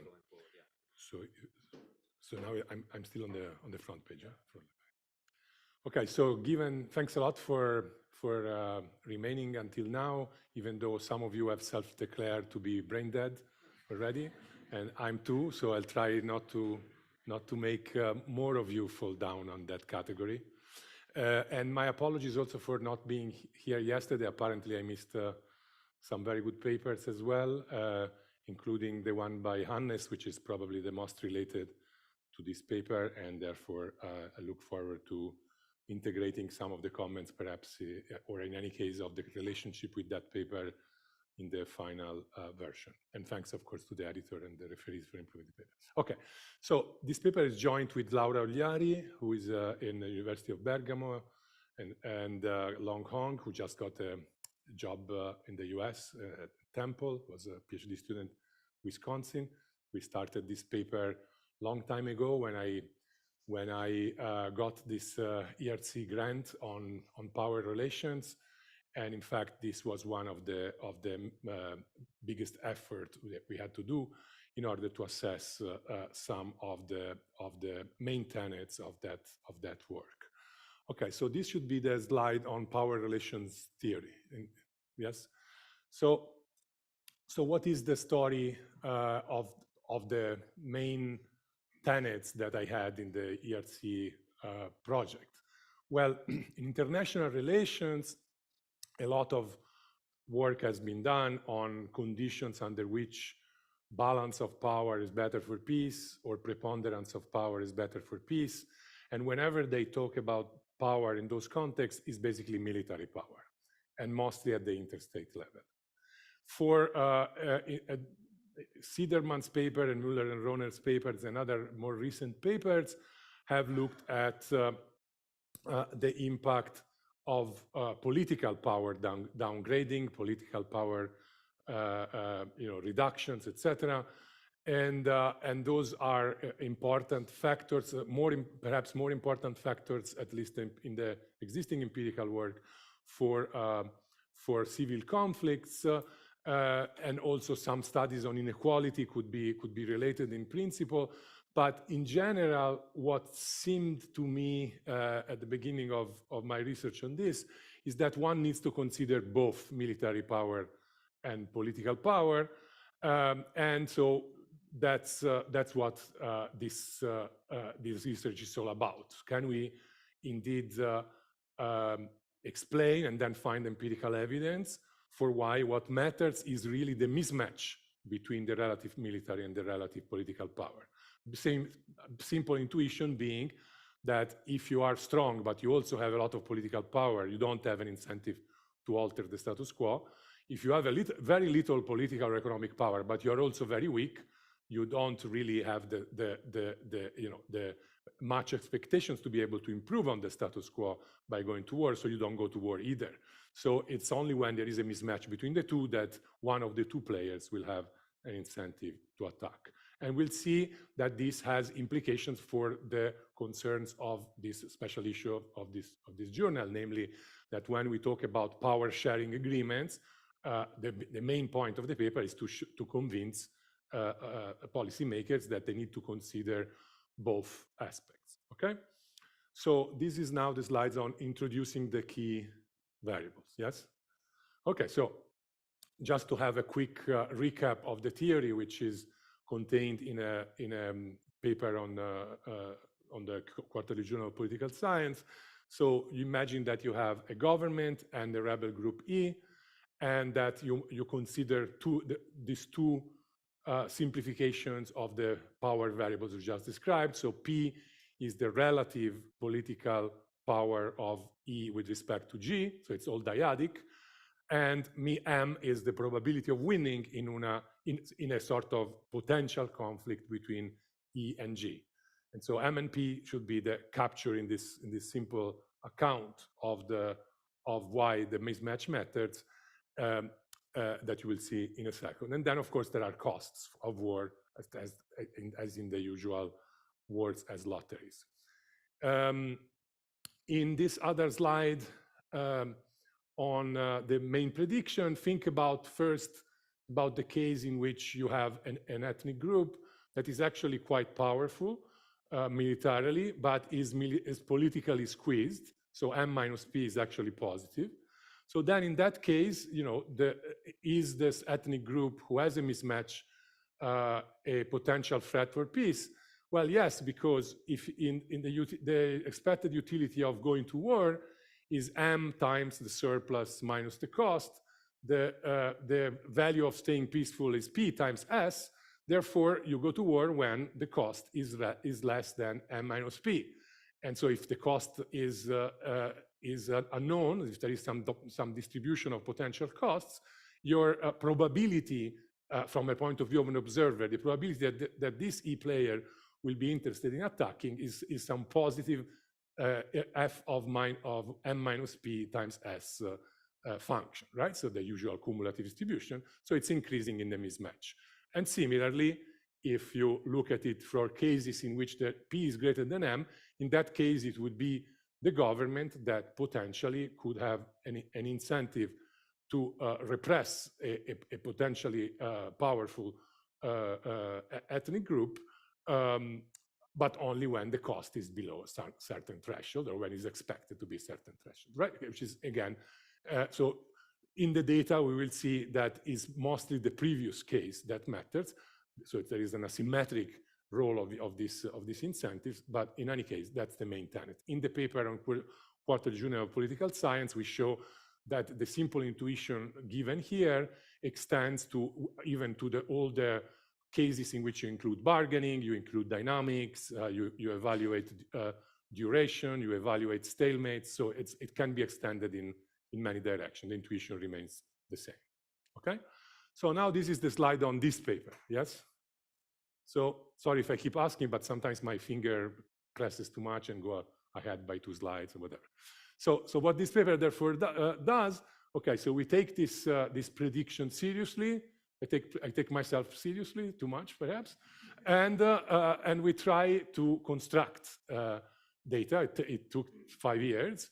You will see where the various obstacles were, because what you need in order to test this theory properly is some matching of conflicts with ethnic groups, of course, and then you need to measure military and political power, which is not trivial when it comes to doing it for the ethnic groups. Okay, and then of course what we'll do is provide various results, and I'll I'll skip the outline and go directly. This is the players, relevant players, yes? So the relevant players, therefore, since the theory talks about the dyadic incentives to go to war for a government controlling group vis-a-vis some ethnic group, right? So then in terms of getting who the relevant players are, we can rely on the EPR. The EPR tells us what are the politically relevant players in countries based on whatever the national level domestic politics role of power and meaning of power is, and you have, you know, player government versus non-government controlling groups, all the way to powerless and discriminated. Okay, so now just this gives us just the set of players. What do we do with these players? Well, when looking at conflicts, the UCDP-GED dataset contains a lot of information about which rebel group is involved, in which region, geolocalized, and if we take all the cases in which the armed forces are involved, organized groups are involved, and of course where we know the location and the date. And the advantage of this data set is that it's very detailed, also contains all small conflicts, but again, the players are rebels, not ethnic groups, okay? And so there has to be some matching that we do between rebels and ethnic groups in order to go back to the players that we care about for the incentives to start or commission a war. Okay, and so therefore this data UCDP-GED will have two meanings, will have two uses. First, we will use it to do the geomatching and derive the final data set at the ethnic group ER level. And of course, it will be used to determine the dependent variable incidence of war in a way that you will see. So for the government player, the player G of each dyad, we can rely directly on EPR for the most part, because the category 7, 6, and 5 of the EPR, more or less, those are the groups that are in that, of course, it's time varying, in that year, controlling the power, etc. And there are, of course, some tie breaks sometimes to do, and so on. And at the end, we had to throw away 3% of cases where it wasn't clear what in one year who was controlling the government, but those are very rare cases. Whereas much more work is needed for the derivation of the other player, right? So what is the ethnic group involved in a specific conflict event? So what we did from the UCDP-GED thing, first we rely on what was already done, of course, because there was already an overlay between this geolocalized conflict data and the EPR done by other authors, this AC2 EPR, I guess that's the name. Anyway, and so 30% of the cases are matched already, that match already exists, but 30% is too little. So what we did is we took all these data points that have you know, the name of the rebel group and location and data, and saw on which homeland of which ethnic group each event is, and then you count how many times a rebel group is active in the various homelands, and you assign the ethnicity, and you assign all those conflicts to the ethnicity of the homeland where the rebel group was fighting the most. Okay, and then of course in the paper now, thanks to the referees, we have like 4 types of robustness checks in order to minimize the mistakes that we do with this procedure. And so this is the Liberia example, yes? So that's the way the procedure works. For the case of Liberia, you assign all the LURD conflicts. You see that mostly the place where they happen the most is Mandingo, and so we assign the ethnicity of Mandingo, and then this means that then when it comes to creating the ethnic group final data set, now the conflicts identified in Liberia are associated to Mandingo.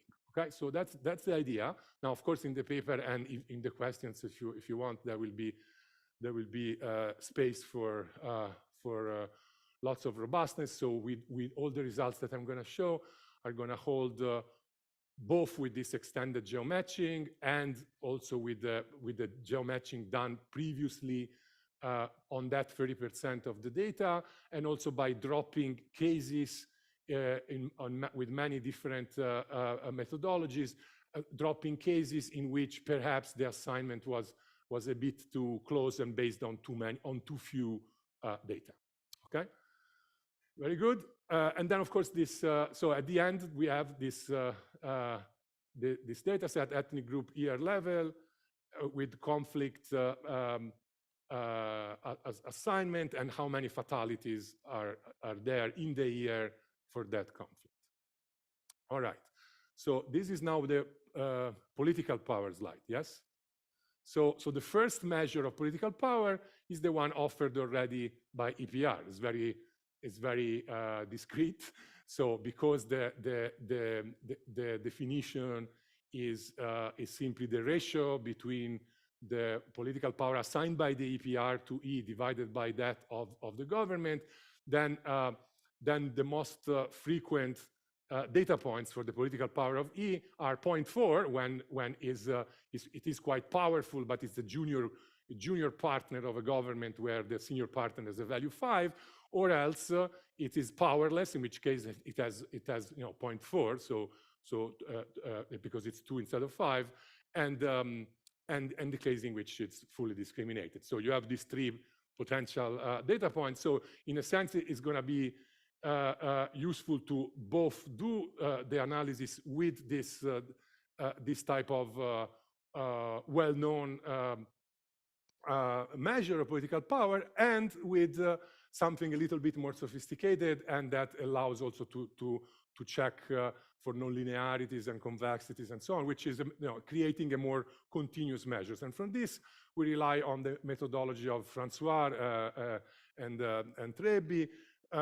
Papers where basically for 14 countries that are not all democracies, but in any case they have a government cabinet, you can go and check what is the frequency, what is the percentage of ethnicity of the various members of the cabinet, and therefore you have some kind of percentage now that is continuous. And so in terms of the distribution of values of this political power variable, you have, of course, a mass at 0, but then pretty much it's kind of a smooth distribution to the right of 0. And in any case, it correlates well with the discrete variable from EPR. So that's the extent to which we improve slightly on the existing literature on the political power measure. But now the major change is on the military power thing, because, as I said, while for interstate conflict, one could find on the correlates of war some data about the military power of a state, at the level of ethnic groups, that is not available. For many groups, you don't have a measure of expenditure on arms, trade in arms, and so on, especially when they have not been involved in conflict. And even when they have been involved in conflict, you don't have such measures. Even the outcome of the conflict is not recorded many times. So therefore, we had to rely on a machine learning technology suggested in an analog to what Carroll and Kenkel did for interstate wars.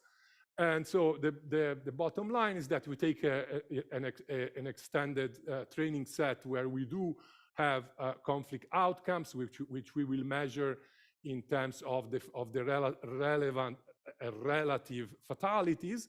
So like in a conflict, we assign victory to the group that had significantly less fatalities than the other. And then we have all the characteristics of the ethnic group behind, and of course with the various learners, you can try to minimize the loss from those noisy variables and try to predict the probability of winning. So this is the training set. So what we know about what we did about for the training set, we used only the conflicts above 25 deaths in order to have a better count, to be a little bit more confident that that there could be less mistakes in the assignment of the victory for each data point. And in fact, if you can see on the fatalities thing, there are very few cases that have a 50-50 set of fatalities. There is mass on the left and on the right of the distribution, and therefore it is kind of you know, more hopeful. If we did it with this very small conflicts, then of course it would be more difficult to believe that the winner is the one who killed one person in the other group. Okay, so the and then of course you see which are the variables that turn out in the Lasso-like regressions that we did with all different types of models.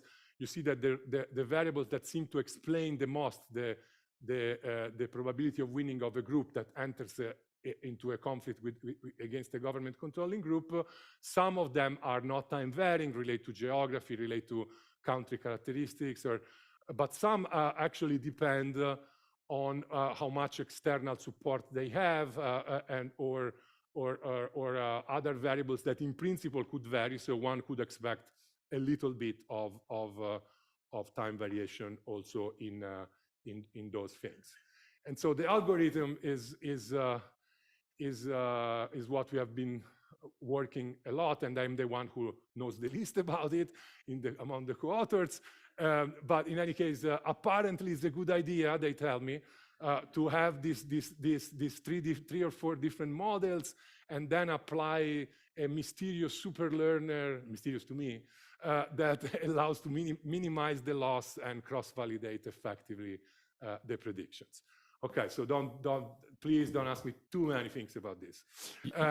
On the performance, what I can say is that it's quite, even though initially we were kind of unsure whether 15% improvement on the other measures that people have used before from relative population size like Esteban and Ray or night light ratios, etc. With respect to all those simple kind of proxies, there is a 15% roughly on average improvement.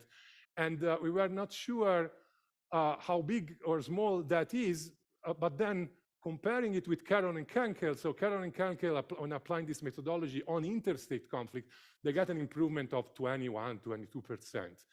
And but the data that they have on interstate wars include military expenditure, include arms trade, you know, include much more data that are specific to conflict. Here we are using among the the variables that are explaining things like that are very noisy, including of course the night lights and proxies for external support and so on. So therefore, I don't know. I mean, of course, it's a matter of taste, but 15% is not bad. So anyway, you have 4 minutes. Very good. So this is now constructing the mismatch. Yes. So after all that, so we have done this slight improvements on the P variables, on the M variable, and so on. So then we construct two types of mismatch. One is by looking at by exploiting the binary stuff, and so you take a mismatch case as one in which either the government is below 50%, so either one is below 50% and the other one is above 66%, or vice versa. Okay, and the other measure, of course, the linear one the continuous one doesn't need much of an explanation. You take the M estimation, you subtract from that the P estimation, and that gives you your continuous variable of the mismatch. And here is the table with the results. As you can see, when doing everywhere country year fixed effects plus introducing all those controls that have been used in the literature in various groups, and at the end going to the more demanding specification where you do also ethnic group fixed effects, so where you look at the variation that is not only fixing for the country here, but it's also like within each group, seeing what happens in the various incarnations over time, right? So the coefficient is always significant. It's quite nice. There are 3 links here that I don't have time to show you, and I don't even know how to show you the hyperlinks, where we show that everything is robust to changing the geomatching, to going from the discrete to the continuous thing, and another thing that I forgot. And then our other results are that, well, we can dig more in terms of heterogeneity and show that the effect is nonlinear. It affects especially cases where the mismatch is large, consistent with the fact that, hey, for the theory, you need the mismatch to be greater than the cost. The cost is non-trivial, so when the mismatch is small, you don't expect much effect. And then consistent with the other paper I have with Esteban and Dominic Kroner and Sabine Flamand, we have that the result is indeed mostly coming from cases in which the type of conflict at stake is centrist, not secessionist. For secessionist conflict, this type of mismatch doesn't matter. And so on. So these are more or less the things that we find. To conclude, first of all, this is mostly a descriptive exercise, but when we do the event analysis, trying to see when the mismatch changes with respect to when the conflict takes place, we see that the mismatch changes before the conflict change. Therefore, kind of the event analysis is at least suggestive that the reverse causality is unlikely. Similarly, when looking at the potential forward-looking behavior that could motivate, becoming stronger, etc., we don't see much variation in that dimension. And finally, the third thing shown here is that if one thinks, well, but is it really the mismatch, or is it the case that or is it the case that when you see a mismatch is because simply there has been a political power downgrade at that point? But what we see is that we found in the data 30 cases of political power downgrade. We can compare them and see that it's only in the 10 out of those 30 where the mismatch was large that the conflict took place, even though the size of the political power downgrade was the same pretty much across cases. So therefore, to conclude, we have provided at least 2 or 3 sets of small improvements to the construction of data, such that hopefully this data set is going to be useful for future research. We have found some descriptive results and some hint that this could also stand up to some future identification challenges. And moreover, there is the final 30 seconds on policy, right? Because the literature on power sharing is not super clear about what should we do about these two types of power. And so in the paper, we stressed 2 good examples: the Good Friday Agreement, where the deposition of weapons was in exchange for commitment to more political power and inclusion and public goods inclusion, etc. And even the discussion on the FARC in Colombia as that flavor of having to deal with both dimensions. And then there are other things that I could answer after if you have questions. Thank you. Thank you very much.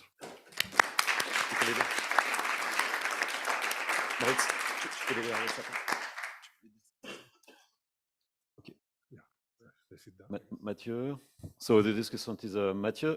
So can we see the slides? Yes, thank you. Okay, you see my slide? Yes. Yeah, okay. So thanks a lot for the organizers for the invitation, and really sorry not being there. French strikes prevents me to have my train yesterday morning and my flight, so sorry about it. So thanks a lot for the presentation, Massimo. It was very interesting and guys very clear. So let me be very quick about the summary.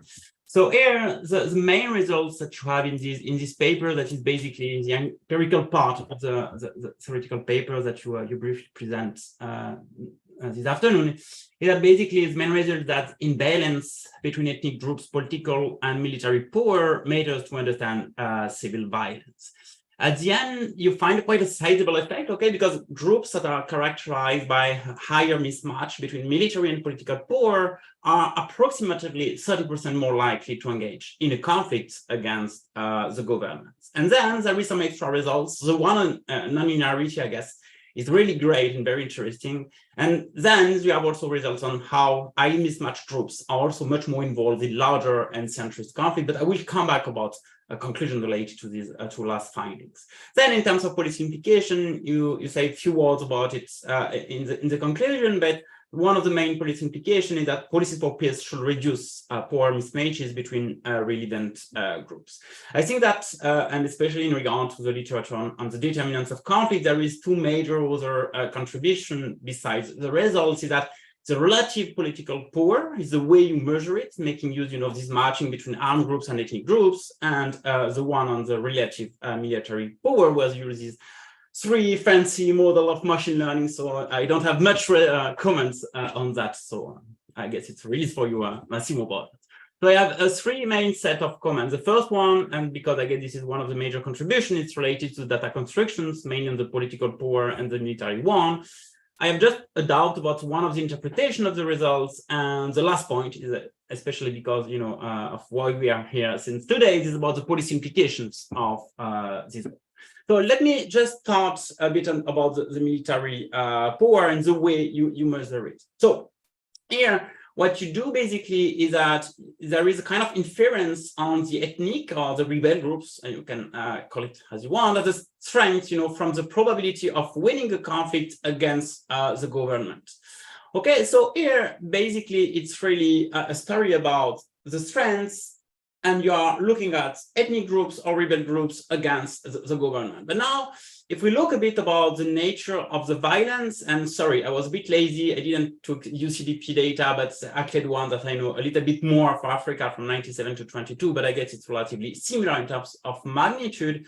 So over the total violent events in Africa over these periods, government is involved in 36% of the total violence. And when you look at the targets of the violence on which the government is fighting, there is 1/3 of these events from the government that is toward rebel groups. And now if you look at the activity of the rebel groups, which represent something like 1/4 of the total violence in Africa over the period, there is more than 50% of this violence that is not toward a government. Okay, it's toward civilians, toward other armed groups, or political militias, municipal militias, and so on and so forth. So here my point is that I will have some interest, to know whether if you change a bit the way you define, the identification of the strengths of the armed groups, whether it may change a bit, because it may tell us something about, different about the strengths of the different armed groups based on which are the different targets.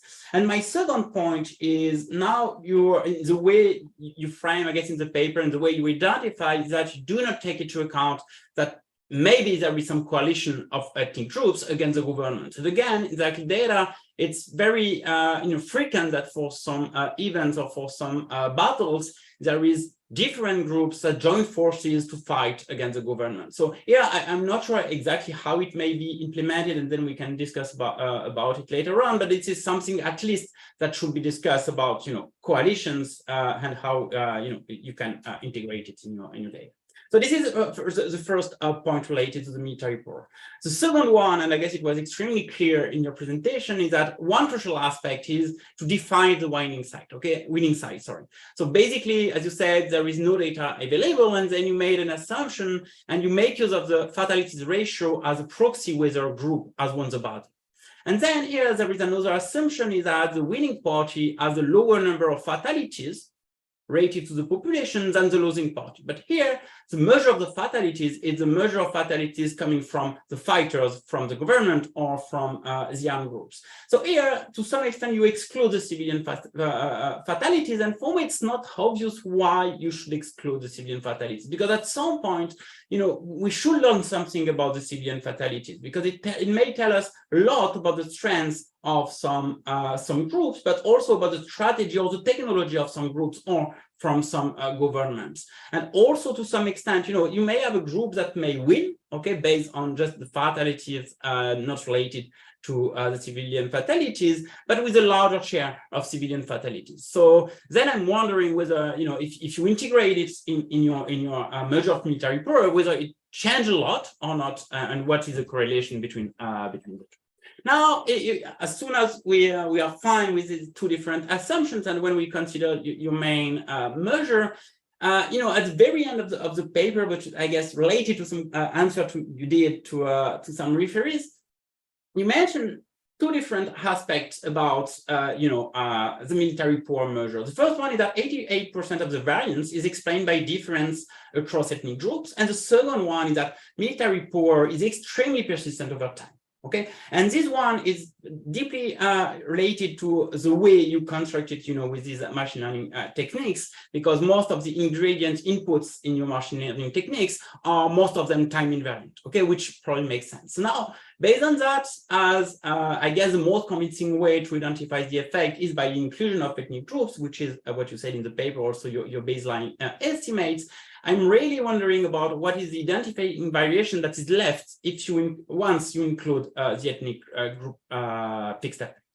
And then I guess it would be interesting to have a bit of an idea about what is the percentage of groups for which there is some variation over time, but also where they are located, in which country. This is dependent of some period of times.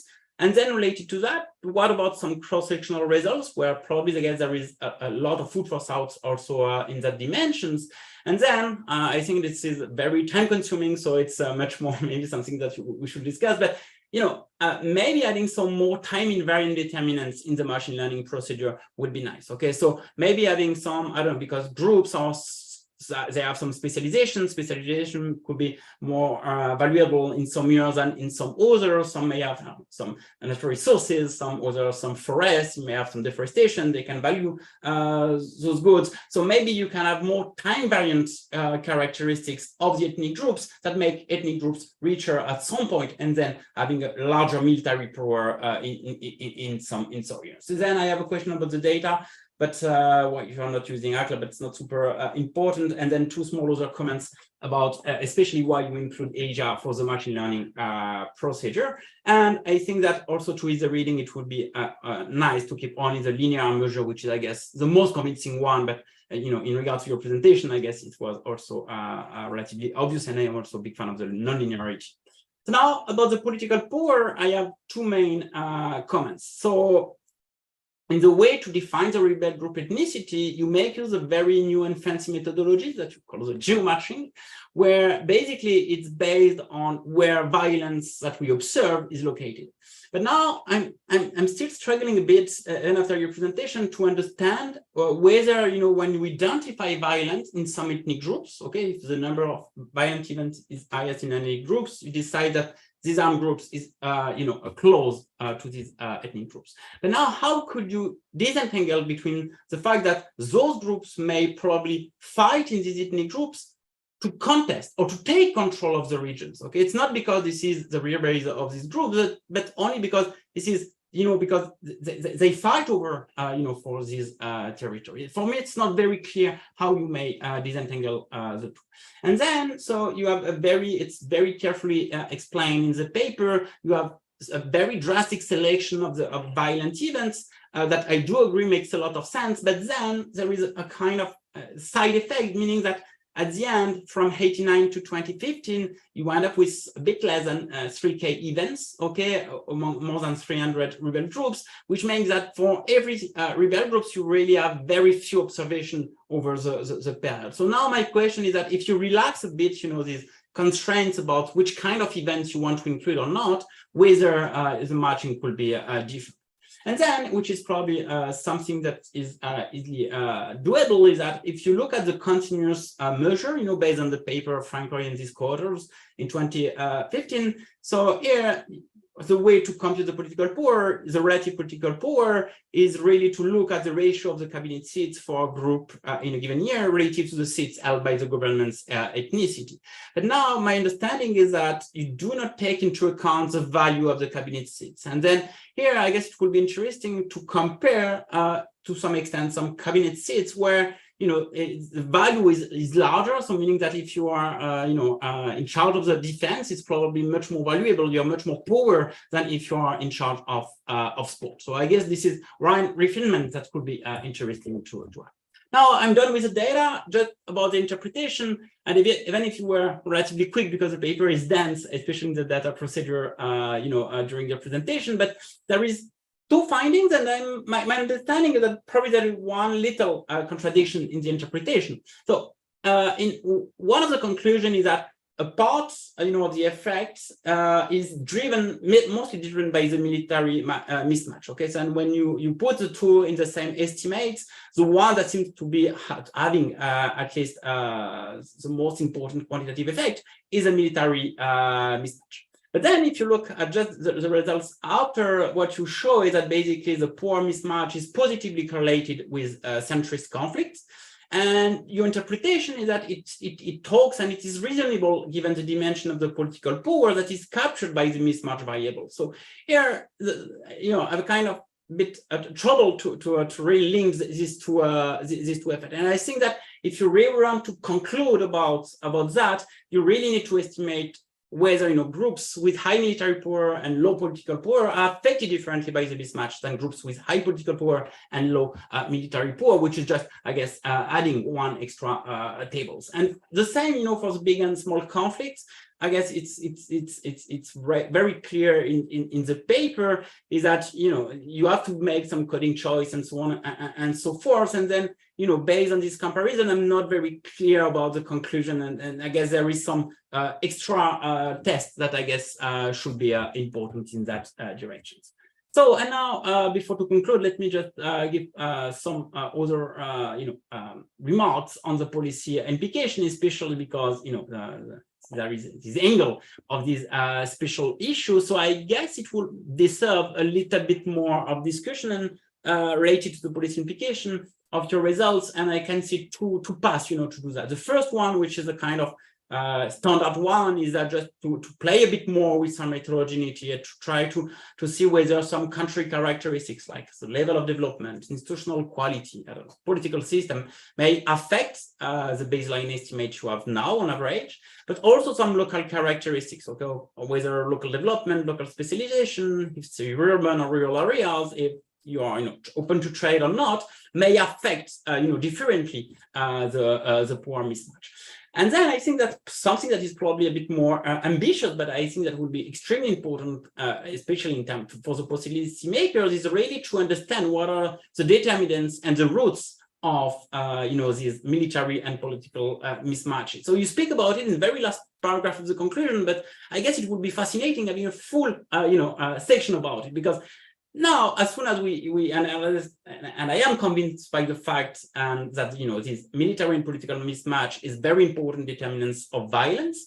But now I want to know more about what are the determinants, what are the roots, and then we can imagine about a kind of horse race where you just have some historical roots. It could be all this story related to Scramble for Africa, whether colonization, ethnic and cultural diversities may matters, but also in terms of political determinants, okay, whether democracy, autocracy, and yesterday Hannes has some very interesting thoughts about the characteristic of the democracy, if there is free elections, if there is quotas, political quotas, and how it may affect this mismatch, but also in terms of ethnic determinants, okay? Ethnic groups, especially in Africa, are very different. There is different traditional practices, herders, there is some segmentary lineages, there is also very different traditional beliefs and customs, and the paper Nikuji on folklore is very helpful, to try to understand what are the most important drivers of these mismatches, but also about the economic determinants, okay? Whether economic inequalities or social economic reforms may may affect the military and the political mismatch. And I'm quite sure that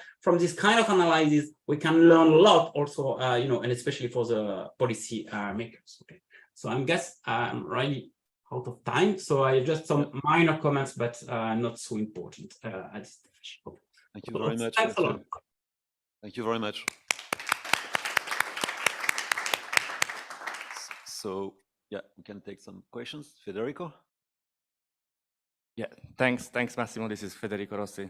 I really enjoyed the presentation. So my question is, I think your theory might imply an interesting interaction with the surplus, between the mismatch and the surplus. So in the sense, the surplus should matter more when there is more to be gained by fighting. And I'm wondering if this could be tested somehow, perhaps by proxying the surplus with some, I don't know, measure like availability of natural resources, or maybe even some measure of institutional quality or something along these lines. Thanks. Hannes? So yeah, I think it's a great paper. You will be happy to hear that when I talked to the German government, they were saying like, oh, we should really track the strength of armed actors while we're doing these negotiations on power sharing agreements, because everybody knows that, or we think that power mismatch between the military power and what we are negotiating while we're negotiating is really a big impact on how it plays out, right? And I think that the Cheng paper that I was mentioning also makes this clear. They talk about the elite bargain having to be aligned with the military power or the informal power, and I think that's you're having a nice formalization of that. So I think that's a very nice paper, very, very, very large policy relevance. Actually, it's not just a side thing, but I think that if we could track these things live as they're happening, so the military power, then we would be able to consult better what we do. But that brings me to another point, which is what are the incentives that you're creating by knowing that, right? Then if you're killing more government troops during the negotiations, you get more power, right? So that generates, I mean, you have worked on that. I think that would be very interesting to think about the policy implications of trying to measure this and trying to accommodate these things while you're doing them. And then I have a more tiny comment. I would produce the AUC as a measure of the fit of the machine in a classifier. It's a very nice measure. And then I have a more like at the core of the paper in many corners is actually that if I'm a very successful group that is attacking the core of the country, then I will produce deaths that are not in my ethnic area. Whereas when I'm a weak group that is not very good militarily, then I will have more deaths in my area, right? And so I think this is a problem for your attribution of armed groups to ethnic groups. And I think it's also playing into this difference that you're making later about secessionist versus separatist, or when other groups trying to capture the central power or not. I think I would really like to see like a case study of like one of those groups that are relatively successful and they're encroaching, like Yemen, right, where they actually get to capture the capital. How does that classification change over time in your case? That would be great to see. Thank you, David. Yes, I'm just curious. What do you think drives the power imbalance between the rebel groups and the governments? I'm just curious, and you probably have given some thought to that. Thank you, Philippe.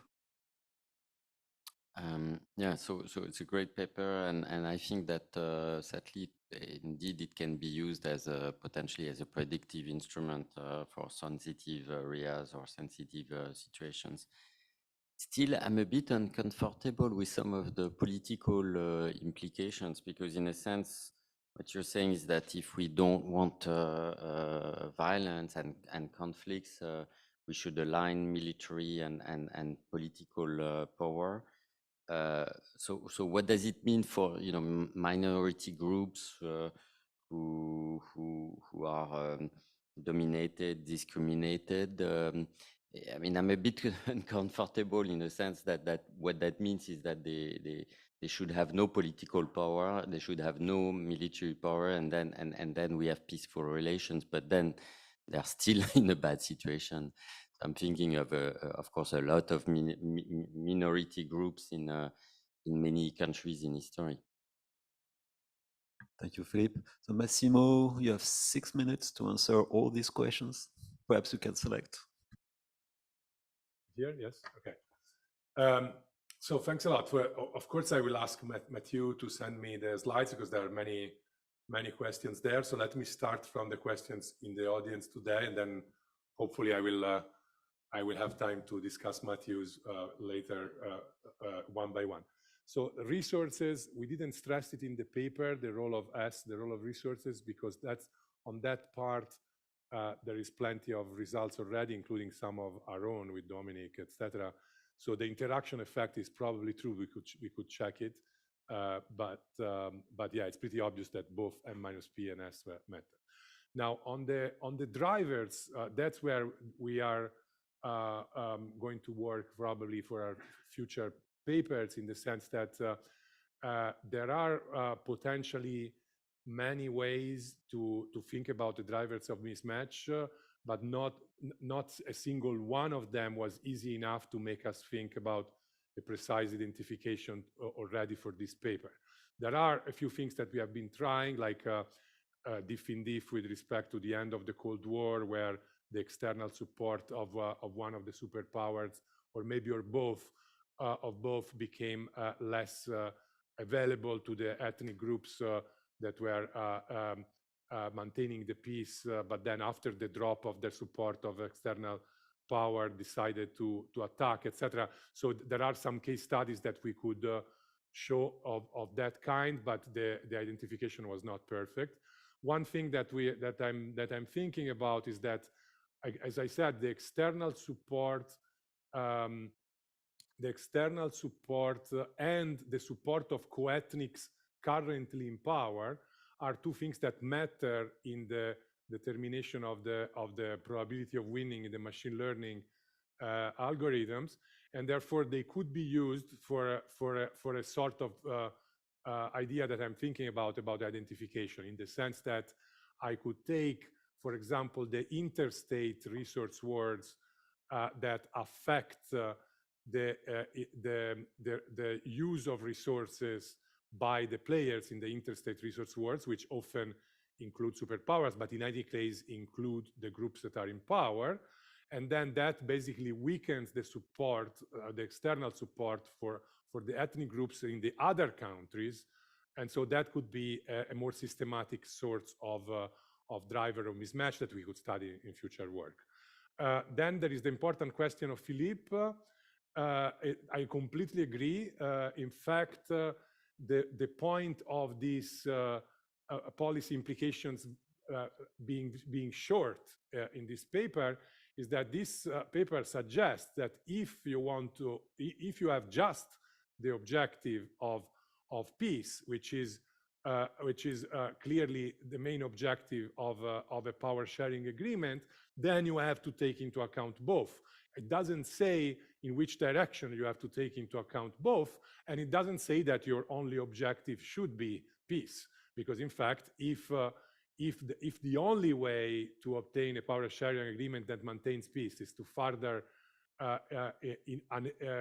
drop the capacity and capability of groups that are exploited, I wouldn't sign that objective statement myself, of course. So I completely agree with that. And in fact, there is a potential for a research on the effect of superpowers becoming more populist, more protectionist, more America first, and so on international relations and on civil conflict, because the two things that Philippe mentioned interact, in the sense that if you have, let's say, that superpowers become all nationalistic and they stop protecting those that are not in power in whatever places where they were doing it before, then you have a trade-off, because either the inequality is going to increase, and it can be shown in equilibrium, or there is going to be more conflict, because now there is going to be more repression. So those outcomes that are coming from exogenous superpower effects on the mismatch in other countries are very much on the agenda. I'm sorry if I am not responding to all questions, but the 6 minutes are gone. Okay, thank you. Thank you very much, Massimo. Thank you to all of you.